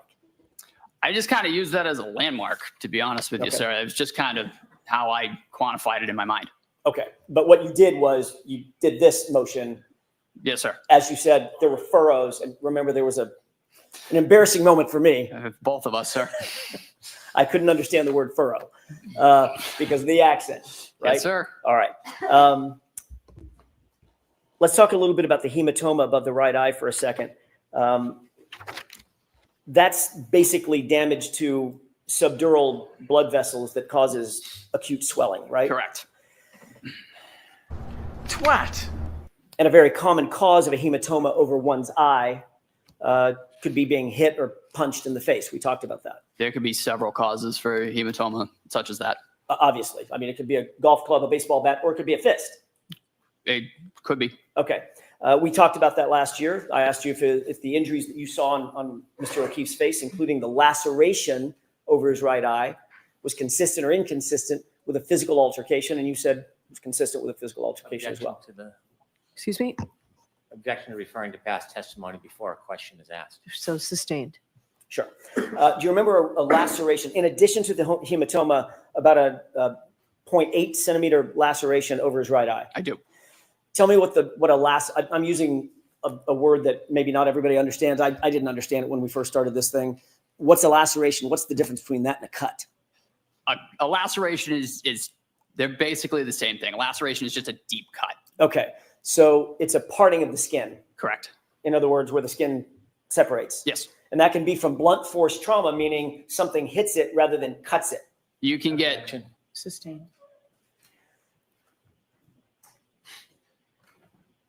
What are some of the causes of lacerations? You can get a laceration, as you noted, blunt force, but you can also get a laceration from a slashing movement, from a stabbing. I mean, that is still a laceration. What about a hematoma? That is primarily caused by blunt force trauma. Right. And the hematoma and the laceration were right next to each other, correct? Yes, sir. Okay.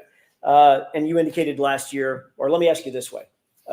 Is that consistent or inconsistent with a physical altercation? Objection. Can you answer that? I could not say, Your Honor. Okay, next question. Well, last year, you indicate you can't answer that. Last year, you did answer it, didn't you? Objection. So I need to see counsel at sidebar for just a minute, please. Wow. Sidebar.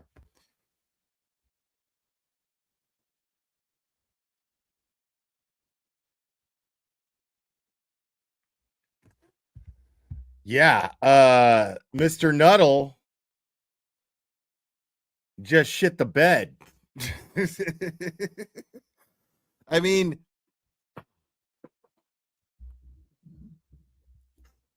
like, he pulled this shit. The first trial said and he was so sure too. He had on a puffy jacket. He had on a puffy coat. He was so sure, and everybody knew that he didn't. Like, I remember watching it. We were streaming it. Everybody in the chat, all of us were like, what? Puffy coat? Where the fuck's he getting that from? I don't remember a puffy coat being in any of the reports. What?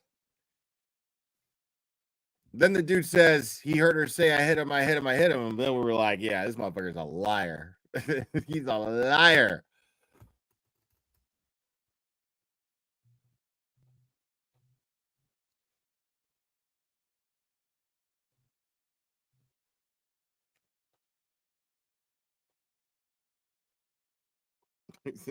Yo, sorry, like, just so I don't like get super bored. I check Twitter a lot. There's just funny shit going on Twitter. It's just funny.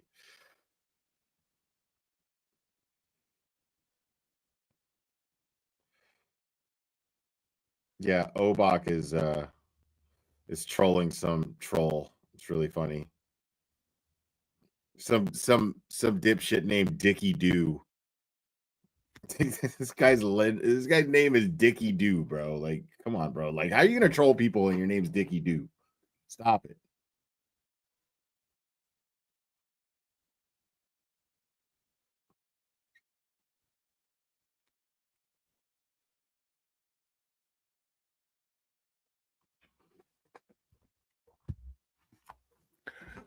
Well, I'm streaming Court TV, but Court TV has the best sound. So we're gonna be a little. I'd rather hear better than be fully live. Like, we're only a little behind. It's okay. Mr. Nettle, we are going to let you take a break and come back and join us after the luncheon. So this is Sounds good. the luncheon break. There's lunch here for you. I assume, Tony, is it here? Okay. There's lunch here for you. We'll see you in about a half an hour. All rise, please. Jurors, leave your notebooks in your chairs. Now I gotta not order food. That's tough.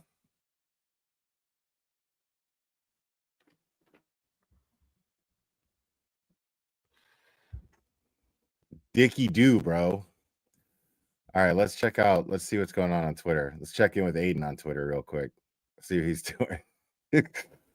Dude, like, none of these witnesses are credible. Like, there's three idiots that claim to say that Karen Reed said, I hit him. This guy, at the first time, says he testified that she said it twice. He was so sure she said it twice. And then, of course, he testifies after Brennan preps him. And then, he says it 3 times. And then forgets that, he discussed with Brennan about the puffy coat. This guy's a fucking liar. Like, Jackson just fucking cut this guy up. It's like he just cut him into pieces. It's pretty beautiful.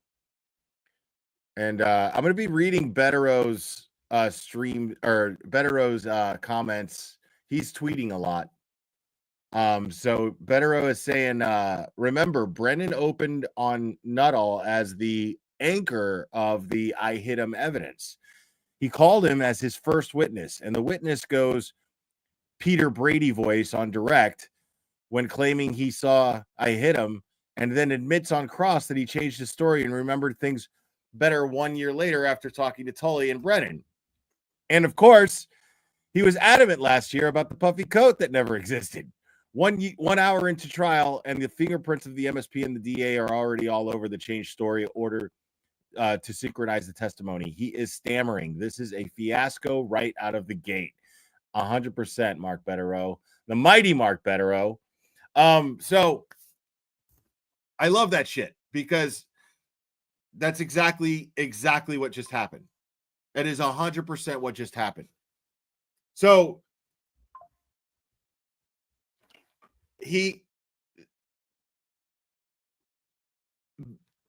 Alan Jackson just made him out to be the liar that he is. And the same thing happened here that happened in the last trial. I mistook. I said Yannetti instead of Jackson. But when Jackson crossed him last time, the same thing happened. He was Mr. Confident, all of his credentials. I graduated from here right out of high school. I did this and blah, blah, blah, blah, blah, blah, blah, blah, right? And he's all confident, smiling. Then Alan Jackson gets up there. Homeboy slouches. He's not so confident anymore. He's stammering. He can't say shit because he has no explanation for his inconsistent story. And it doesn't even matter. Jackson's not even trying to make him out to necessarily be a liar.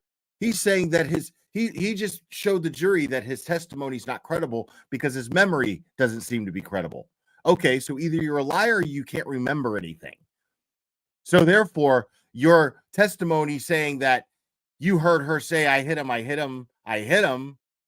Well, maybe you heard that wrong because it was 3 years ago and you forgot a meeting that took place. You forgot very vital details of a meeting that took place with you and Hank Brennan 3 weeks ago. 3 weeks ago. So you're a liar or you just have a shitty memory. Either way, this jury cannot be expected to believe that you heard Karen Reed say, I hit him, I hit him, I hit him. You just can't expect that.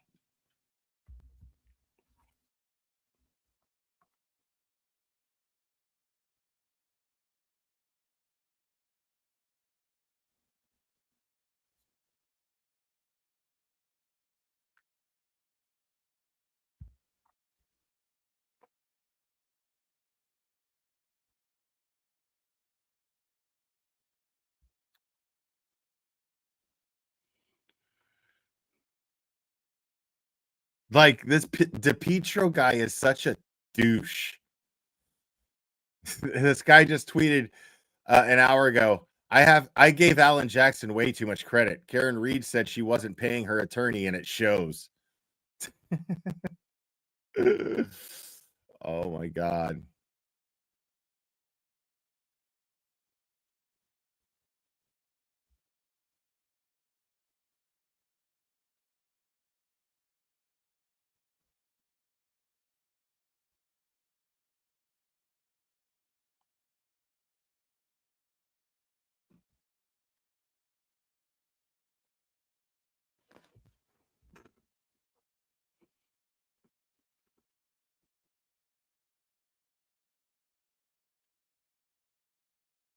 Yeah, these trolls are fucking hilarious, bro. They're so stupid.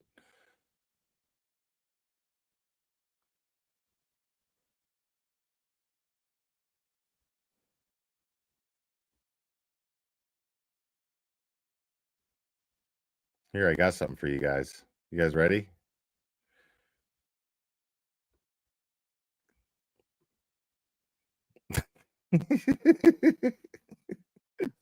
The shit that pops up on my feed on Twitter, dude, I'm just like, Jesus Christ. All right. Some of these stills here from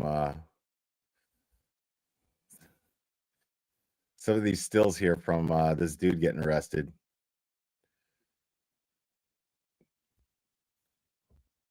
From this guy's live, I guess.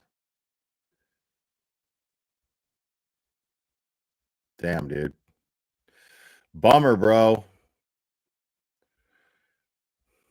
Keep the faith, my man.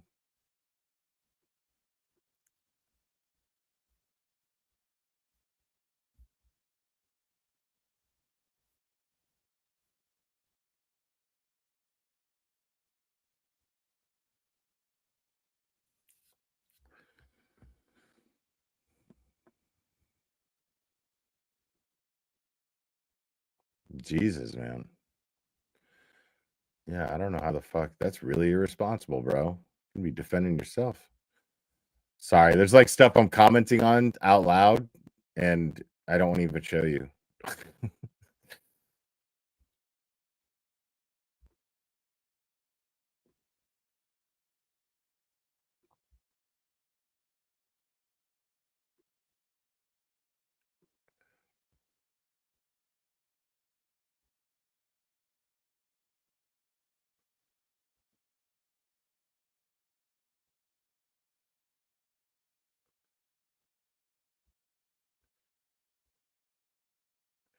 But he's not a Karen. That's the thing, is this guy is not a Karen Reed supporter. Court TV called him a Karen Reed supporter. At least I don't think.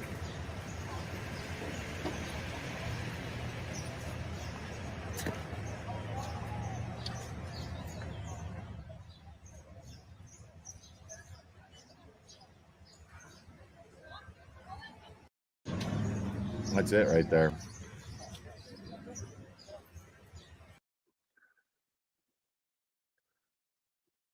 Yeah, that's what I'm saying. Is most of you guys are thinking like, yeah, this guy's a fucking clown, right? Like, I remember him just causing trouble last year.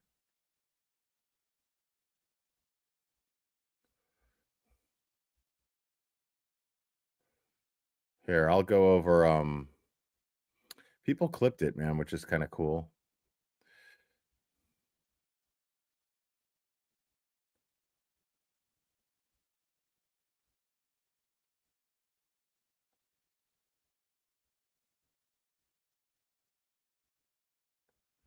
All right.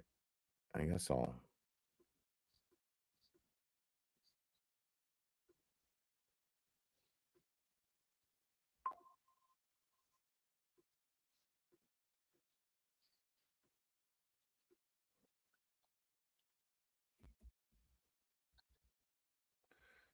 Sorry, I'm just trying to queue it up.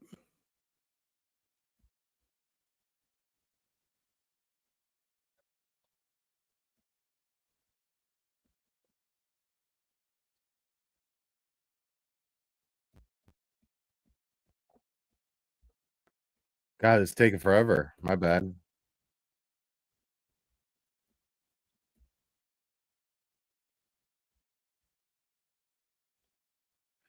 What the hell, bro? Let's go. Was it before this?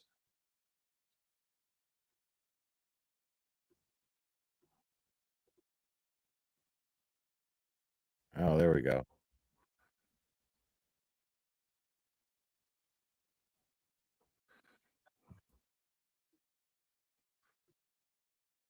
Here we go. Things like that. This I feel like he'll happened do it last just to be night. annoying, just to interrupt his flow, just to be annoying, just to, just because he can't keep his mouth shut. He likes to hear himself talk, Yeah, no, there's no rhythm and no food.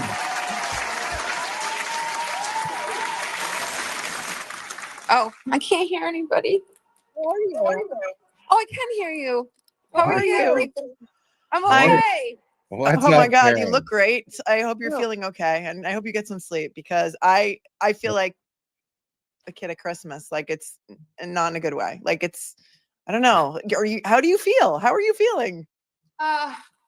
This is my mission, Attorney Little. I know. I've resigned myself to it, and I'll tell anyone this. It's more important than anything I've done or could ever be asked to do. So I've got to see it through. And I've had help from everyone on this screen right now in big ways and small ways and really important ways. And I've met people I'd never meet, and I'm fighting for John, when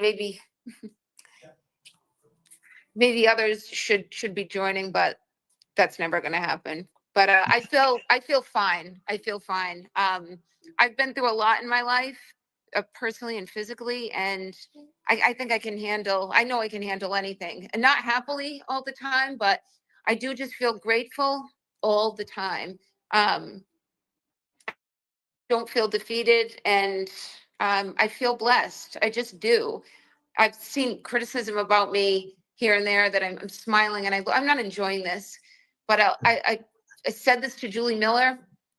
I can't look at, especially strangers that I didn't know in a prior life, rooting for me, cheering for me. I have people at the Dedham Green, just as we approach the courthouse, throwing greeting cards and supportive notes in the windows of my SUV.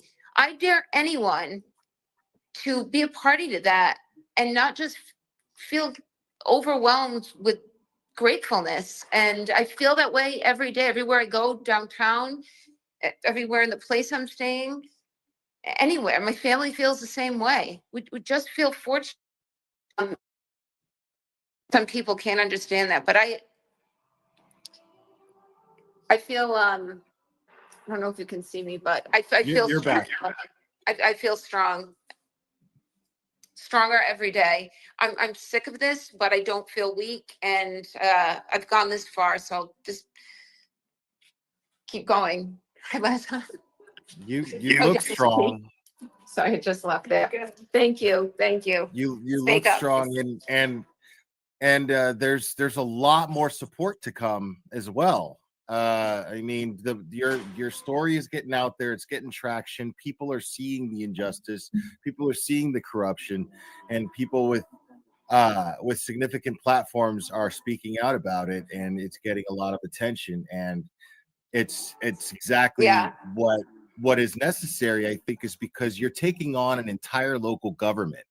So who are the only people that they have to answer to than the people? And so you're getting that support, and it's the right thing. It's justice. It is. Yep. Yep. It's bigger than me. It's not about me. I'm not even sure it's about me among the parties to this case. It's about power and just wanting to win. And the injustice is just hiding in plain sight. Everyone knows it.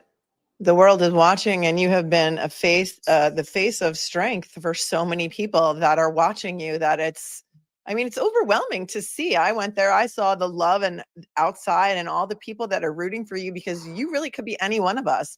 And when you say it is so much bigger than you, you're right. It is so much bigger than you. This is about a system. It's about a corrupt system. And you're the one exposing it. And it's so horrific that you have to go through this and go through this again. And my heart breaks for you. I know that everyone in the chat hearts break for you, and they love you Thank so you. much, and they're just really rooting for you. And it's just, Thank you. it's it shouldn't be happening. But if anybody can do it and can handle it, I think it's you. Thank you. Thank you. You do the same. All three of you would. All of my supporters would do the same. I'm not crawling into the fetal position and letting them just take me away and win.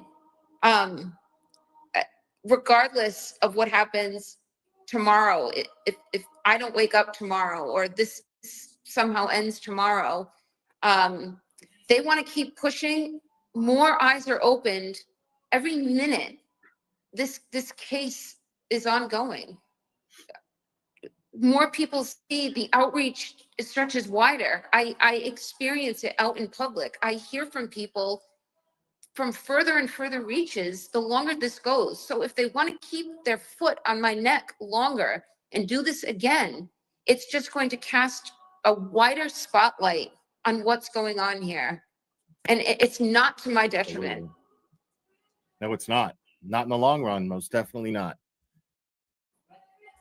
Well, we are witness prepping. We're scattered throughout this building right now. I just ran into Liza, but Bob's, we've got a couple interns milling around. I just saw Alan put in chocolate chip cookies for our interns that are coming to court tomorrow. So I thought we were starting to wind down, but then I saw the cookie dough come out. So I think that's for a second wind, possibly. But thank you.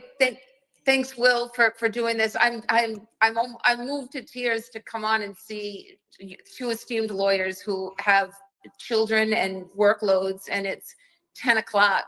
And my dad keeps pinging me how much is hitting the defense fund the deeper into the night you go. And I said this, I keep repeating myself, but this is everyone's defense, because I can't afford this. I stopped affording this a long time ago.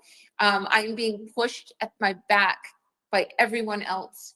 And I want people to know there's a gentleman that donates to me every 2 weeks, $1.43. I think that's code for I love you, and I'm sure he means it in the sweetest way possible. I want him to know that means as much to me as far that is from his means.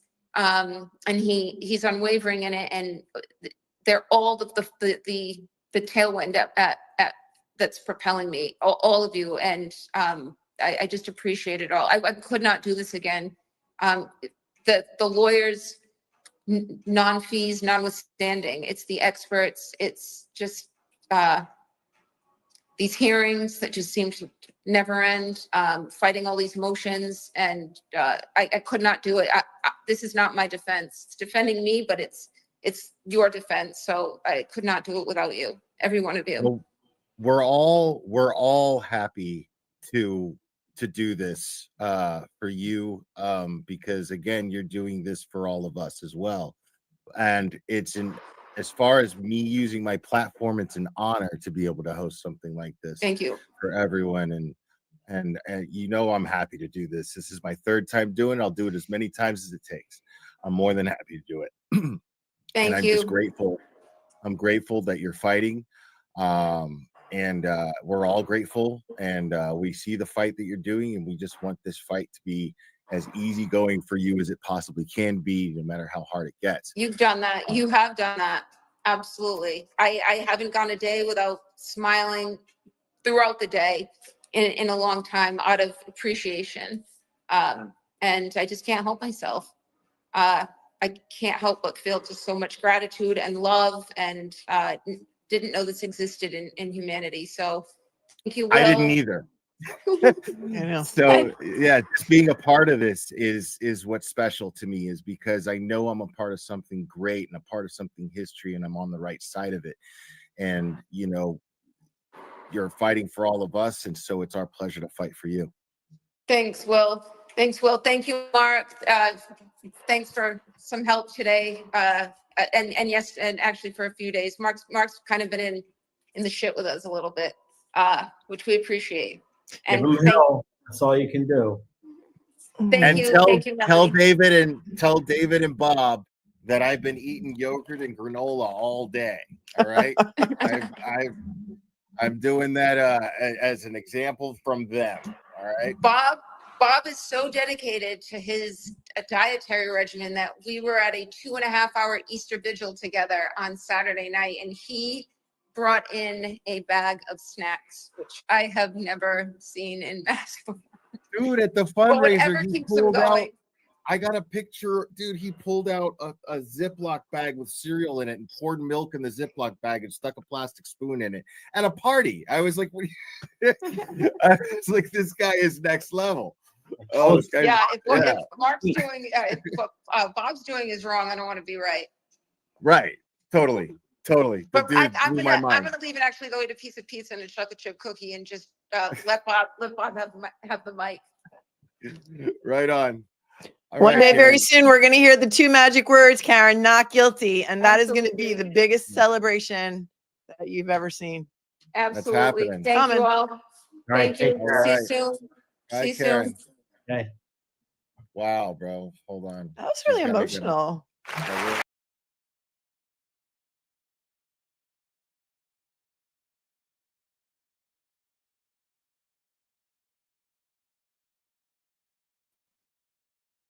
Okay, there we go.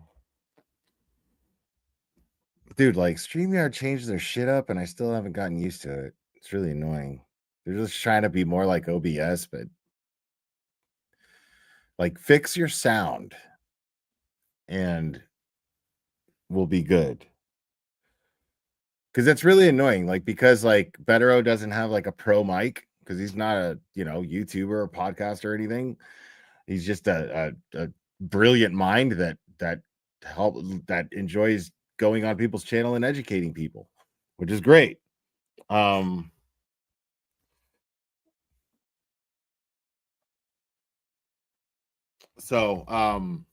Yeah.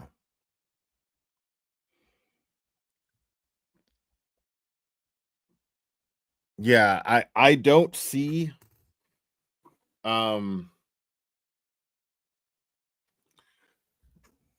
I don't see who who could think that this jury isn't totally all about Alan Jackson right now. Like you'd have to be a fool. Like there's no other way. Like he's spelling it out. Like he just spelled liar out with the guy's lies. Like, it's so funny. Like at the very least, you'd have to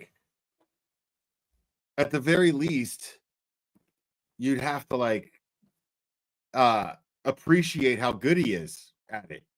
You know what I mean? Like you'd have to be like, wow, man, this dude is good, you know? Like if I'm on that jury, I'm like, I don't know, man. Prosecution's not off to a great start. They better show me something.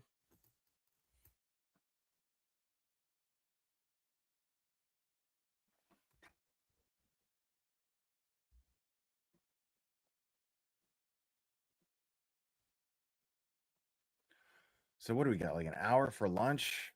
Man, I'm gonna have to tough this out.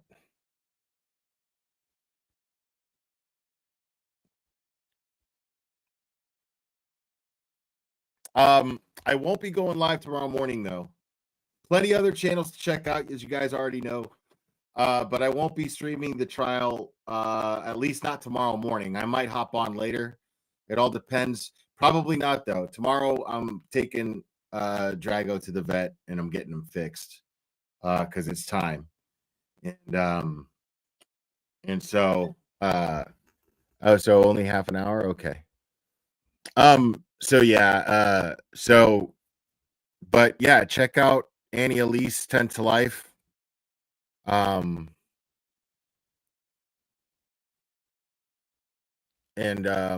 you know, and of course, you know, you got your usual suspects that'll be streaming it too.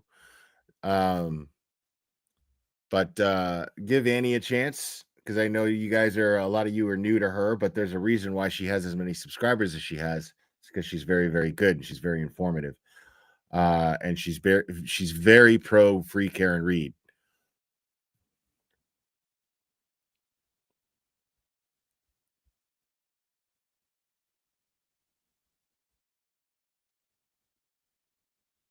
Yes, of course, Miss Melanie Little, of course.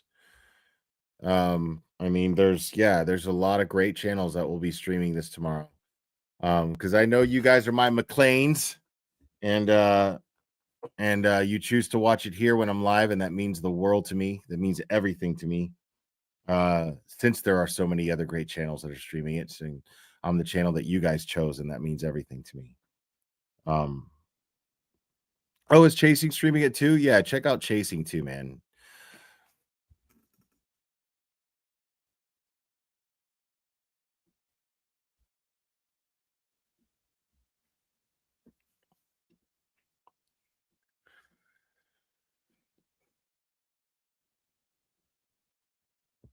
Yeah, but I'm not gonna lie, I'm actually getting pretty tired.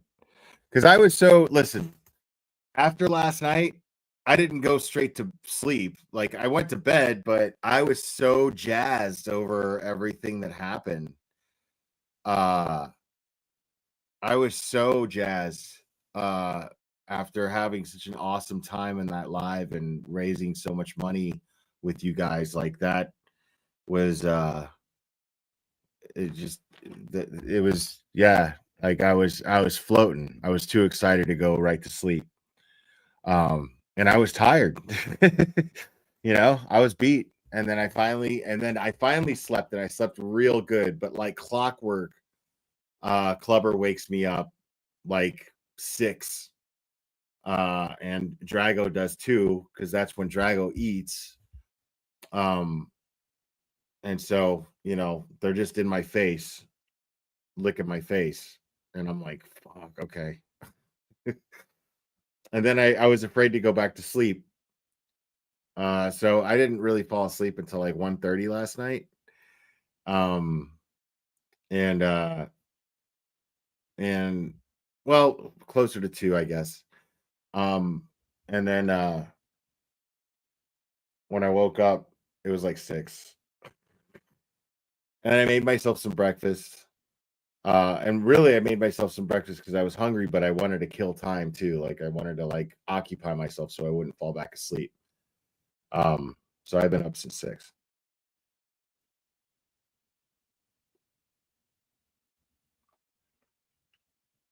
And I would love to go to the gym today.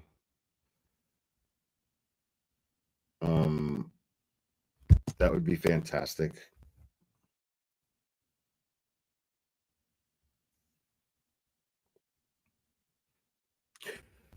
Dude, et cetera, et cetera. I actually, I mean, I don't know what else I would do.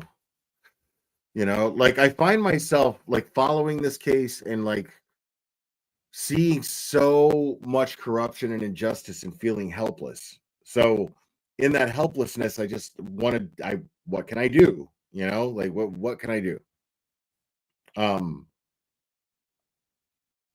And so like those fundraisers are really like those fundraisers, and then like going to Boston whenever I can those are the only things that I can really think to do that I can, help in any capacity. And even when I just go to Boston, it's just to be supportive mostly,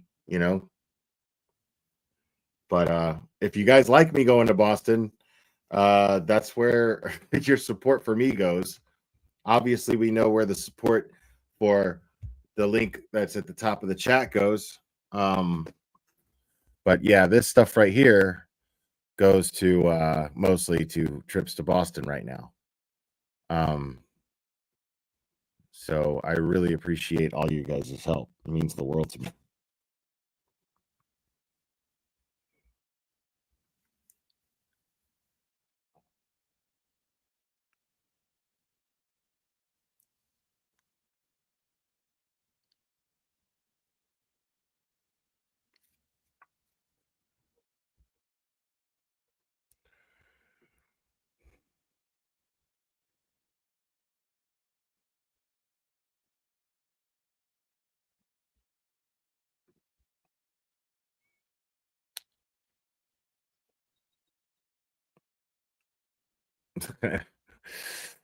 Somebody made one of these already.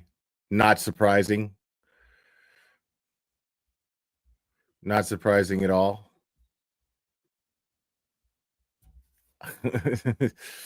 Randall Floyd. Watch that crowd you've been running around with. Don't think I haven't noticed. What's up, Microdots? Just left the courthouse. Spirits are high. I couldn't be more satisfied with the way things are going. I agree, man. That's awesome that you're there too, Richie, man. It's awesome. I'm really glad you're there. Oh, I still got the replay banner up. This is not a replay. This is live, people. But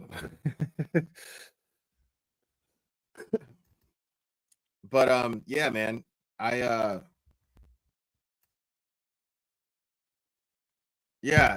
Alan Jackson's killing it, Richie.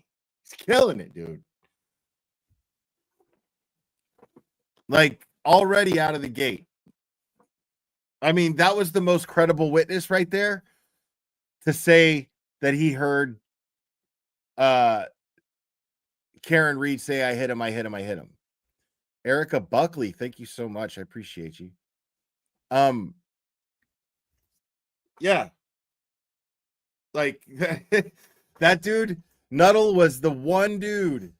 He was the most credible out of the three witnesses that are going to testify that they heard Karen Reed say, I hit him. And I mean, what's left? You've got Caitlin Albert's homegirl, right? And then you got Jen McCabe, Little Miss 227 AM. What's up, Goat Boy? I don't know, man. Like, I'm seeing a lot of mixed opinions about that guy.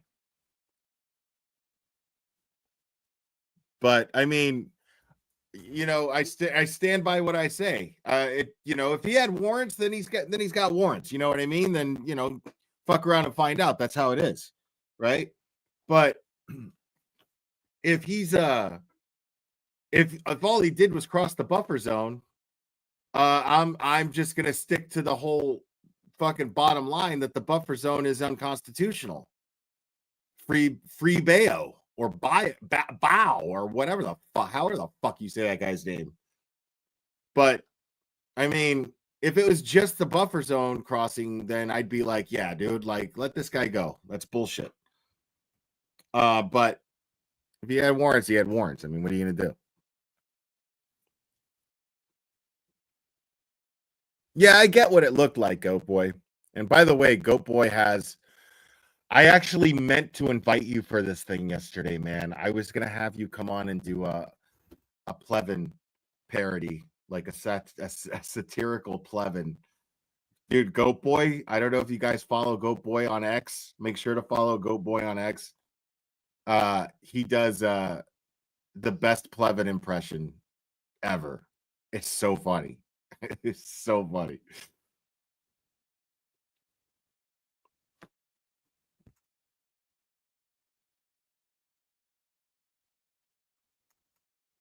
Yeah, Plevin does suck.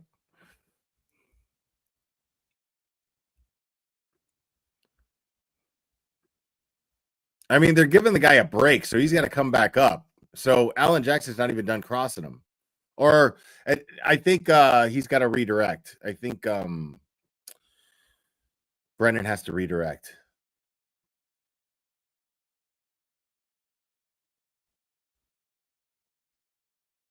What was I going to do here?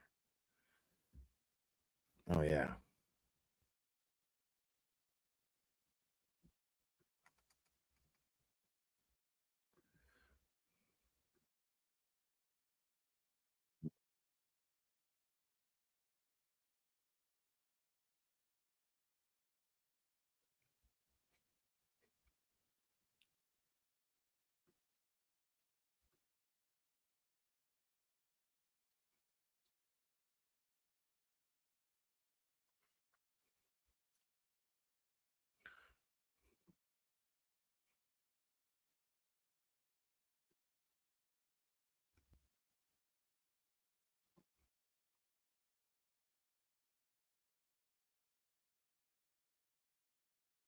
Every time you ever just keep pushing random buttons on your shit because you can't remember what the fuck you were about to look for?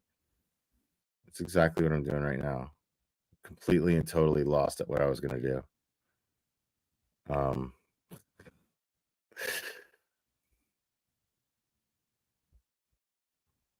mean, there's really nothing to go over.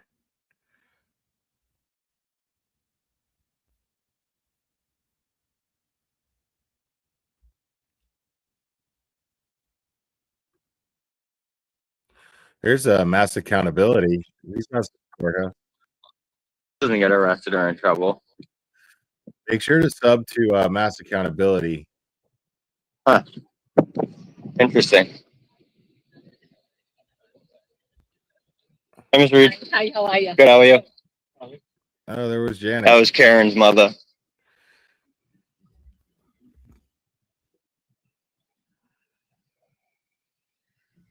I said Miss. I should have said Mrs. Reed. So it looks like they might be coming back soon, guys.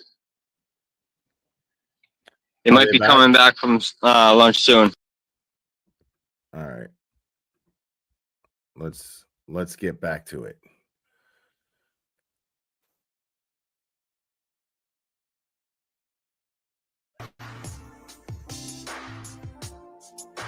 Court is only back on Court TV when it comes back on Court TV, bro.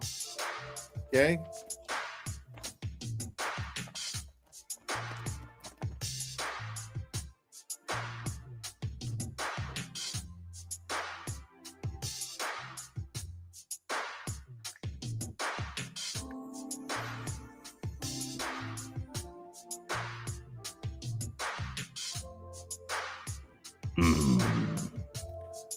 This one goes out to my girl, Kim Fair. Hey, girl. Them gums in your mouth look really good.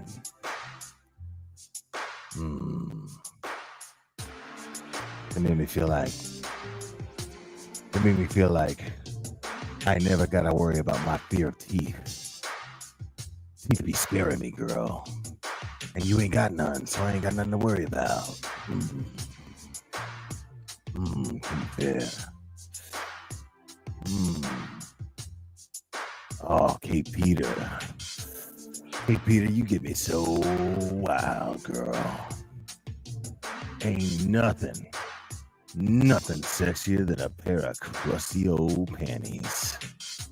I mean, when I see some panties drop, first time I saw them panties drop and they cracked my tile, girl, I was like,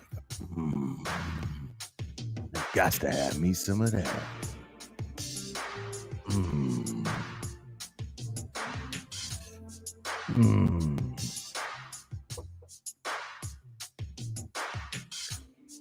Wendy Murphy. Oh, Wendy Murphy, first time I saw you, girl. When I seen you in that movie. And you started dating that blind girl. Telling her. Describing colors. Talk about white is pillowy. Talk about red is hot. Wearing a bandana and bouncing around Bob Seger's Kathmandu. And when you told me that biker dude named Gar loved you like a son, oh, Wendy Murphy. What happened to my shit, man? Where'd the beat go? Damn, man. I was on fire too. Shitty ass. Man, Court TV needs to get their shit together. Court TV is fucking up, man. I'm about to give up on y'all, dude. Between this shit and Julie Grant, y'all suck. Y'all are pissing me off. No, it ain't paused. Look at the banner going around the bottom, dude. It ain't paused. That's not my banner, the red one.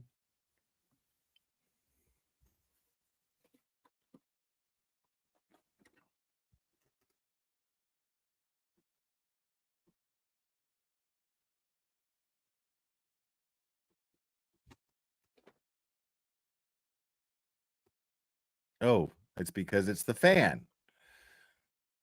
I ain't even muted, y'all.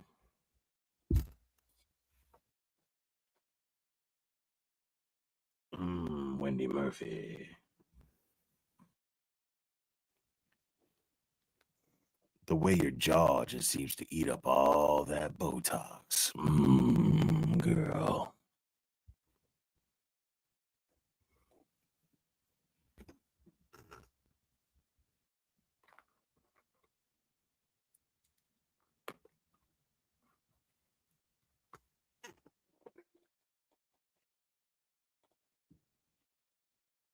Yo, Court TV. Yo, I'm sick of y'all. I'm fucking losing viewers over here. I'm switching, bro.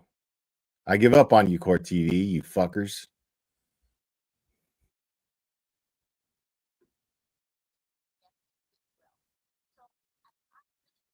It was not a strong decision of the defense, because not only now in a retrial do we have a stronger prosecutor who's putting together, a more Oh, it's this thoughtful view of idiot. the case. It's that But fuck in around, find addition, out moron. You as the defense have really given a gift to the Commonwealth, which is all of these This statements. lady Karen is a Reed and bag a of stupid. number of different, audio, video articles and print. Audio, This is my video testimony. articles. And in each time, her statements change just a little bit. And I think the way that Attorney Brennan is going to present that is going to be very effective. It's not just sort of willy-nilly throwing them out. Oh, she said this or she said that. He's going to line up that her story specifically changed as the sort of media. Dude, like, she's that chick at the bar. Is fucking taking shot after shot at the shot, and then like she gets in your face, like right when you're about ready to go home, she gets in your face. She's like, "What's your name?"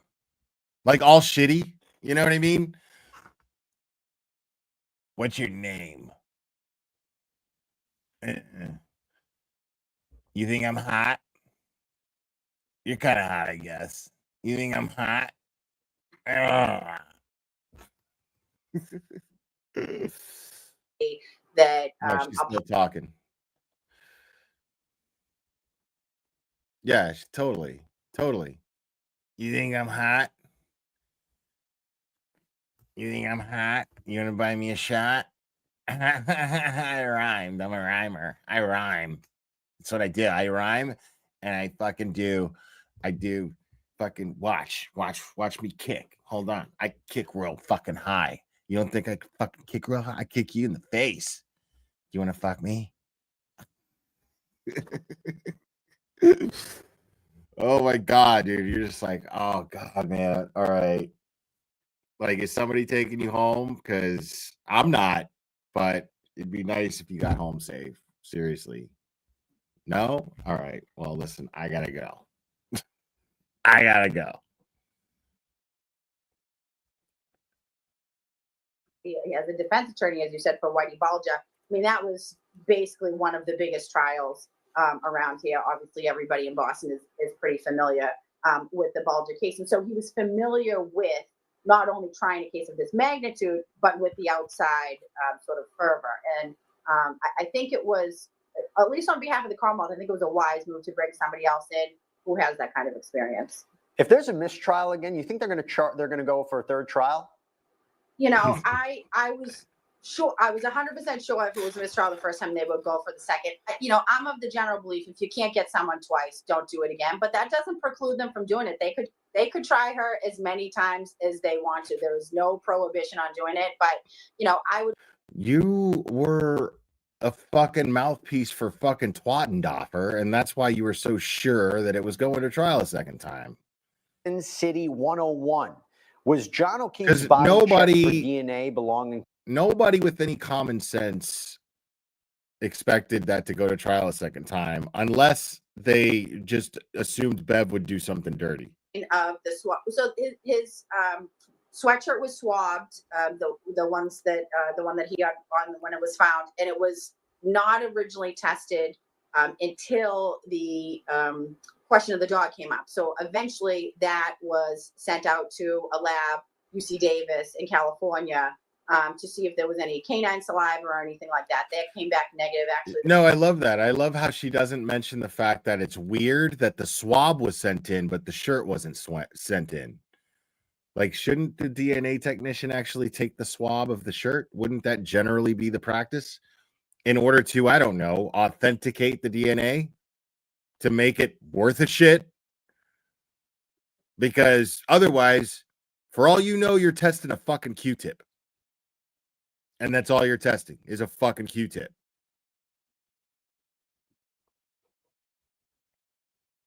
Like, it's so funny when these fucking lawyers like don't even talk about that.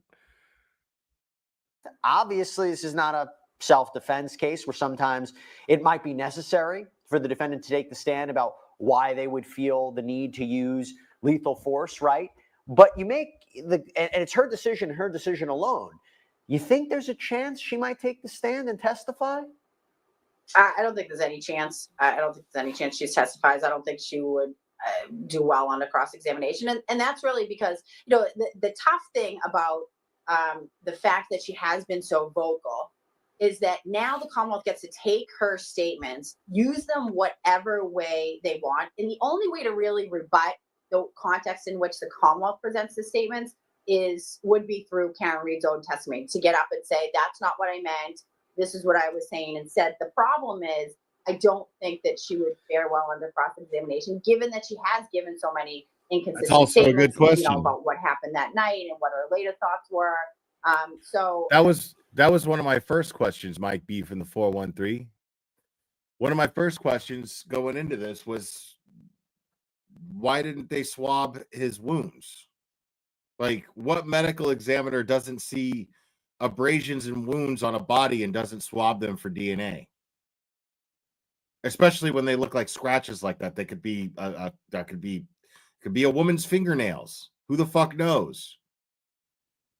But you're not going to know unless you test it for DNA, unless you swab it and test it for DNA, or at least swab it. So why didn't the medical examiner do that? And now we know that the medical examiner was put under pressure to get a homicide manner of death, and she refused to do it.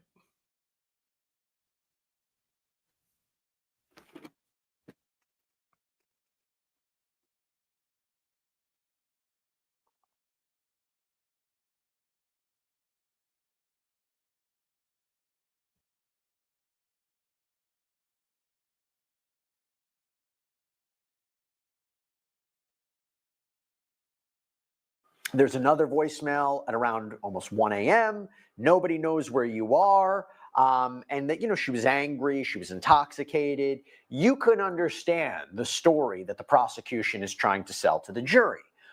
To be clear, Catherine, in case somebody is joining this case, doesn't know too much about it, what would be the motive for someone else to kill John O'Keefe?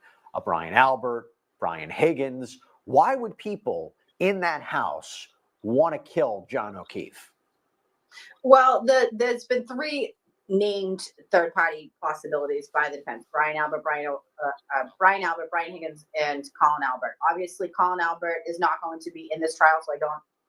He was excluded as a potential third-party culprit by the court, so it's probably not even worth talking about because it's not going to come into evidence. Yeah. But with the defense's perspective, they say essentially that Brian Higgins, because he had this texting sort of relationship, one-time kiss with Karen Reed, that maybe he got into a fight with John O'Keefe. I mean, it's a little tenuous, to be honest. The motive. And they're going to lay a basis for it, and maybe they'll see where they go with this third-party culprit evidence. Catherine, I'm getting word that court is back in session, so I want to thank Catherine Loftus for coming on, talking all about this. Excellent insight. Really, really appreciate your time. You were fantastic. And everybody out there, submitting them here on the Lunchtime Show. We're going back live into that court out of Massachusetts. All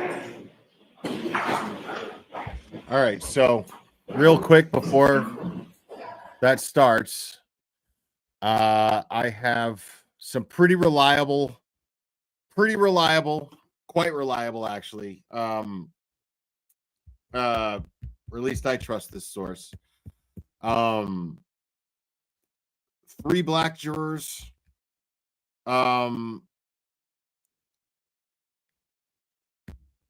The rest are white. I don't know the difference in male, female. And the best guess is that none of them are only one of them is like over the age of 45. And that they seem to be responding very positively to Alan Jackson. 9 males, 9 females. Okay, thank you.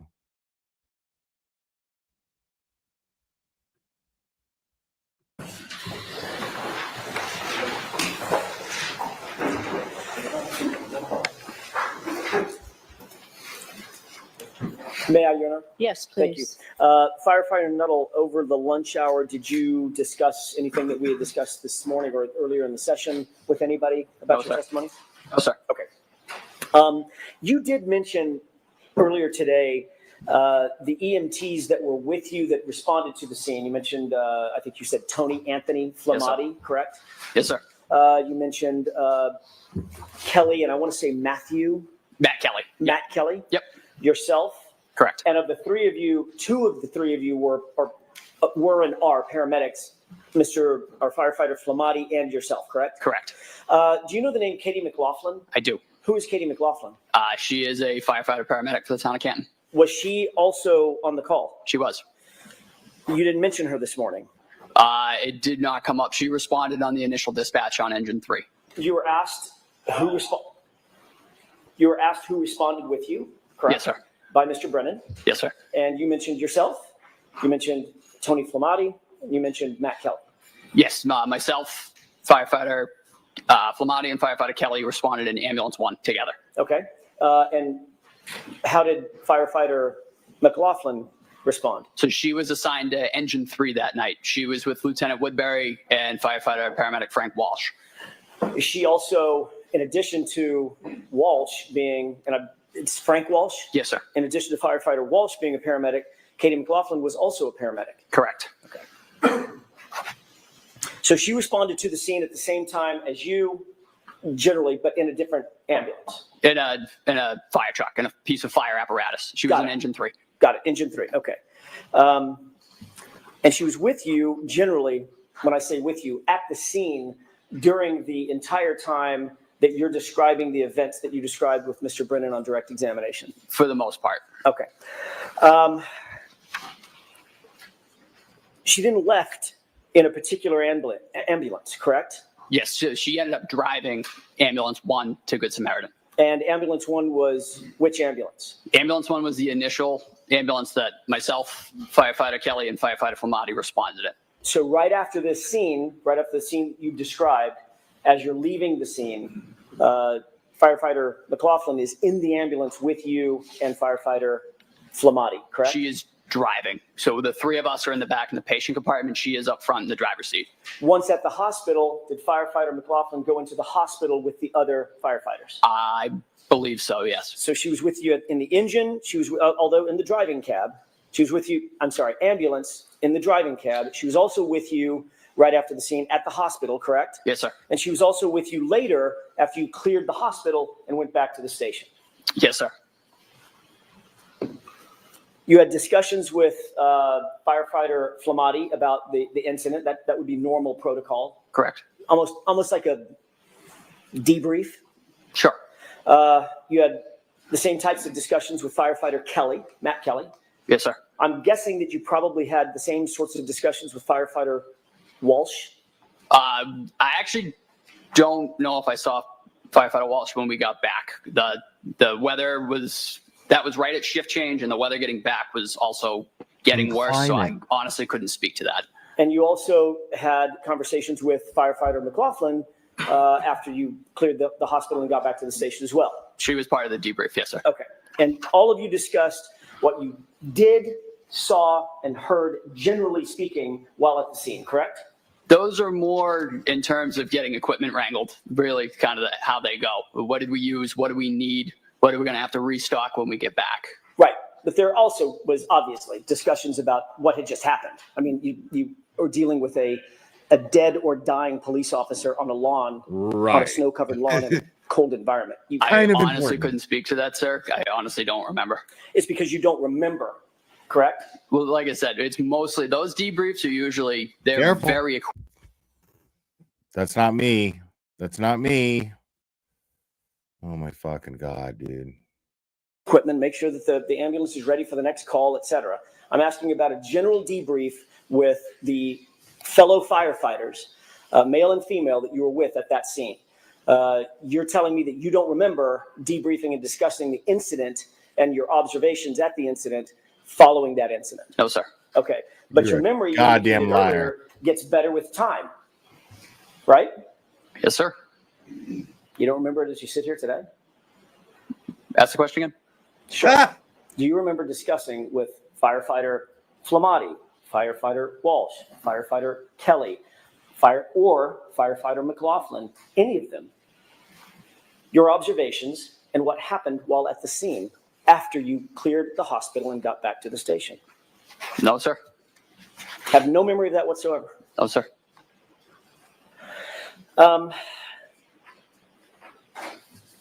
Fucking stonewalling. When me, we left Jackson. off before lunch, I was asking you about a hematoma and a laceration over the right eye of Mr. O'Keefe. Do you recall that? Yes, sir. I asked you, is being punched in the face, can that lead to a small laceration like you saw and a hematoma like you saw? Objection. I'm going to allow it. You answer that question? I couldn't speak to how that injury occurred.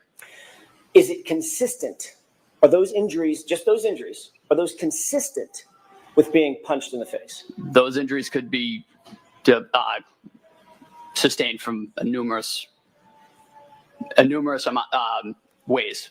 And yes, it could be from that. It could be from others as well. Okay, so that's what I'm asking. It could be. In other words, it's consistent Yes, with sir. being punched in the face, correct? Correct. Thank you.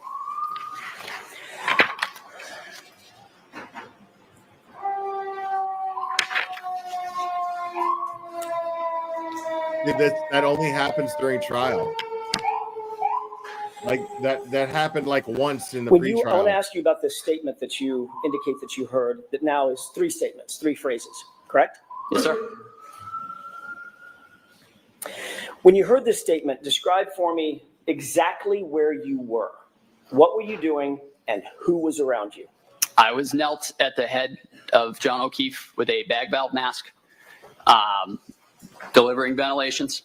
Firefighter Kelly was to the right, and firefighter Flamati was on the left side of Mr. O'Keefe, and the 3 of us together were working to perform CPR and ventilations. And your job, and I hate to butcher it, but you'll correct me. Yes, sir. Your job was to do the airway, correct? Yes, sir. And I'm picturing a big balloon-like apparatus that you put over the patient's mouth. And Exactly. squeeze it. Yes. That's as opposed to It's an advancement on just mouth-to-mouth resuscitation, correct? Correct. Yeah. You were the airway person doing the squeezing of the bag. Correct. What was Tony Flamati, firefighter Flamati, doing? He was starting CPR, in which that point was taken over by firefighter Kelly. Okay. So firefighter Flamati, when you say starting CPR, describe what that means. What is the physical act of CPR? So you put both hands together like this, one on top of the other. You put it right on top of the sternum, and you begin doing chest compressions 2 inches deep, allowing full recoil for 100 to 120 beats per minute, compressions a minute to sustain a cardiac rhythm. You're manually making the heart beat with each compression. Which means that is a rhythmic pumping motion, correct? Yes, sir. So if you see someone doing CPR, you're probably going to see their shoulders moving up and down and moving rhythmically, correct? Correct. Do you remember what firefighter Flamati was wearing? You had just come off of actually you were just coming onto a shift, so you didn't have all your foul weather gear officially, correct? I had my puppy jacket. Okay. I had my Canton Fire jacket. Got it. This guy loves puppy jackets, bro. I'm sorry, firefighter Flamati, on the other hand, had a bright yellow jacket. Correct. Sort of reflective and a safety jacket. Yes, sir. And he was kneeling to your left at the time doing, have I got that right? Yep, nope, you got that right. Okay, he's kneeling to your left at the time doing chest compressions. That's when you indicate that Miss Reed walked over and made the statement. Correct.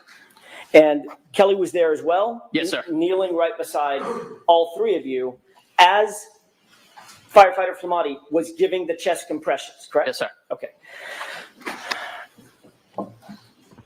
You indicated that the statement was in response to a question that you asked of my client.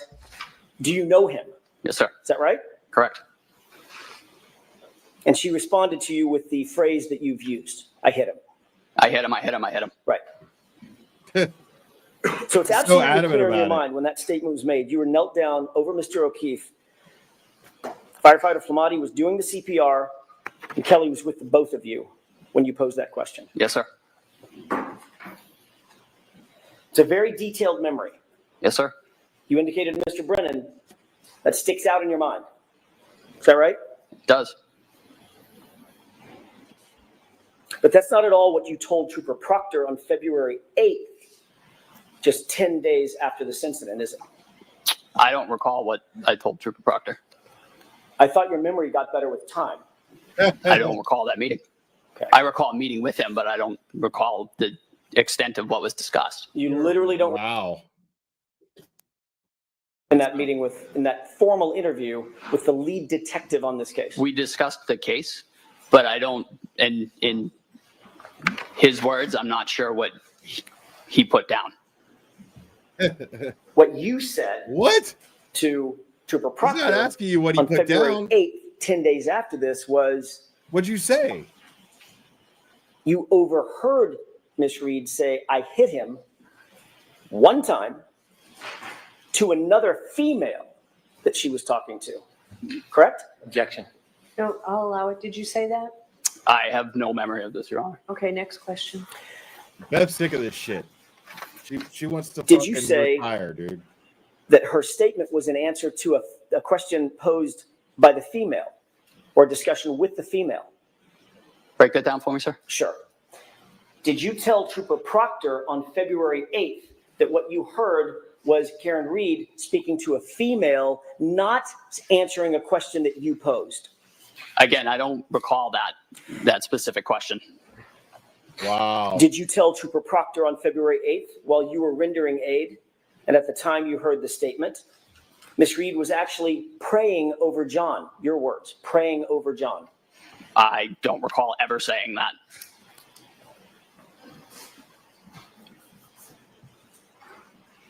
Guys, May I have just a moment, Your Honor? piece of Yes. shit. What are they paying this guy? Or they busted him with blow or something, and we're like, yo, you want to go to jail? Or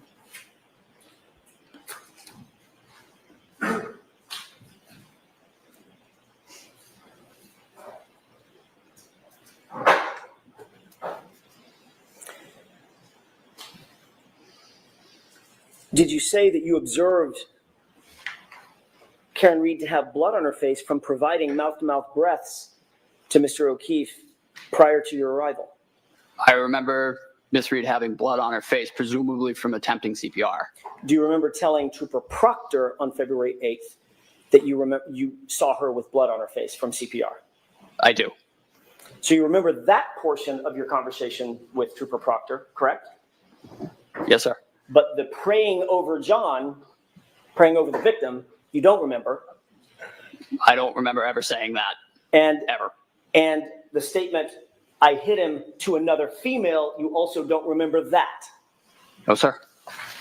Would it refresh your recollection if you were to look at a report Yes, sir. authored by Trooper Proctor? May I? Yes. I mean, like, this is just proving that the investigation was shoddy. If either this guy's a liar or Proctor's a liar in the statement. May I direct the witness's attention to the second page, Your Honor? All right, why don't you take a look at that, sir? Well, I'm saying they're both fucking liars, but this guy's going to go through the whole rigmarole and pretend to read this shit and not be familiar with it. Oh, wait, what? Did I say that? I don't remember saying that. May I approach, Your Honor? Yes. Thank you. Sir, did you have an opportunity to glance at the report that you were just shown? Yes, sir. Does that refresh your recollection about your conversation with Trooper Proctor that he put in a report? It does not, sir.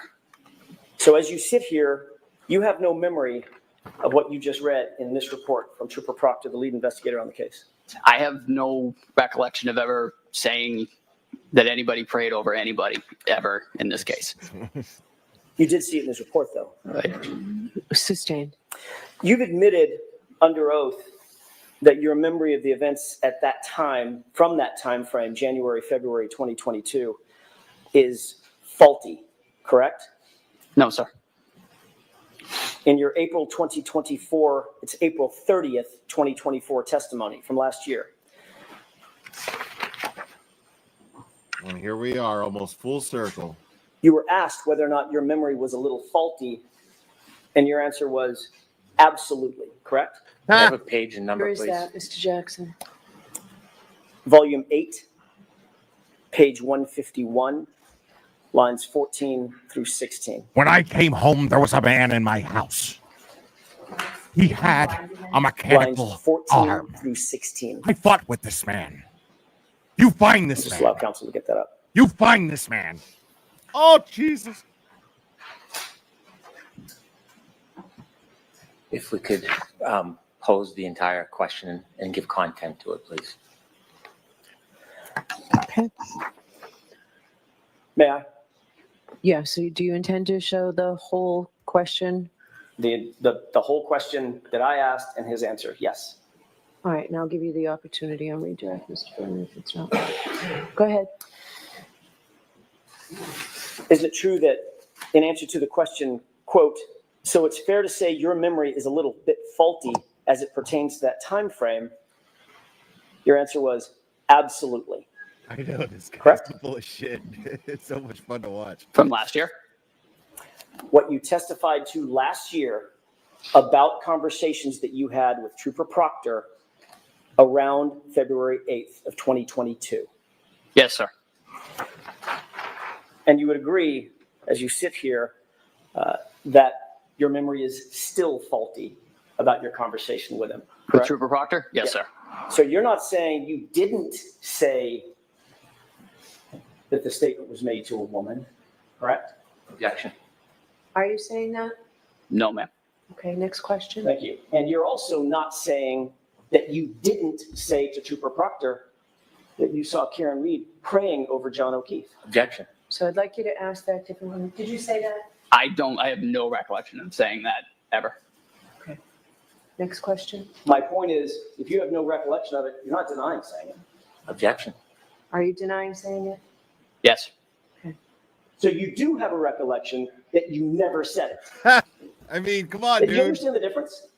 Oh, sir, We I can do this all day. don't believe I've ever said praying. That's really not something that I would have said. I didn't see it that day. It didn't happen. I don't remember ever saying prayed You didn't in regards see to it this case ever. You didn't see it that day, and it never happened. That was your words just now, correct? Break that down for me. You didn't see it that day. You switched and the it never samples. happened.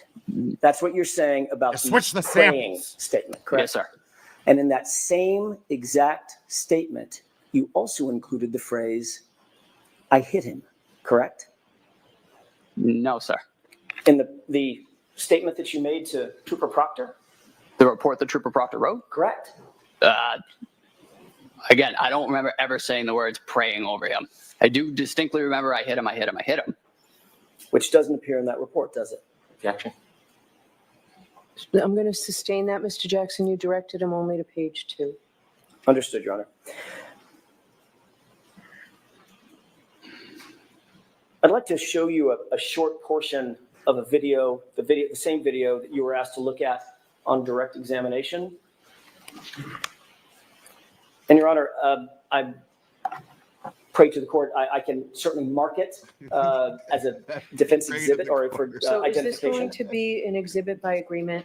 It is. It Okay, is. So we now that, Madam Court Reporter, thank you. Afraid of the court. Good one, Jackson. I see what you did there. So that Thank you, Your Honor. Devil With and the court's McGregor can give permission, you may I play Provasic. a portion of that video for the jurors, publish it. Okay. Which portion, so people know? I'm going to start it at about, I want to say 6:55. Mr. Walt, could cue that up?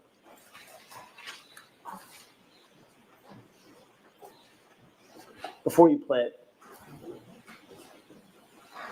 can we have it on that screen as well, or is it only playing to this screen? I don't know. And Ms. Gilman did it, it was both. Great. There we go. All right, before we play it, can I ask you a quick question about this? Sure. It appears that this is paused. Do you recognize this as being the same video that you were shown this morning by Mr. Brennan? I do. All right, describe the scene. So that is 34 Fairview Road. The lights in the background, I believe it is either right as we pulled up or right as we're pulling up. Okay. Same dash cam video. Yes, sir. Can we scroll this to the 6:55 runtime spot, please?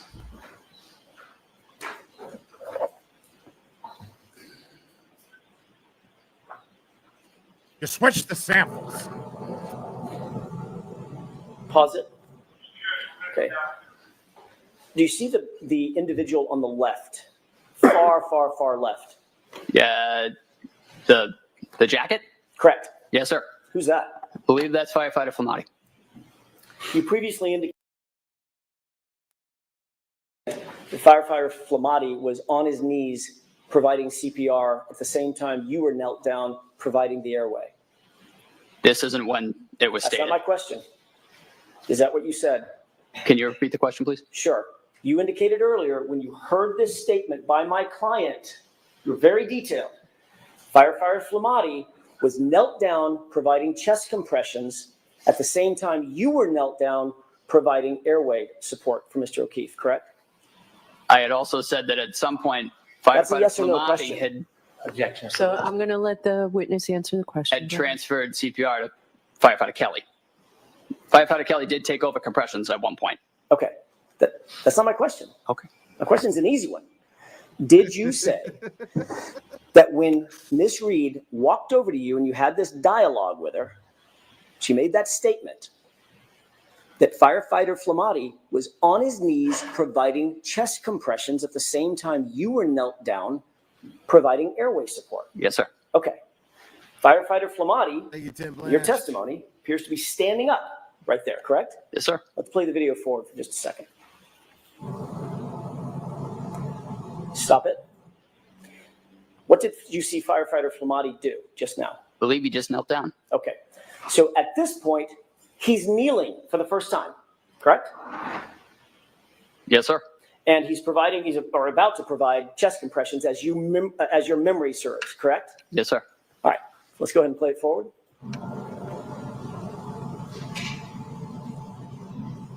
Pause. Did you see my client in that photo? I'm sorry, in that clip? No, sir. You didn't see her? Oh, no, I did see her. Yeah. I don't see her on right now. Right. She just walked off frame, correct? Yes, sir. Let's go ahead and play it forward.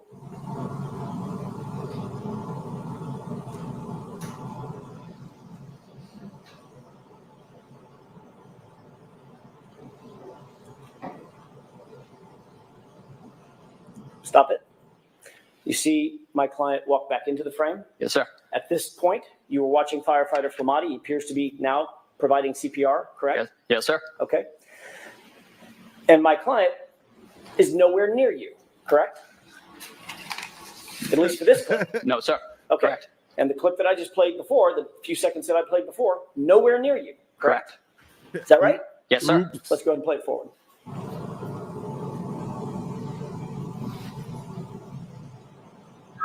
Nowhere near him again.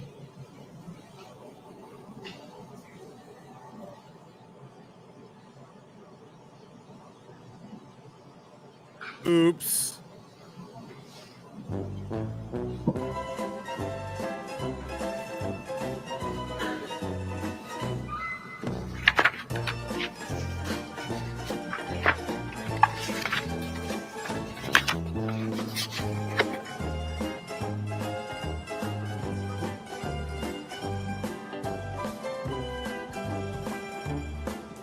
Pause it, please.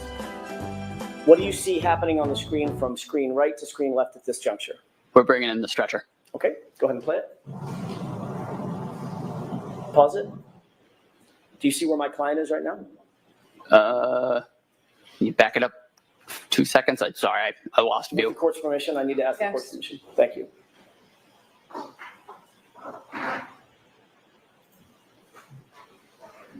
Okay, let's go ahead and play it.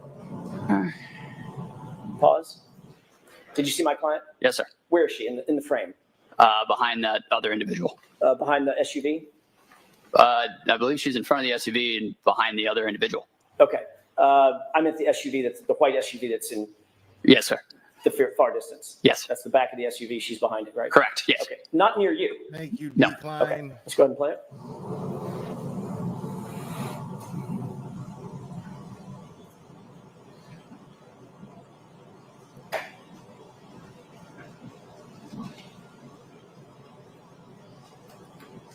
Go ahead and pause it. Do you see what firefighter Flamati is So annoying. entire clip? Chest compressions? Okay, let's go ahead and play it.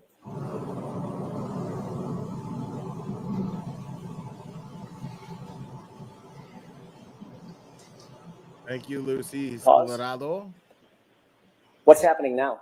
Where Mr. O'Keefe's on the scoop stretcher and he's being transferred to the ambulance stretcher.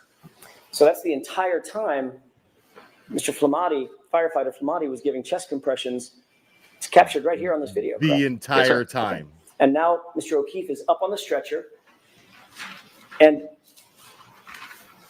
you are no longer knelt down, No, sir. and firefighter Flamati is no longer knelt down, No, sir. and you're now following the stretcher with, it looks like, 2 or 3 other EMTs, correct? I am not in that frame, sir. Okay, so you've walked away. Yes, sir. All right. Let's go ahead and play it forward. Pause it. You see where my client is? Yes, sir. Go ahead and play it.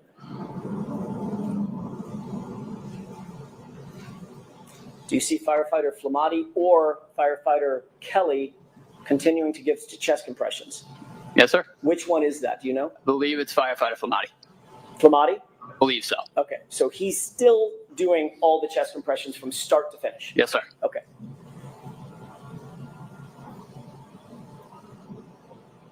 And what's happening right now? Now we are transferring to ambulance 1. And where's my client? Right front and center. Nowhere near Yeah, you. just Your Honor. Yes.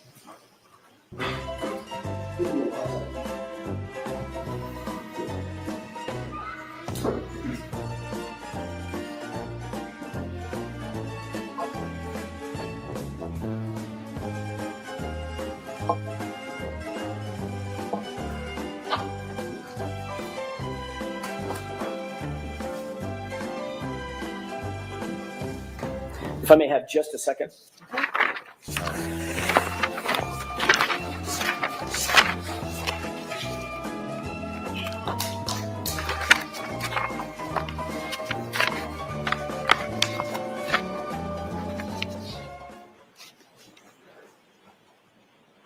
With regard, just a couple of more questions with the court's permission. Okay. I'm going to change gears with regard to what you talked about on direct examination, the hypothermic conditions. You're not a medical doctor, correct? No, sir. You don't diagnose patients?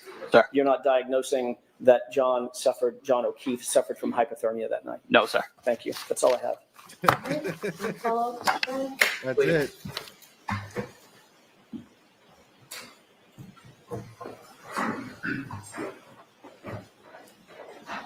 Get the fuck out! Firefighter Nuttall, the video the defense just showed you, did you notice any differences between that video and when I showed it to you, and that it doesn't have the time on it? Yes, those are. He those led are him two with that different question. Time frames on that He video. just led him with that And when question. we spoke about when the defendant said to you, I hit him, that wasn't shown to you in that video just now, was it? No, it was not. So if we go back, will you be able to explain where you came from and firefighter Flamati came from and when you first went over to John O'Keefe? Sure. With the court's permission, Ms. Gilman, if you could start with that video. I think it is 6:11, please. Now stop it there. Do you see that this exhibit has timestamp on the top? Yes, sir. Okay. Please continue. He's trying to confuse the jury. Jackson showed him that video based on his testimony that she told him that while firefighter Flamati was doing chest compression, was knelt down, helping John O'Keefe. Not doing chest compressions, but knelt down, helping John O'Keefe. Could you stop, please? So this Do you guy's a see the fucking red liar. lights on the left? Yes, sir. Is that when you believe that you first arrived? Yes, sir. And that note says 6:11:05. Could you continue, please, Ms. Gilman?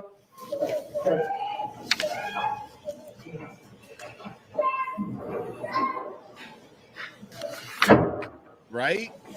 Right? Please watch to the left. Stop, please. Is that when you first arrived and walk over to help John O'Keefe? Yes, sir. That's me. I'll note that the timestamp is 6:11:21. Okay, continue, please.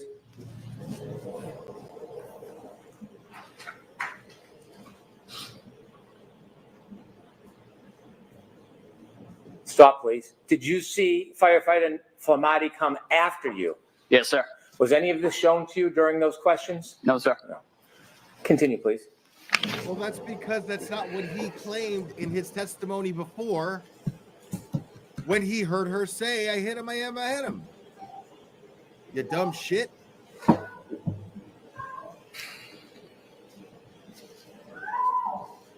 I see what you're doing, Spanky. I'm not falling for that bullshit.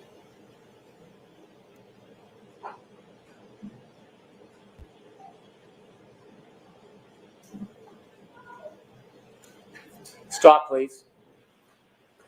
Do you see the defendant in that screen? Yes, sir. Do you see her moving from right to left towards you? Sustained is to the form. Okay. What direction do you see her running in that screen from right to Smoke left? and mirrors. She's running towards where the three of us are grouped. Okay. Please continue.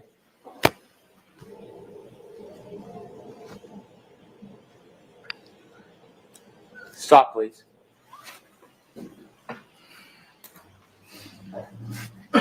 Is it at that time the defendant said to you that she hit him? Yes, sir. And you remember that? I do. Okay. I'm done with the tape. Thank you very much. Now, you were asked questions about your memory. Yes, sir. Okay. This should be great. When you were asked the questions about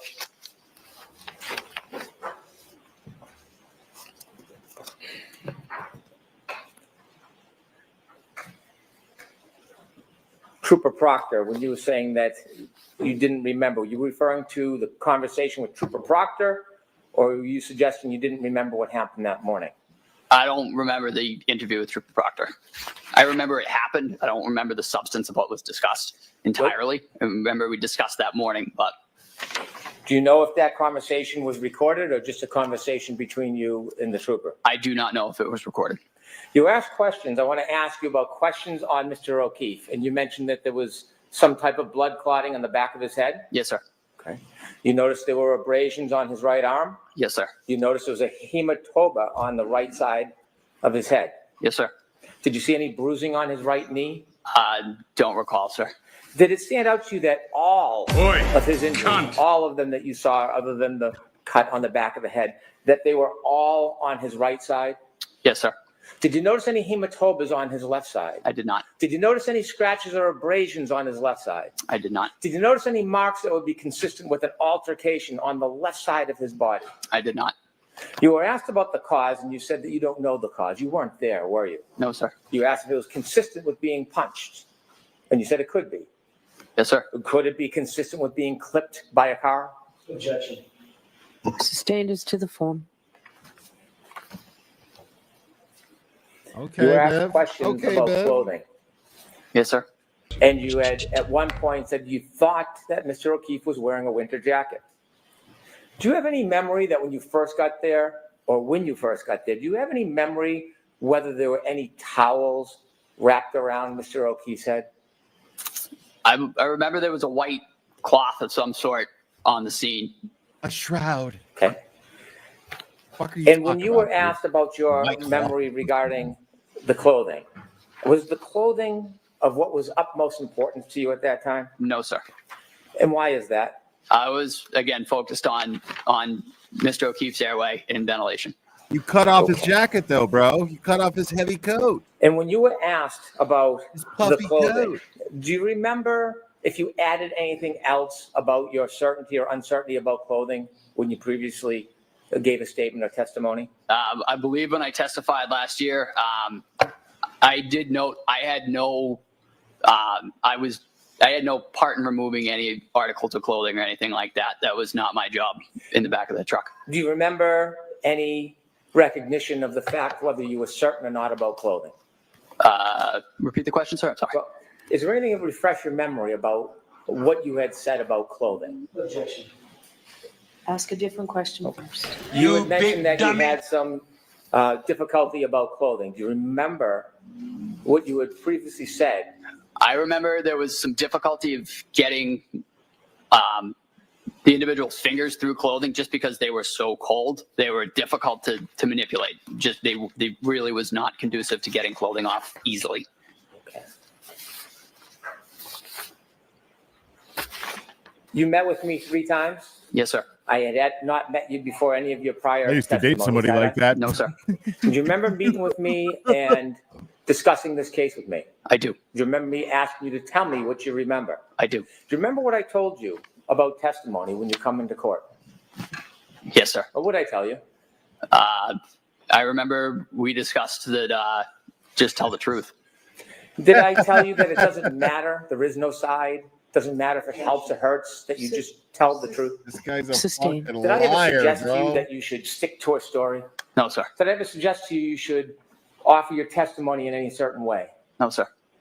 When I talked to you, did I ever ask you to say anything about your testimony to this jury? No, sir. Other than what? Speak to the jury. Did I need to tell you to tell the truth? No, sir.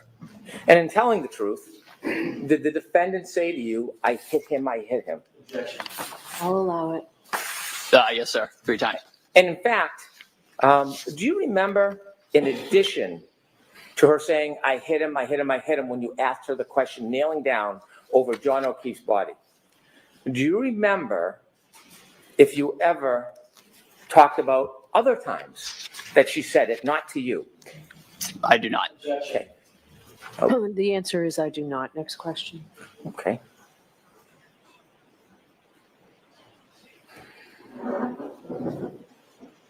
Where do you get these fucking idiots, huh? Where do you get them?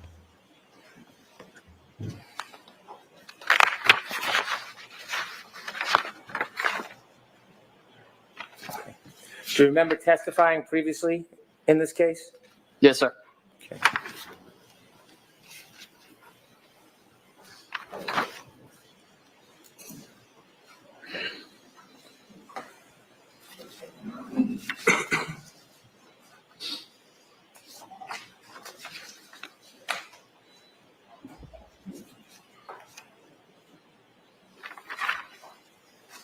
Yo, y'all need to hit this like on my stream. Do you dude. remember This at guy's not my all fault. discussing whether or not, after she left you, whether or not the defendant was still talking and speaking?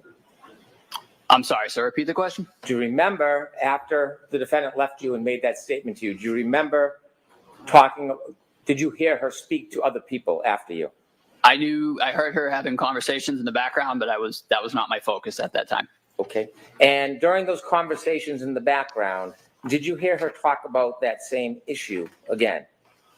I believe she said it several times, but the 3 times she said it to me were what stuck out to me. Okay.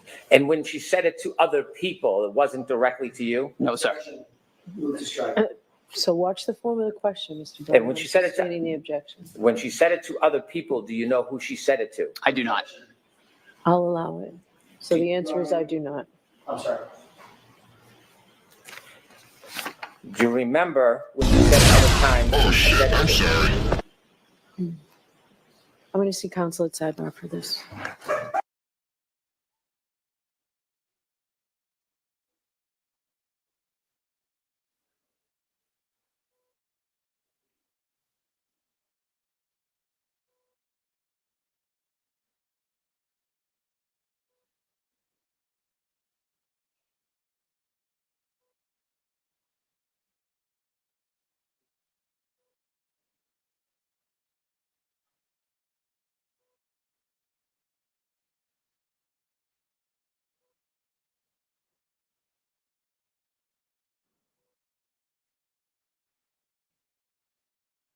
Oh my God. Try not to look at the camera. Try not to look at the camera. Try not to look at the camera. Come on. Oh, I can't help it. I'm looking at the camera. I kept looking at the camera. I can't help it. Look at this photograph. This girl sucks, dude.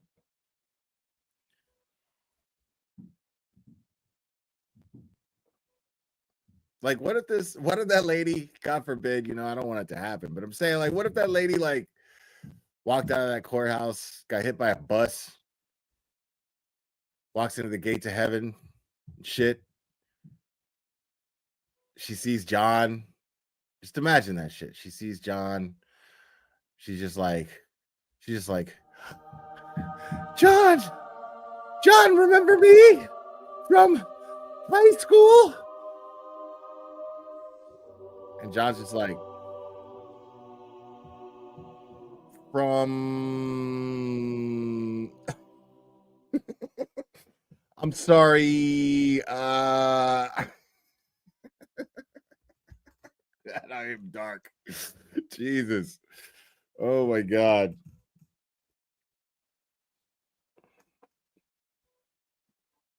It's gonna take for fucking ever.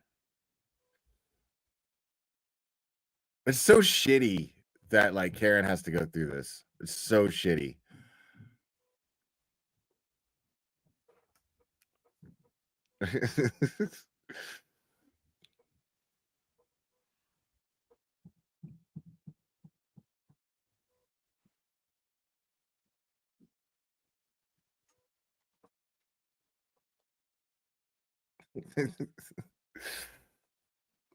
Just imagine that shit.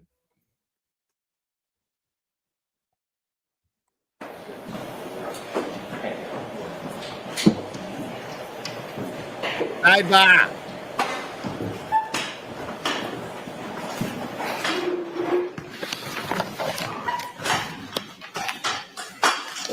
Sir, after the defendant came over to you and spoke and then left, do you remember hearing her make further statements? Yes, sir. And do you remember her making further statements similar? I do. To the statement to you? Yes, sir. Could you share with the jury what you remember her saying, not to you, but after she left you? I remember hearing I hit him several other times. Again, not directed to me, just kind of off in the background.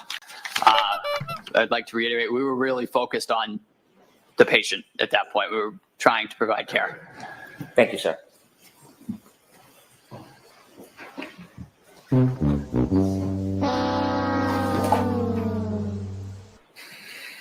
Loser.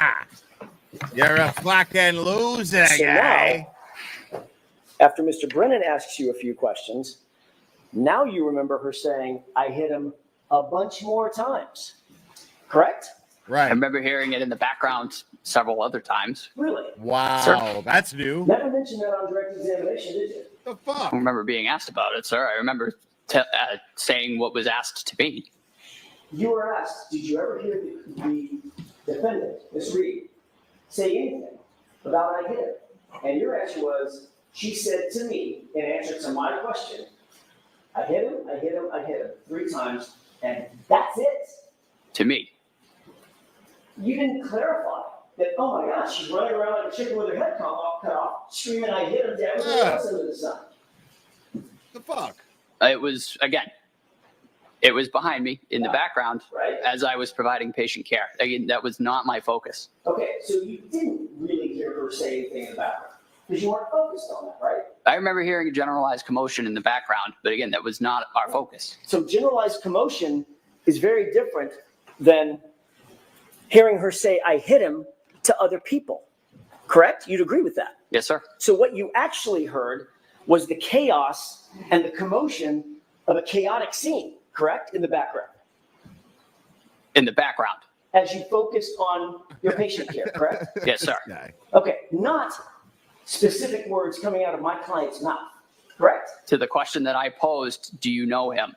You're right. We're off that question. Okay. That question, I got it. Yes, sir. Triple I hitters. Correct. But with regard to what Mr. Brennan just asked you, the generalized commotion, to use your phrase, in the background, you didn't hear any specific words coming out of my client's mouth, did you? I heard I hit him. But again, it was in the background and it was not my focus. Well, why didn't you say that on direct? That's kind of an important point.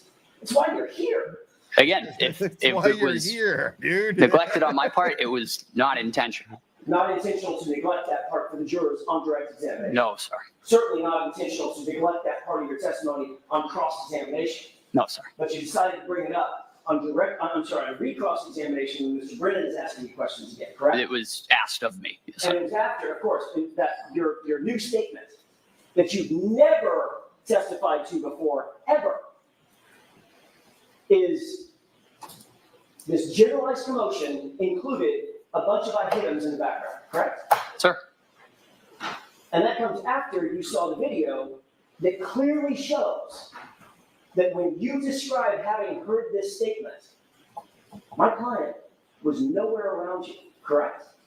That segment of the video that you showed me? Yes. That was not the time frame in which she said that to me. Well, that was the time frame when Flamati was giving Right. CPR, correct? He was doing CPR down prior to that as well. Really? Oh. Yes, sir. Oh, so he got Well, up, took a break, and then testified came that back? You saw him standing up. What? In a big yellow jacket. What? And then kneel down and start what the fuck? CPR. We just watched that video. But again, the clip of the video that you showed me, Right. that was not the segment in which he said that to me.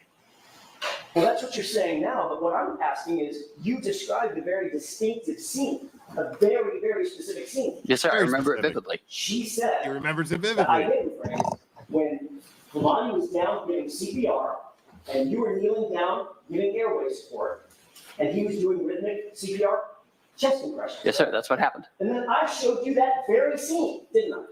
Yes, you showed me that clip prior to that. I showed you the very scene that you described where Flamati gets down and starts chest compressions and never stops until the gurney is taken off the frame of the camera to the Isn't that what I showed you? That is What the fuck are you talking about? I showed you the scene where firefighter Flamati gets down on his knees, begins chest compressions, and never stops until that gurney is taken off camera, off frame, into the ambulance. That's the clip I showed you, correct? That is the clip you showed me. And that's exactly when you described your vivid memory from 3.5 years ago. That's exactly the scene that you described when my client supposedly said, I hit him to you, correct? Again, the clip that you showed me, that was not when it was said.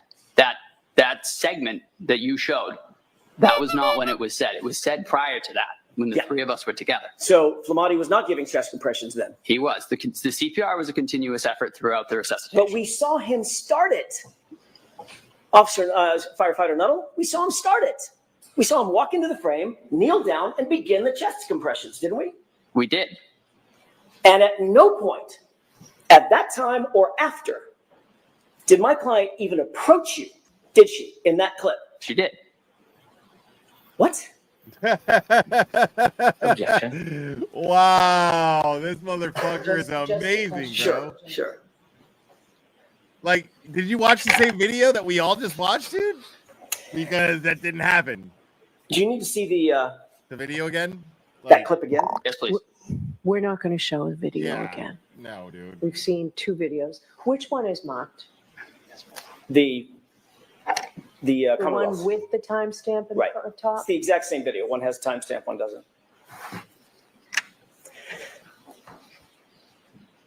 Just to be clear, you described a very detailed scene in which This is amazing. firefighter Flamati got down on the ground on his knees and began CPR. Yes, sir. We saw a clip that it played fully through. Mm-hmm. Starts and stops, but it played fully through, correct? Yes, sir. That was true and accurate video of what happened that day. Yes, sir. That morning, correct? Correct. And from the time firefighter Flamati began his CPR, he never stopped. Went all the way through until the gurney was taken off the camera, correct? Correct.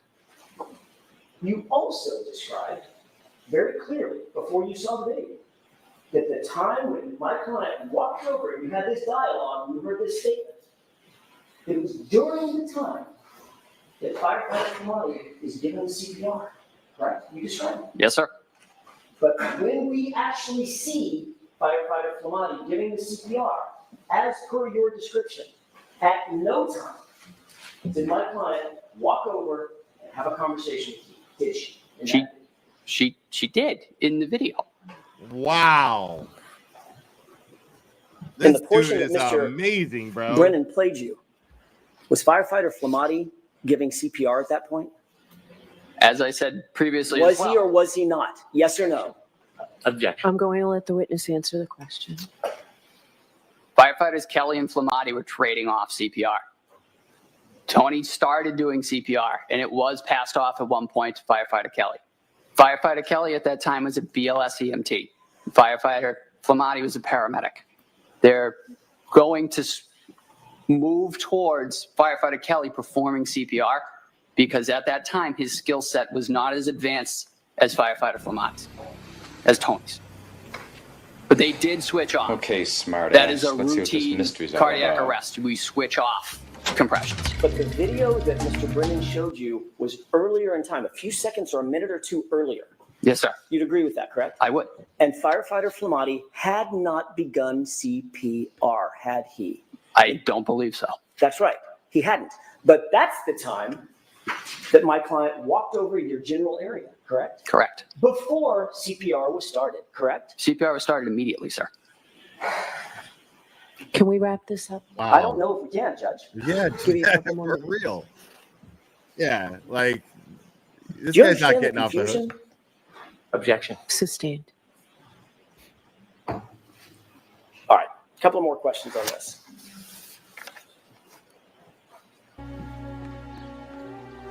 The video that Mr. Brennan showed you, Yes, sir. and you pointed to and said, oh, that's the time when she walked over and said the statement. Yes, sir. Remember that? I do.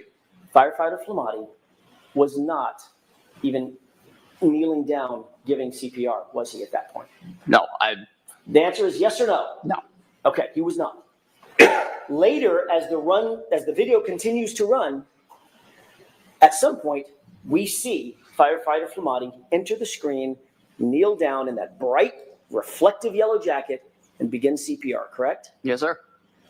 You had previously said that when you heard the statement and she walked over to you, it was when firefighter Flamati was giving CPR, correct? Yes, sir.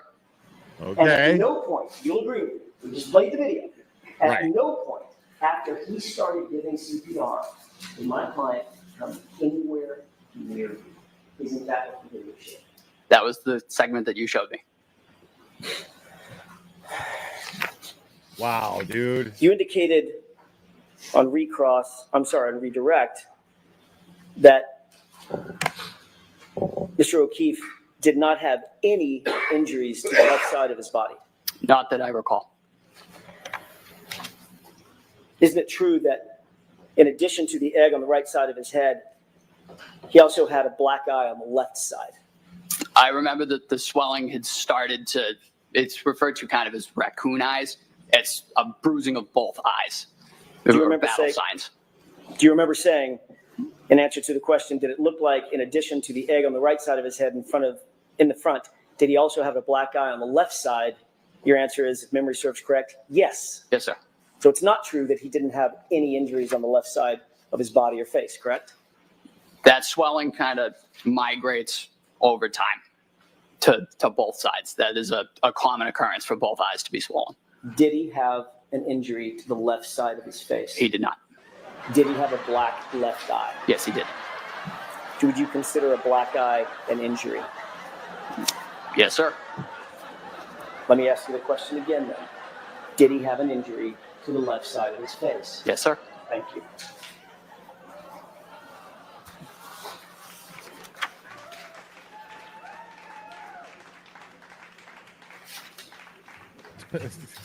Is my mom watching this? You saw me look at the camera? I hope my mom isn't seeing me lie like this.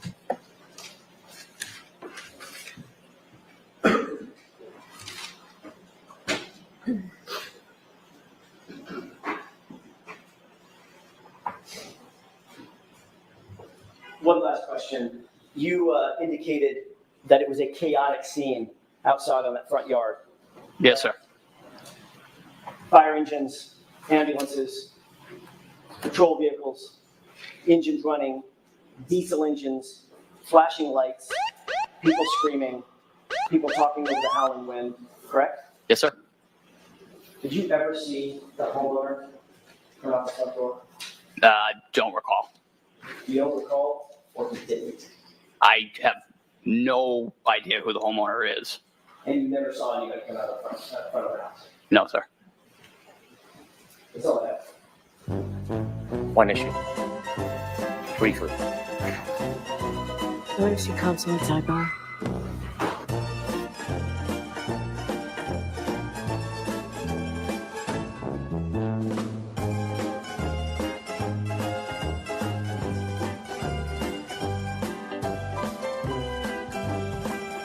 What a fucking clown show, dude. This guy is fucking retarded.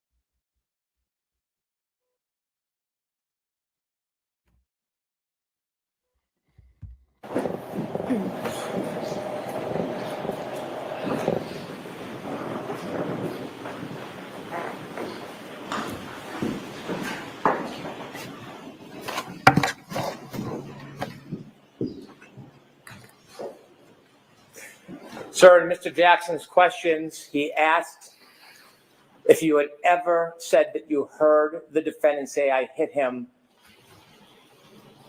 separate from when she approached you.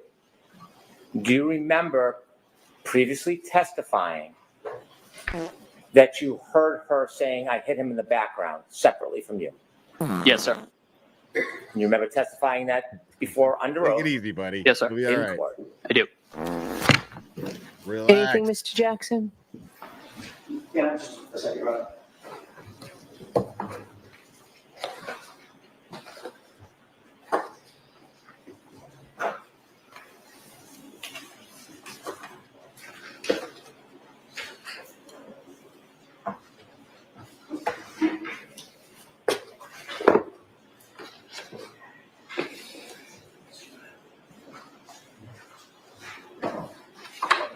Sorry.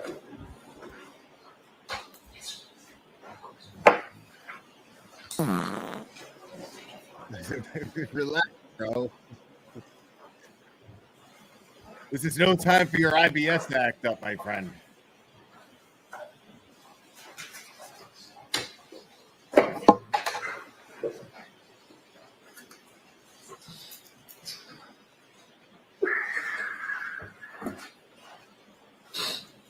Thank you, if I may. Yes. Just a quick question, Firefighter Nuttall. When you were asked to recite your memory of that day on February 8th, 2022, just 10 days after this incident, did you ever say that you heard in the background, "I hit him" over and over again? I don't recall. All right. When you testified at the grand jury, last question, when you testified at the grand jury, did you ever say that? I don't recall. But again, your memory is better now than it was then. Right? Yes, sir. All right. Firefighter Nuttall, you are all set. Thank you, ma'am. All right, your next witness, Mr. Brennan. Thank you. The Commonwealth calls Kerry Roberts.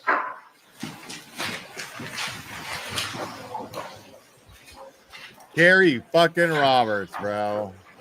Chrissy, could I get anything?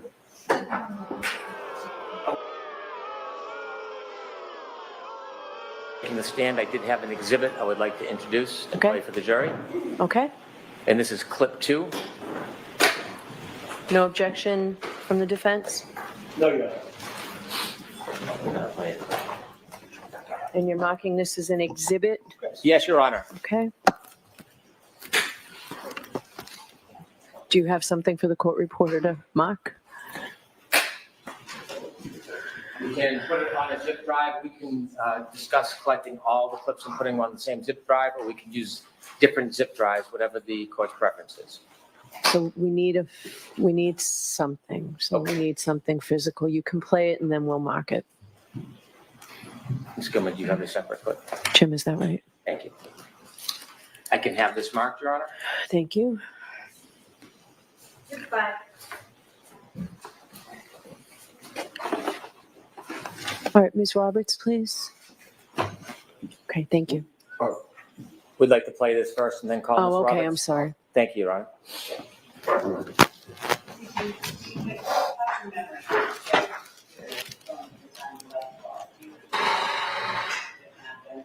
Every day come back to you with something. I mean, how much do you remember?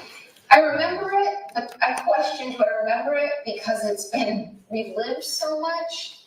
I mean, when I see the video of me driving from the waterfall, like what I just described, tapping the brakes when I crossed the intersection, Washington over Sherman Street, do I actually remember that I kind of slowly proceeded through that green light? No, I don't actually remember that. But I've seen the video so many times that you then question, did I remember on my own?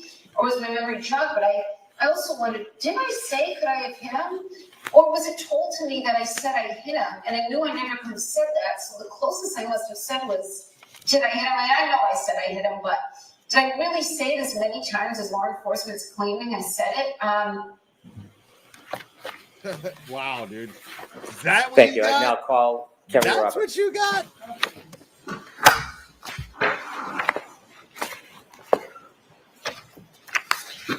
Kerry Roberts. Jesus.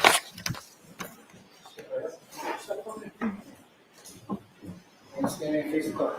Raise your right hand. You solemnly swear that the truth before the jury, the case down here, to the truth, the whole truth, and nothing but the truth, so help you God. Thank you for your gift.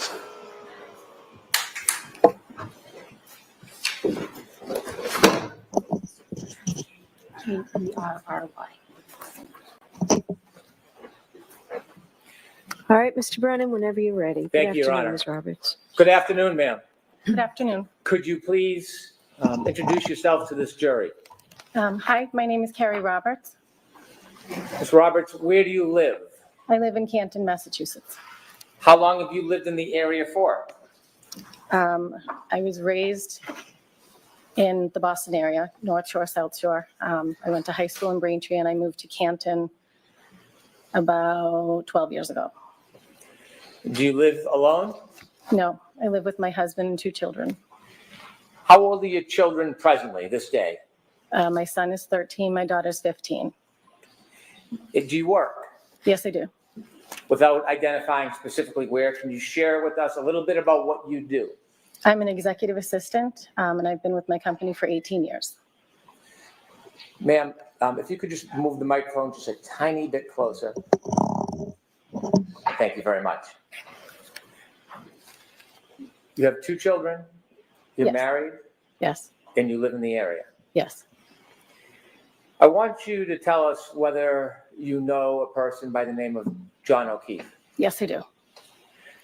Would you be willing to share with us when you first met Mr. O'Keefe? Well, I went to high school with John in Braintree. He played soccer, I played soccer, so we probably hung out in middle school, but we went to 2 different middle schools. And then I hung out with him more in high school. He was a year older than me. His sister was 2 years older than him in school, and his brother was younger, so at some point I was in high school with each of his siblings. Did you at some point become friendly with John O'Keefe? Yes. Could you tell us about that?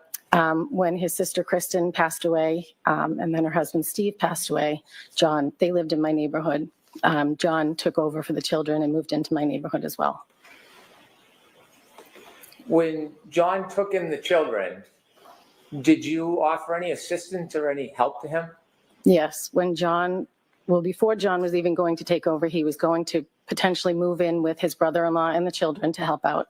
And then when his brother-in-law passed away unexpectedly, John took over, and I jumped in because I was a friend from high school that he knew, and he had all kinds of people helping, but he sort of said, I'm going to lean on you for right now because I know you best. And I knew his parents and his siblings, and so I introduced him to my husband, and we jumped in. It was, preschool drop-offs, preschool pickups for my son and his son, and just from then until the time of his death, we were just friends, very close friends, and we hung out all the time. The children hung out all the time, and he was the emergency contact list at my children's school to call if something had happened. Were you close friends before he took over the care of the children?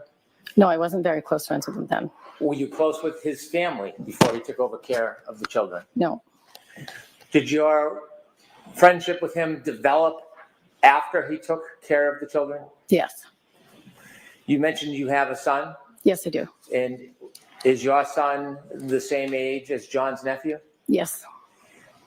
Was there any common interests or activities that engaged your son with John's nephew? Well, they went to in-home daycare together. They went to preschool together. They went to pre-K together. And they went to elementary school. They played baseball together since they were T-ball. My son plays hockey. Patrick tried hockey. He didn't like that. So we spent a lot of time at the baseball fields together. As you spent a lot of time together and had mutual care of children, did your relationship with him grow closer? Yes. And can you share a little bit with the jury how close you became? Well, John was a bachelor and he didn't have any children of his own. So when he took over for the children, he sort of, leaned on us to kind of guide him and, all the things to do if someone has a headache and, if there's an ear infection or, he had his mom and dad also helping as well, but I was right up the street. So if I would go to BJ's, I would call and say, can I grab you anything? If I would go to Walmart, any of the places I would go, I would call and say, do you need anything? Can I help you? Can I grab something for you? And he did the same. We just sort of all chipped in, helped.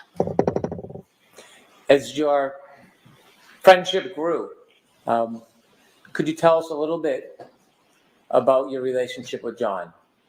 John and I were very close. We spoke on the phone and hung out. He became very close with my husband as well because he was right down the street. But we just had a friendship, a very close friendship. Yeah. Tell us about the day-to-day activities and how you would try to assist John with the children. Well, John moved across town. I don't remember when. I forget how many. Patrick, I think, was in 5th grade or 4th grade. And I would take him home with me on Wednesdays because John would be working. So It was more of a, if he was at my house and my daughter needed a ride the other side of town, he would take her with him. We were just very close friends. We did a lot together. When you were in Superman 3, did you sleep with your brother Robert Vaughn in that movie? All the things friends do. As you grew closer to John and helped with the children, did you become closer with his family? Yes. And who specifically did you become closer with? Mrs. O'Keefe and Mr. O'Keefe, his parents, and Paul, I would see from time to time, but not a lot. He doesn't live in Canton. But Mr. and Mrs. O'Keefe would be there all the time to help as well. And Mr. O'Keefe would take my son and Patrick, the nephew, out to Dunkin' Donuts all the time. Can you tell us a little more? How did you go back from being a cyborg? Other people, including his family, helping John raise these children. There was a lot of us that jumped in to help. It was not just me. There was a lot of Kaylee's friends' parents that jumped in and helped out for Kaylee, his niece, and Patrick. There was a lot of us that helped out with Patrick. All of the community all came together to help him because there was this guy that just lost his sister and brother-in-law, and he stepped in to take care of his 2 kids, and he didn't really know what he was doing at first, but he got the hang of it pretty quickly. He's a talker. You have a son that shared a lot of interests with his nephew. Yes. He also had a niece. Yes. Did you spend more time helping with his nephew or with his niece? With his nephew. Were there other people in the community you knew of who spent more time helping with his niece? Yes. And who was that? Jen McCabe. Did you know Jen McCabe? Of course. I had met her once. John got a discount at Reebok, so he would take the kids. Well, he would take anyone with kids up with him to get shoes, like sneakers for back to school or whatever. So one day he did take Jen and I up to Reebok, but other than that, I never talked to her on the phone. I never saw her out. Her children are older than mine, so we never really crossed paths. As it relates to the night of January 29, 2022, how much earlier was it that John took you out with the children and Miss McCabe out with her children to get sneakers? How many years before that? Years, like 6 or 7 maybe. And from that time you met Jen McCabe in the years past, did you ever spend time with her again before January 29th, 2022? No, I did not. I didn't know her. Were you friends with her? I was not. Did you speak on the phone with her? No, I did not. So other than that one meeting, you were strangers? Yep, that was the only time. I knew her. I knew of her. She has 4 girls, but I didn't know her. At some point, as you were part of John's life, did you learn that he was dating a person by the name of Karen Reed? Yes, I did. And do you see that person here in the courtroom today? Yes, I do. Could you point her out and describe an article of clothing that she's wearing? She has a black suit jacket seated at the front table. When did you first become familiar or know about Miss Reed? July, I think it was, of 2020. John, we were having people over, and so I invited him, and he said, I'm going to bring Karen over. And I was like, I don't know who that is, but okay. He assumed I knew because he had been dating her for a little bit, but it was COVID, so we didn't see him very often during that time. So Karen came over that night. And this is early 2020? I think it was summer, so I think it was around June or July. Briefly, just tell us a little bit about where and the circumstances of meeting John and Karen for the first time. They came over to my house and we hung out on the back porch, had some drinks, there was music, kids were around, just a nice, normal summer night. We had other people over as well. Over the next coming months, did you become more familiar with the defendant? Yes. Did you see her more often? Yes. And could you generally describe for the jury how you learned more of her and saw her more often? She would take care of the kids a lot, mainly, well, not mainly Patrick, but not mainly Kaylee either. She helped out a lot with the kids. So if we were at baseball, she would come to all the baseball games. Or she would drop off or pick up my son or Patrick if they were going to the golf course or the driving range. Would you see her during events with your son and John's nephew? Yes. We did baseball tournaments. And so when you go to baseball tournaments, would that be away, an overnight type trip? One of them was down the Cape. How often would you spend time with John and the defendant? Not that often together, but John would stop by himself. My husband would go out more with John, but I didn't spend much time with the two, not a lot of time outside of the baseball field. Did you become friends with the defendant? We were friendly. Did you ever spend time alone to go out or socialize? I did not. Would you see her when you would pick up or drop off kids, or she would pick up or drop off kids? Yes. Did you ever speak to her on the phone? Yes. In relation to what? Corresponding with the kids, pick up, drop off, mainly Ryan and Patrick, not about Kaylee. Did you ever spend any important dates or times or holidays with John and Miss Reed? No.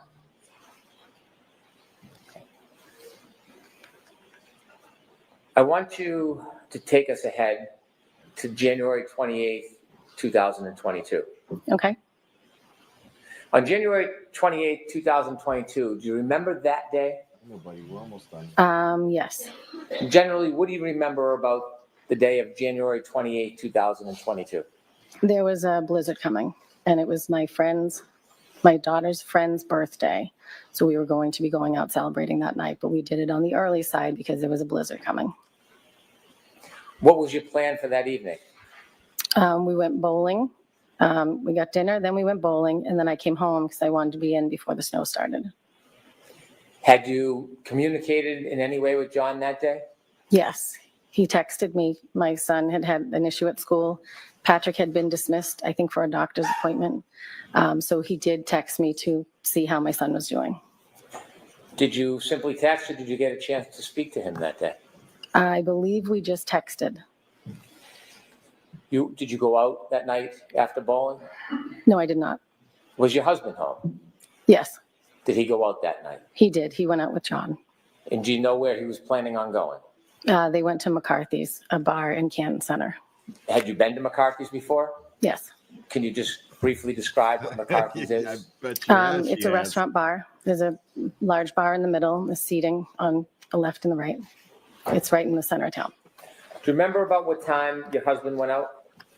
I do not remember exactly. I don't know if I got home and then he went out, or if he was already gone when I got home. I don't remember, but it was he went out around the same time that I arrived home, which was on the earlier side. How many times had you been to John's home, would you say, over the past couple of years before this night? Oh, many. Many times? Many times. Were you familiar with the house and the driveway? Yes. May I approach you on? Yes.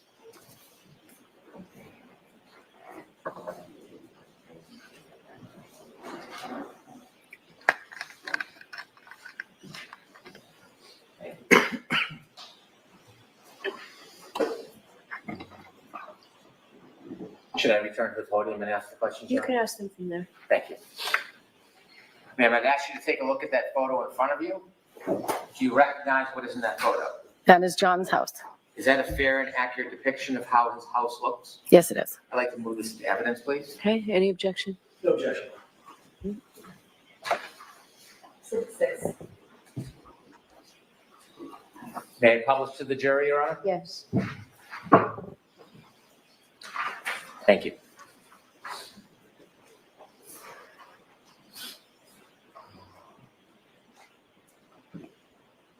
Thank you. You can take it down. I've shown you a second photo. Do you recognize what's in that photo? Yes, that's John's driveway. Is that a fair and accurate depiction of how John's driveway appears? Yes, it is. I'd move that into evidence. No objection. Okay. Exhibit 7 so marked. May I publish? Yes. Could.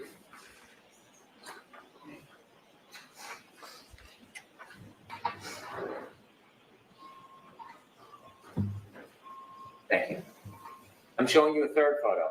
Do you recognize what's in that photo? Yes. And could you share with the jury what's in that photo? It's the side of John's house looking up from the driveway. Is there anything you notice on the side of the house? The lights. Or the ring camera. Are you guessing or do you know that's a? No, I know there's one there And how do you know that? because I got a Ring camera and I could look and see who was at my door. And then he said, why didn't you tell me about these things? So he bought one. I move to introduce this photo. Okay. She's so proud of that. I showed him what a Ring camera was. May I publish, Your Honor? Yes. Ms. Roberts, with the laser pointer, could you just point at the picture and show where the Ring camera is? On this screen? Yes, please. Whichever one you can do. Okay. Why isn't it working? Nope. It's Because it's on. Grant Smith Ellis. Because it's Kate Okay, Peter. well, you know what? Rather than use the pointer, why don't we describe, can you describe where you see the Ring camera on that picture? It's in where the two lights are under the top window. Okay, thank you. We can take that down, please. Thank you, Gigi Love.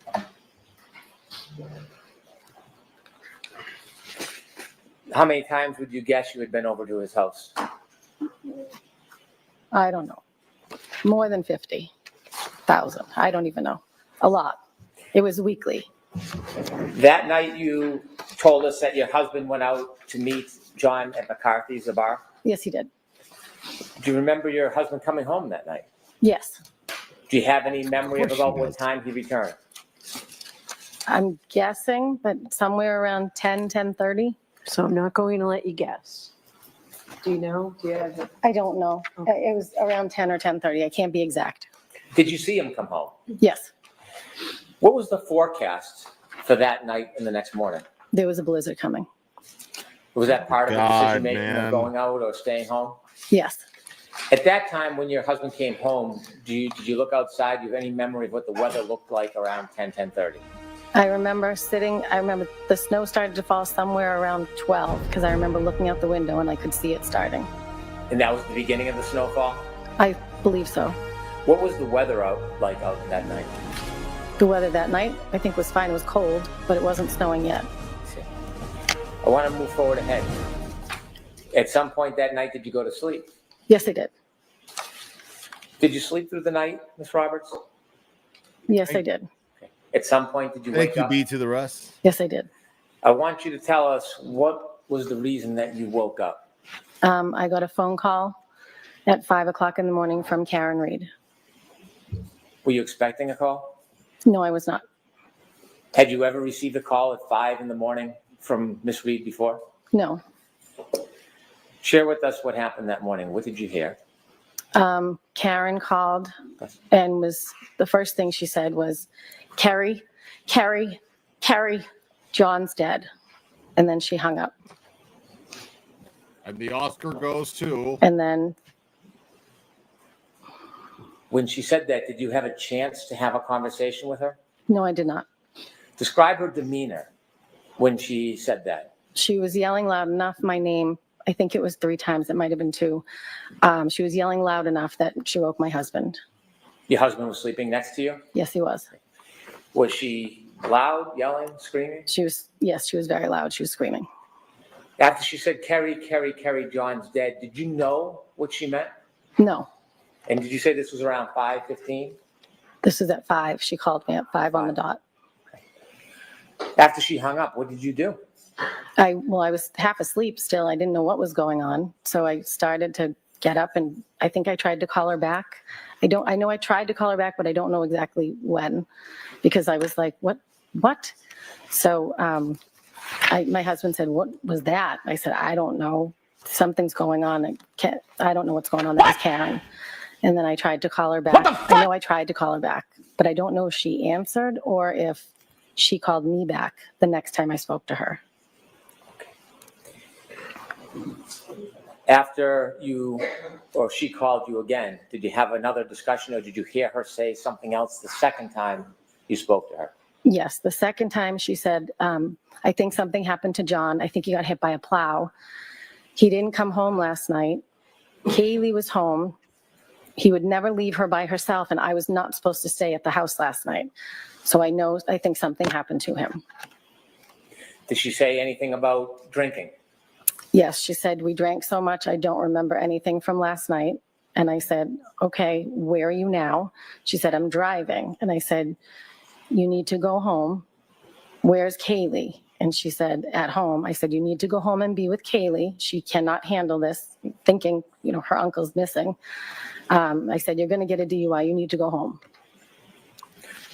Was there anything else in the conversation that she said to you? You're going to kill somebody. She said, I'm going to drive to your house. Would you drive my car? And I said, yes. Not you're going to hurt So at that somebody point, or I kill started to somebody. get dressed. You're going to get a DUI. I turned on the automatic car starter so it would warm up.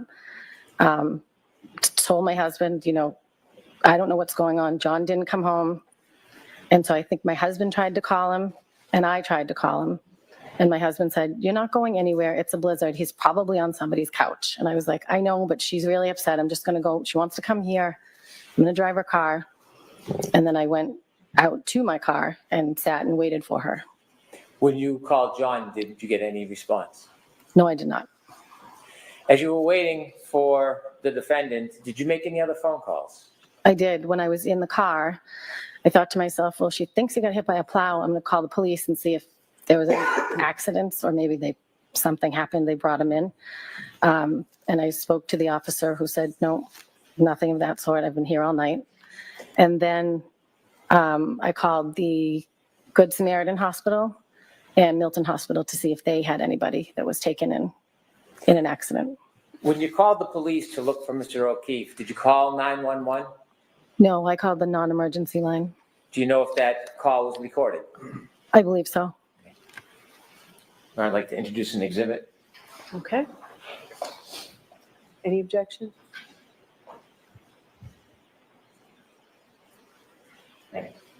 No objection. Okay. Exhibit 9.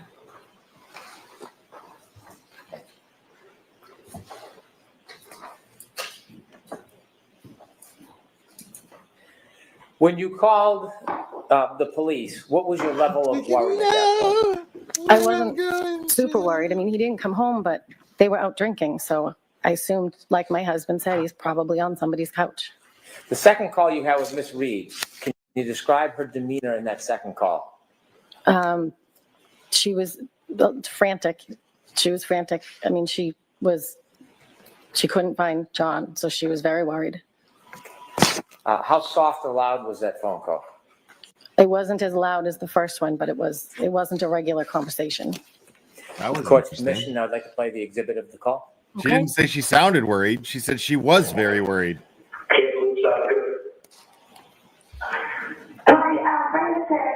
Because my friend's boyfriend did not come home last night. They were at waterfowl. And now she is calling me hysterical because she doesn't know where he is. You didn't take anybody outside the name of John O'Keefe, did you? John O'Keefe? Yeah, he's about to cop, and it would be on film, so. No. And he probably got a ride and passed out at someone's house. I don't know, but. Yeah, no, we didn't lock anybody up or anything like that. And where does he live? He lives on Meadow. There is something. He lives on Meadow, off Pleasant. Okay, and where is the wife home? You said your girlfriend? With his girlfriend, yeah, they were out having drinks, and then she left and expected him to come home at some point, and he never did. Yeah. And so I said to her, my husband had been out with him earlier in the night, but then he obviously came home, and he has custody with me to nephew because their parents passed away. Okay. And so she's home with the week and everything, they're old enough to be home, and so she's nervous because he never even called me. Yeah. So she's like, I just, I've been happy, and I said, okay. Well, so call the area hospital, and you'll be happy. I personally think he probably picked him up and he passed out. I don't know. Yeah, where did he didn't drive last night? No. No. Okay. Again, it's more, it would be driven by you. You would have to, call in a government patient and talk to us. But I mean, as of right now, it's more, he didn't come home last night. Is this common sometimes? Happen with him? No, that's why. He didn't tell me. That's kind of why she's more freaking out. So I figured I called the other hospital, I said I would call Kansas police just to make sure, you know, that they, but like I said, it's not complete responsibility, no respect to people, if anybody could pick them up. Yeah. Please get it off. Okay. And we're having a little bit of party and stuff.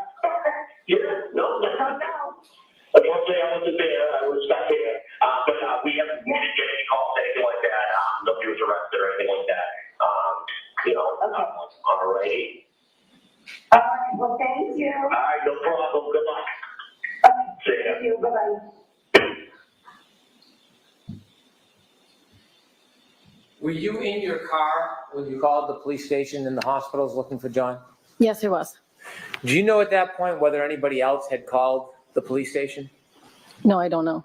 Do you know at that point if anybody else had called any hospitals? I don't know.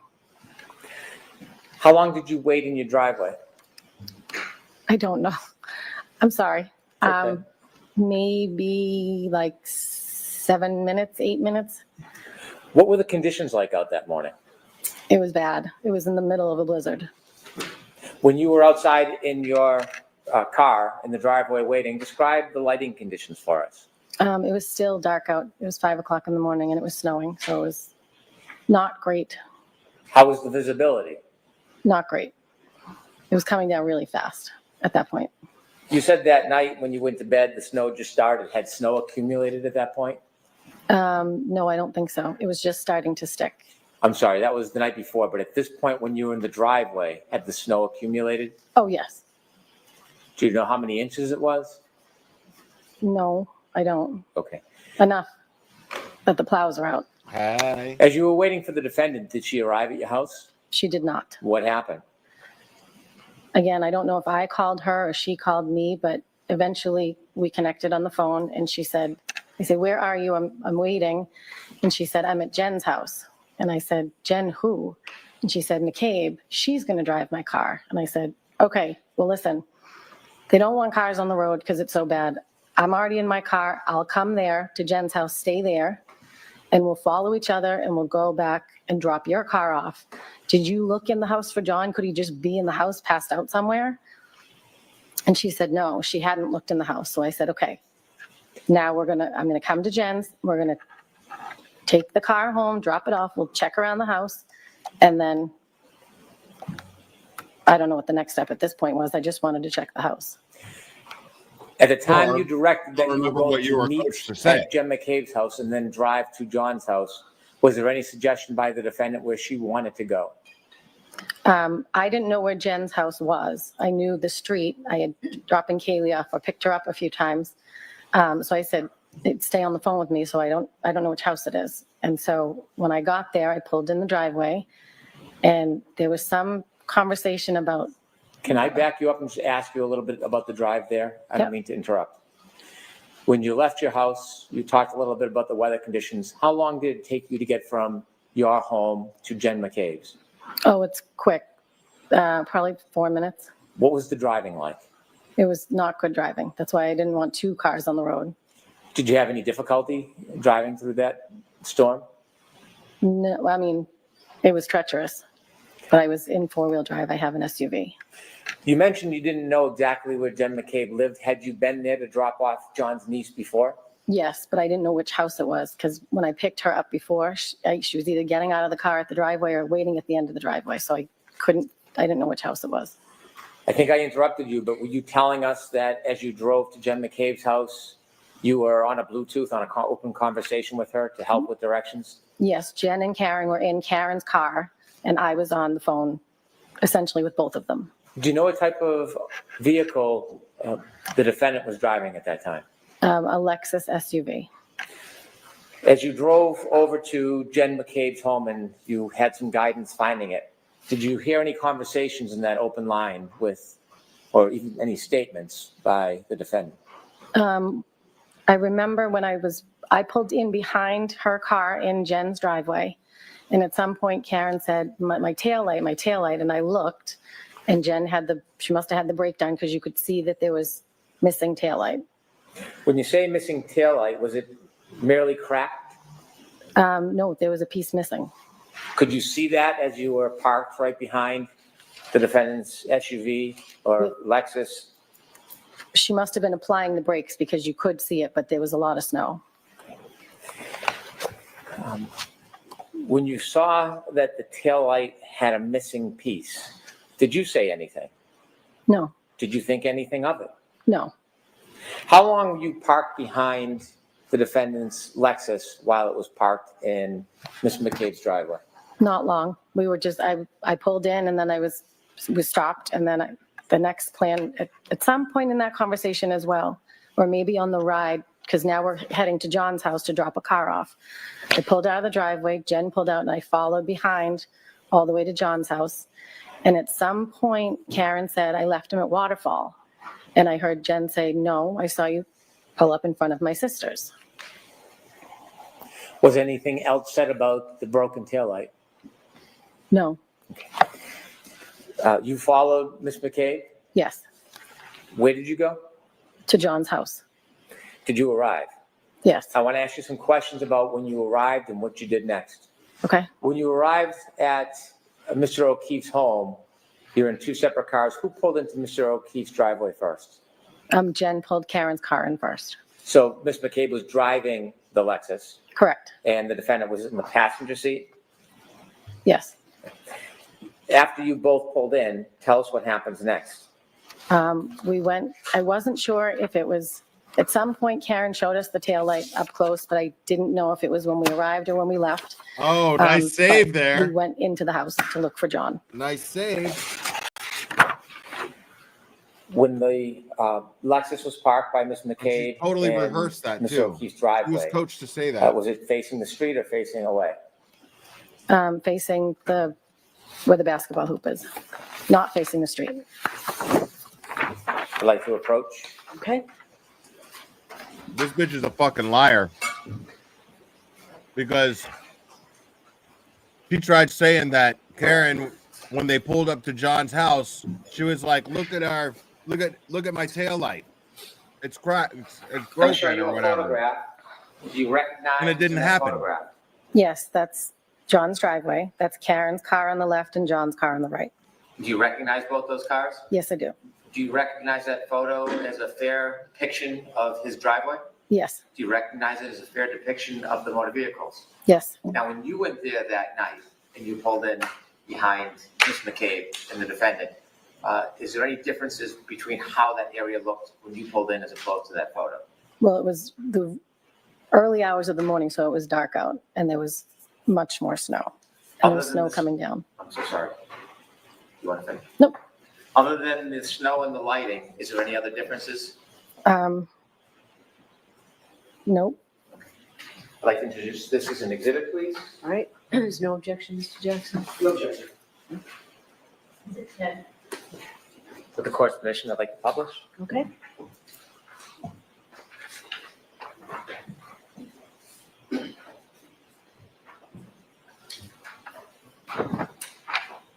And to help us understand, you see on the left is the house. Yes, There's a motor vehicle in the middle of the driveway, but it's the vehicle to the left. yes. And whose vehicle is that? That's Karen's. Is that where it was parked that night when you went into the house?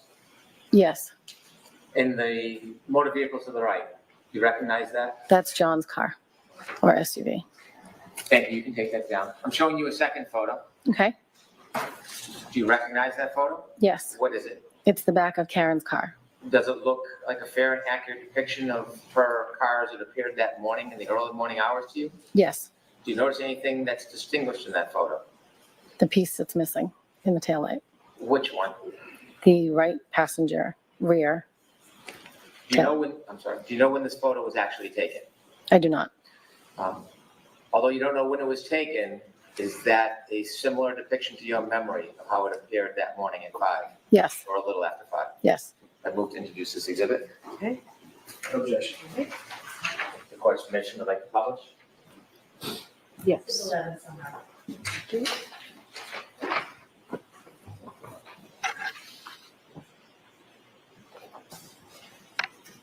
We can take that down, please.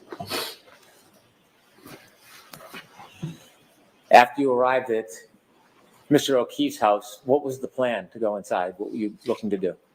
To go inside and look and see if he was passed out somewhere. So we went in through the garage, and I started looking. I think Jen ran upstairs to Kaylee's bedroom, and I just started looking through the living room. Basement door was locked from the inside, so I knew he wasn't in the basement. And then I checked the other living room. He has a big house. Then I went to the top of the stairs to check his bedroom. As you looked around, what was your mood? What was my mood? Yes. Were you calm?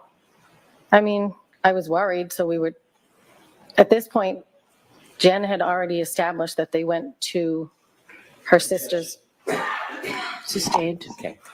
Jen had already. Hold on, Ms. I'll Roberts. ask the question better. My apologies. How many rooms did you look through in John's house? 1, 2, 5 or 6. Did you see Miss McCabe looking in rooms as well, searching? She went upstairs when I was looking downstairs. At some point, as you were looking, did you see the defendant? Yes, Was she looking with you? she was in John's room. What was she doing? She was just standing there when I came up to the top of the stairs. Did she say anything? No, Did she do anything? no, Was she searching? I don't know. She was in the room. What happened next? At some point, Jen earlier had said, Well, let's not talk about what was said. Okay. Let's Well, just talk about the plan best at this you can, point is your to go to memory of what was 34 done. Fairview. Ms. Roberts, I know. I'm just going to ask you to wait for a question because we can only get one person at a time. So next question, Mr. Brennan. Gary at the top. Again, my apologies. And so as you're looking through the house, you don't find John. What happens next? The plan was to go back to Jen's sister's house. Who made that plan? Karen wanted to go back there. Well, tell us a little bit about that. How did that conversation come up, and share with the jury what was said? And the car ride to Meadows, Karen said, I left him at Waterfall. And Jen said, no, I saw you pull up in front of my sister's. So then Karen said, we need to go back to your sister's. And I said, no, we're going to go to Meadows and we're going to drop the car and we're going to look there. Then we'll go there if we don't find him. When you were at the house, Meadows, John O'Keefe's house, and you didn't find him, was there any further conversation about what the next steps would be? I said, let's go. He's not here. But I didn't know where Jen's sister lived. So we got into the car. Jen was in the passenger seat. I was driving my car. Karen was in the back seat. And Jen was giving directions. Did you begin your way towards Meadows? Yes. And it was Miss McCabe who was giving directions? Yes. As you began driving to head towards Meadows, in addition to trying to drive, were you doing anything like looking or searching? Yeah. We were looking on both sides of I was looking on both sides of the road in case he was walking home. Did you see Miss McCabe searching? Yes, she was looking out as well. Describe a little detail about what you saw Miss McCabe doing. She was looking out the window as we were driving. So was I, as I was driving. And where was the defendant during that time? She was in the back seat. Was there any conversation, comments, statements? Well, she would be in the back seat and then she would be in between Jen and I, in the back seat and then in between Jen and I. She was just very frantic. Okay. Was she saying anything? There was conversation on the way there. Okay. Was she looking as well? Did you see her looking out the windows like you and Jen? I don't know if she was because she was in the back seat. As you drove to Meadows, what was the visibility? The same or better or worse? No, it was poor. Did you make your way towards Meadows? I did. As you finally got to Meadows, was the house on your left side, your side, or on the other side?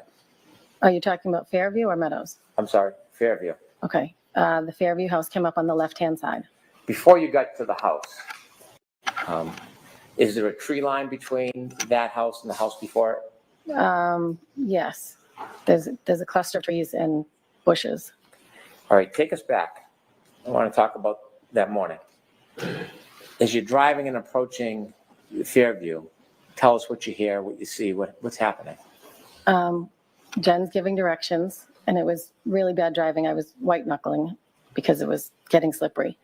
Karen wouldn't put on her seatbelt, so because she was in between us again the whole ride, and then sitting back. But she was worried because we weren't finding John. Were you having words? Yes.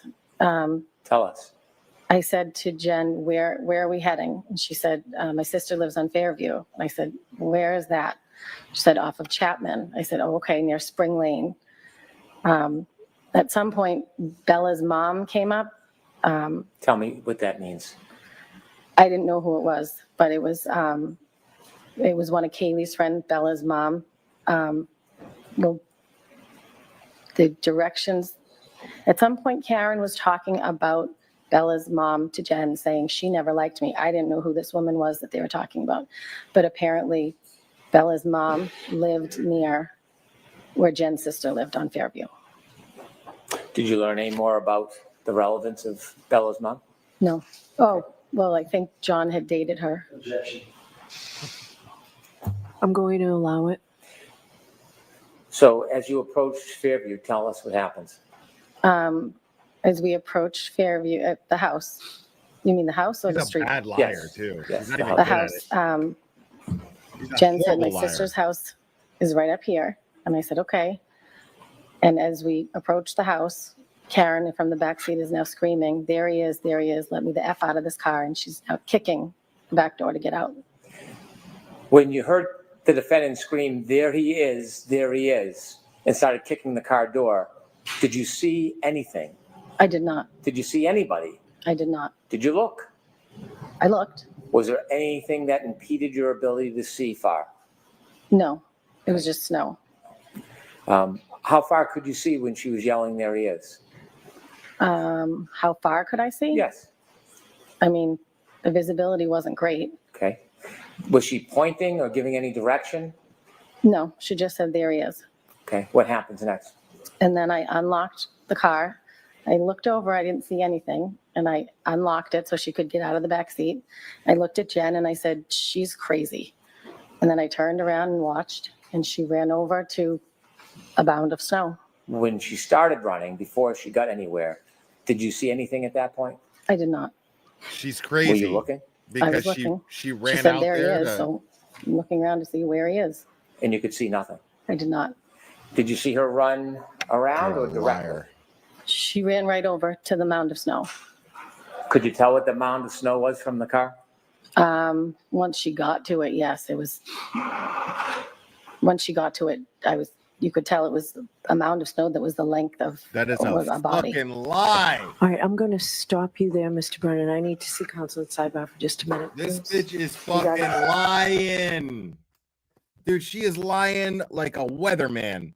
Dude, how you first of all, there wasn't even 2 inches of snow. We saw the photographs that morning. And the lawn if you see a car that's pulled in the driveway of 34 Fairview, the lawn had 2 inches of snow, and it only still covered that much of the tires in the driveway. Like nothing.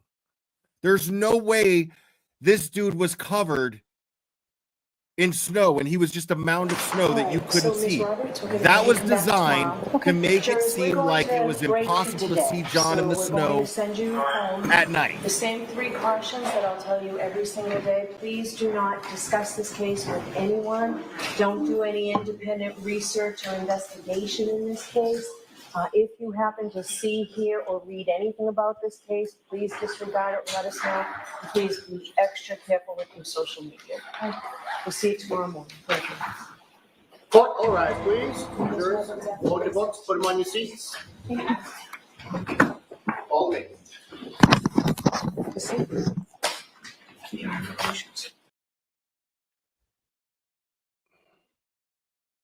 Oh man. Listen, I normally stick around because usually I'm almost sure that Aiden would be going on Howie Carr, and it's kind of a tradition on this channel that we stream Aiden on Howie Carr. But I don't know when it's going to happen. Unless he's going on Howie Carr in the next couple of minutes, but it'll probably be like 4:05 or 4:35 usually. But I don't think I'm going to do it, dude. I'm fucking beat. I am so tired. I've been dying to stop. a discovery order and the motion to continue. All right, thank you. Thank you. Sorry, Chrissy, I didn't mean to do that. All right, so that's it. So 5:30. Yeah, I'm not doing that. Thank you, Meredith. I appreciate it. Yeah, I'm not doing that. But yeah, and I'm probably not going to cover, at least not the morning portion of the trial tomorrow. But it just depends on what I got to do to make sure Drago's okay, because he's going to be sore, poor guy. I'm gonna go get his nuts cut off in the morning. But yeah. But listen, I am gonna wrap this up, man. There's a lot to take out of this. Let's talk about it real quick before I wrap this up. Alan Jackson, in his opening arguments, claims that they could prove that John O'Keefe did not die of hypothermia, and if that's the case, then he had to have been in the house, or at least it indicates a lot more that he would have been inside the house. Second, 5 different sets of DNA found on the sneaker that they couldn't find before. So, okay, awesome. I didn't get the impression that Spanky is even remotely a match for Alan Jackson. Fucking definitely not Alan Jackson. And I don't think definitely not for Alessi or Yannetti, or Little for that matter. To be perfectly honest, even as with the little trial experience that she seems to, or that she has, I know that Brennan has to depend. He has to spin one lie to cover up another, and Liza sticks to the facts. And she has so far argued against him in court and spanked his ass, no pun intended. She's wrecked him. So I happened to be in court one of those days. I was really lucky. It was one of the days where it was when they were arguing the motion to take Bill's phone. And Liza argued that, and she just hammered Spanky, just hammered him. It was beautiful. So this is going to be, as much as it sucks that this is happening, it's going to be a fun trial to watch. It's going to be a fun trial to watch, without a doubt. But yeah, how about firefighter Tiny Timmy Nuttall, who was just like lying back and forth. I mean, Alan Jackson was just like, he was juggling him, like he was playing with him like a kitten with a ball of yarn. It was crazy. Like, this dude could not fucking keep his story straight. And there's no way he could. When you have testimony and statements that contradict each other, like testimony for the first trial that contradict statements, and then you have 2 different statements that contradict each other at this trial, which still contradict the other statements from the previous trial and statements made to the police. This guy's a fucking liar. At the very least, he's unreliable. So, this whole I hit him bullshit, strike one. There's 3. 1 down. So what now is going to be Katie McLaughlin and Jen McCabe, who claim to have heard Karen Reed say, I hit him. But I mean, this was the most reliable and most credible of those 3. And Alan Jackson just wrecked him. So, I mean, they're going to sit there and try to use that, and he's going to try to use, you know, the fact that she says, you know, TV interviews are my testimony, and then twist her words from her TV interviews and act like they're smoking guns. And it's the stupidest, most pathetic approach to prosecuting a case I've ever even fucking seen. So it's yeah. I hope Spanky's career is trash after this.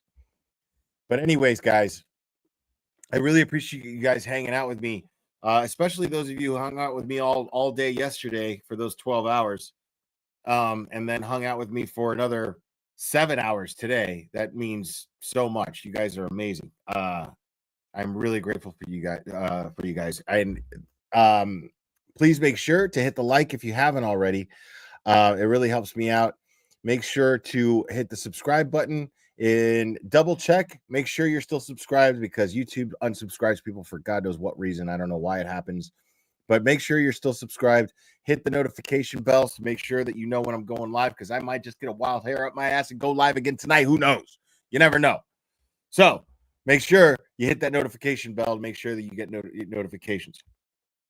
And guys, all of the support that you guys have been giving, the support you've been giving Karen Reed to help her with her expenses, so appreciated.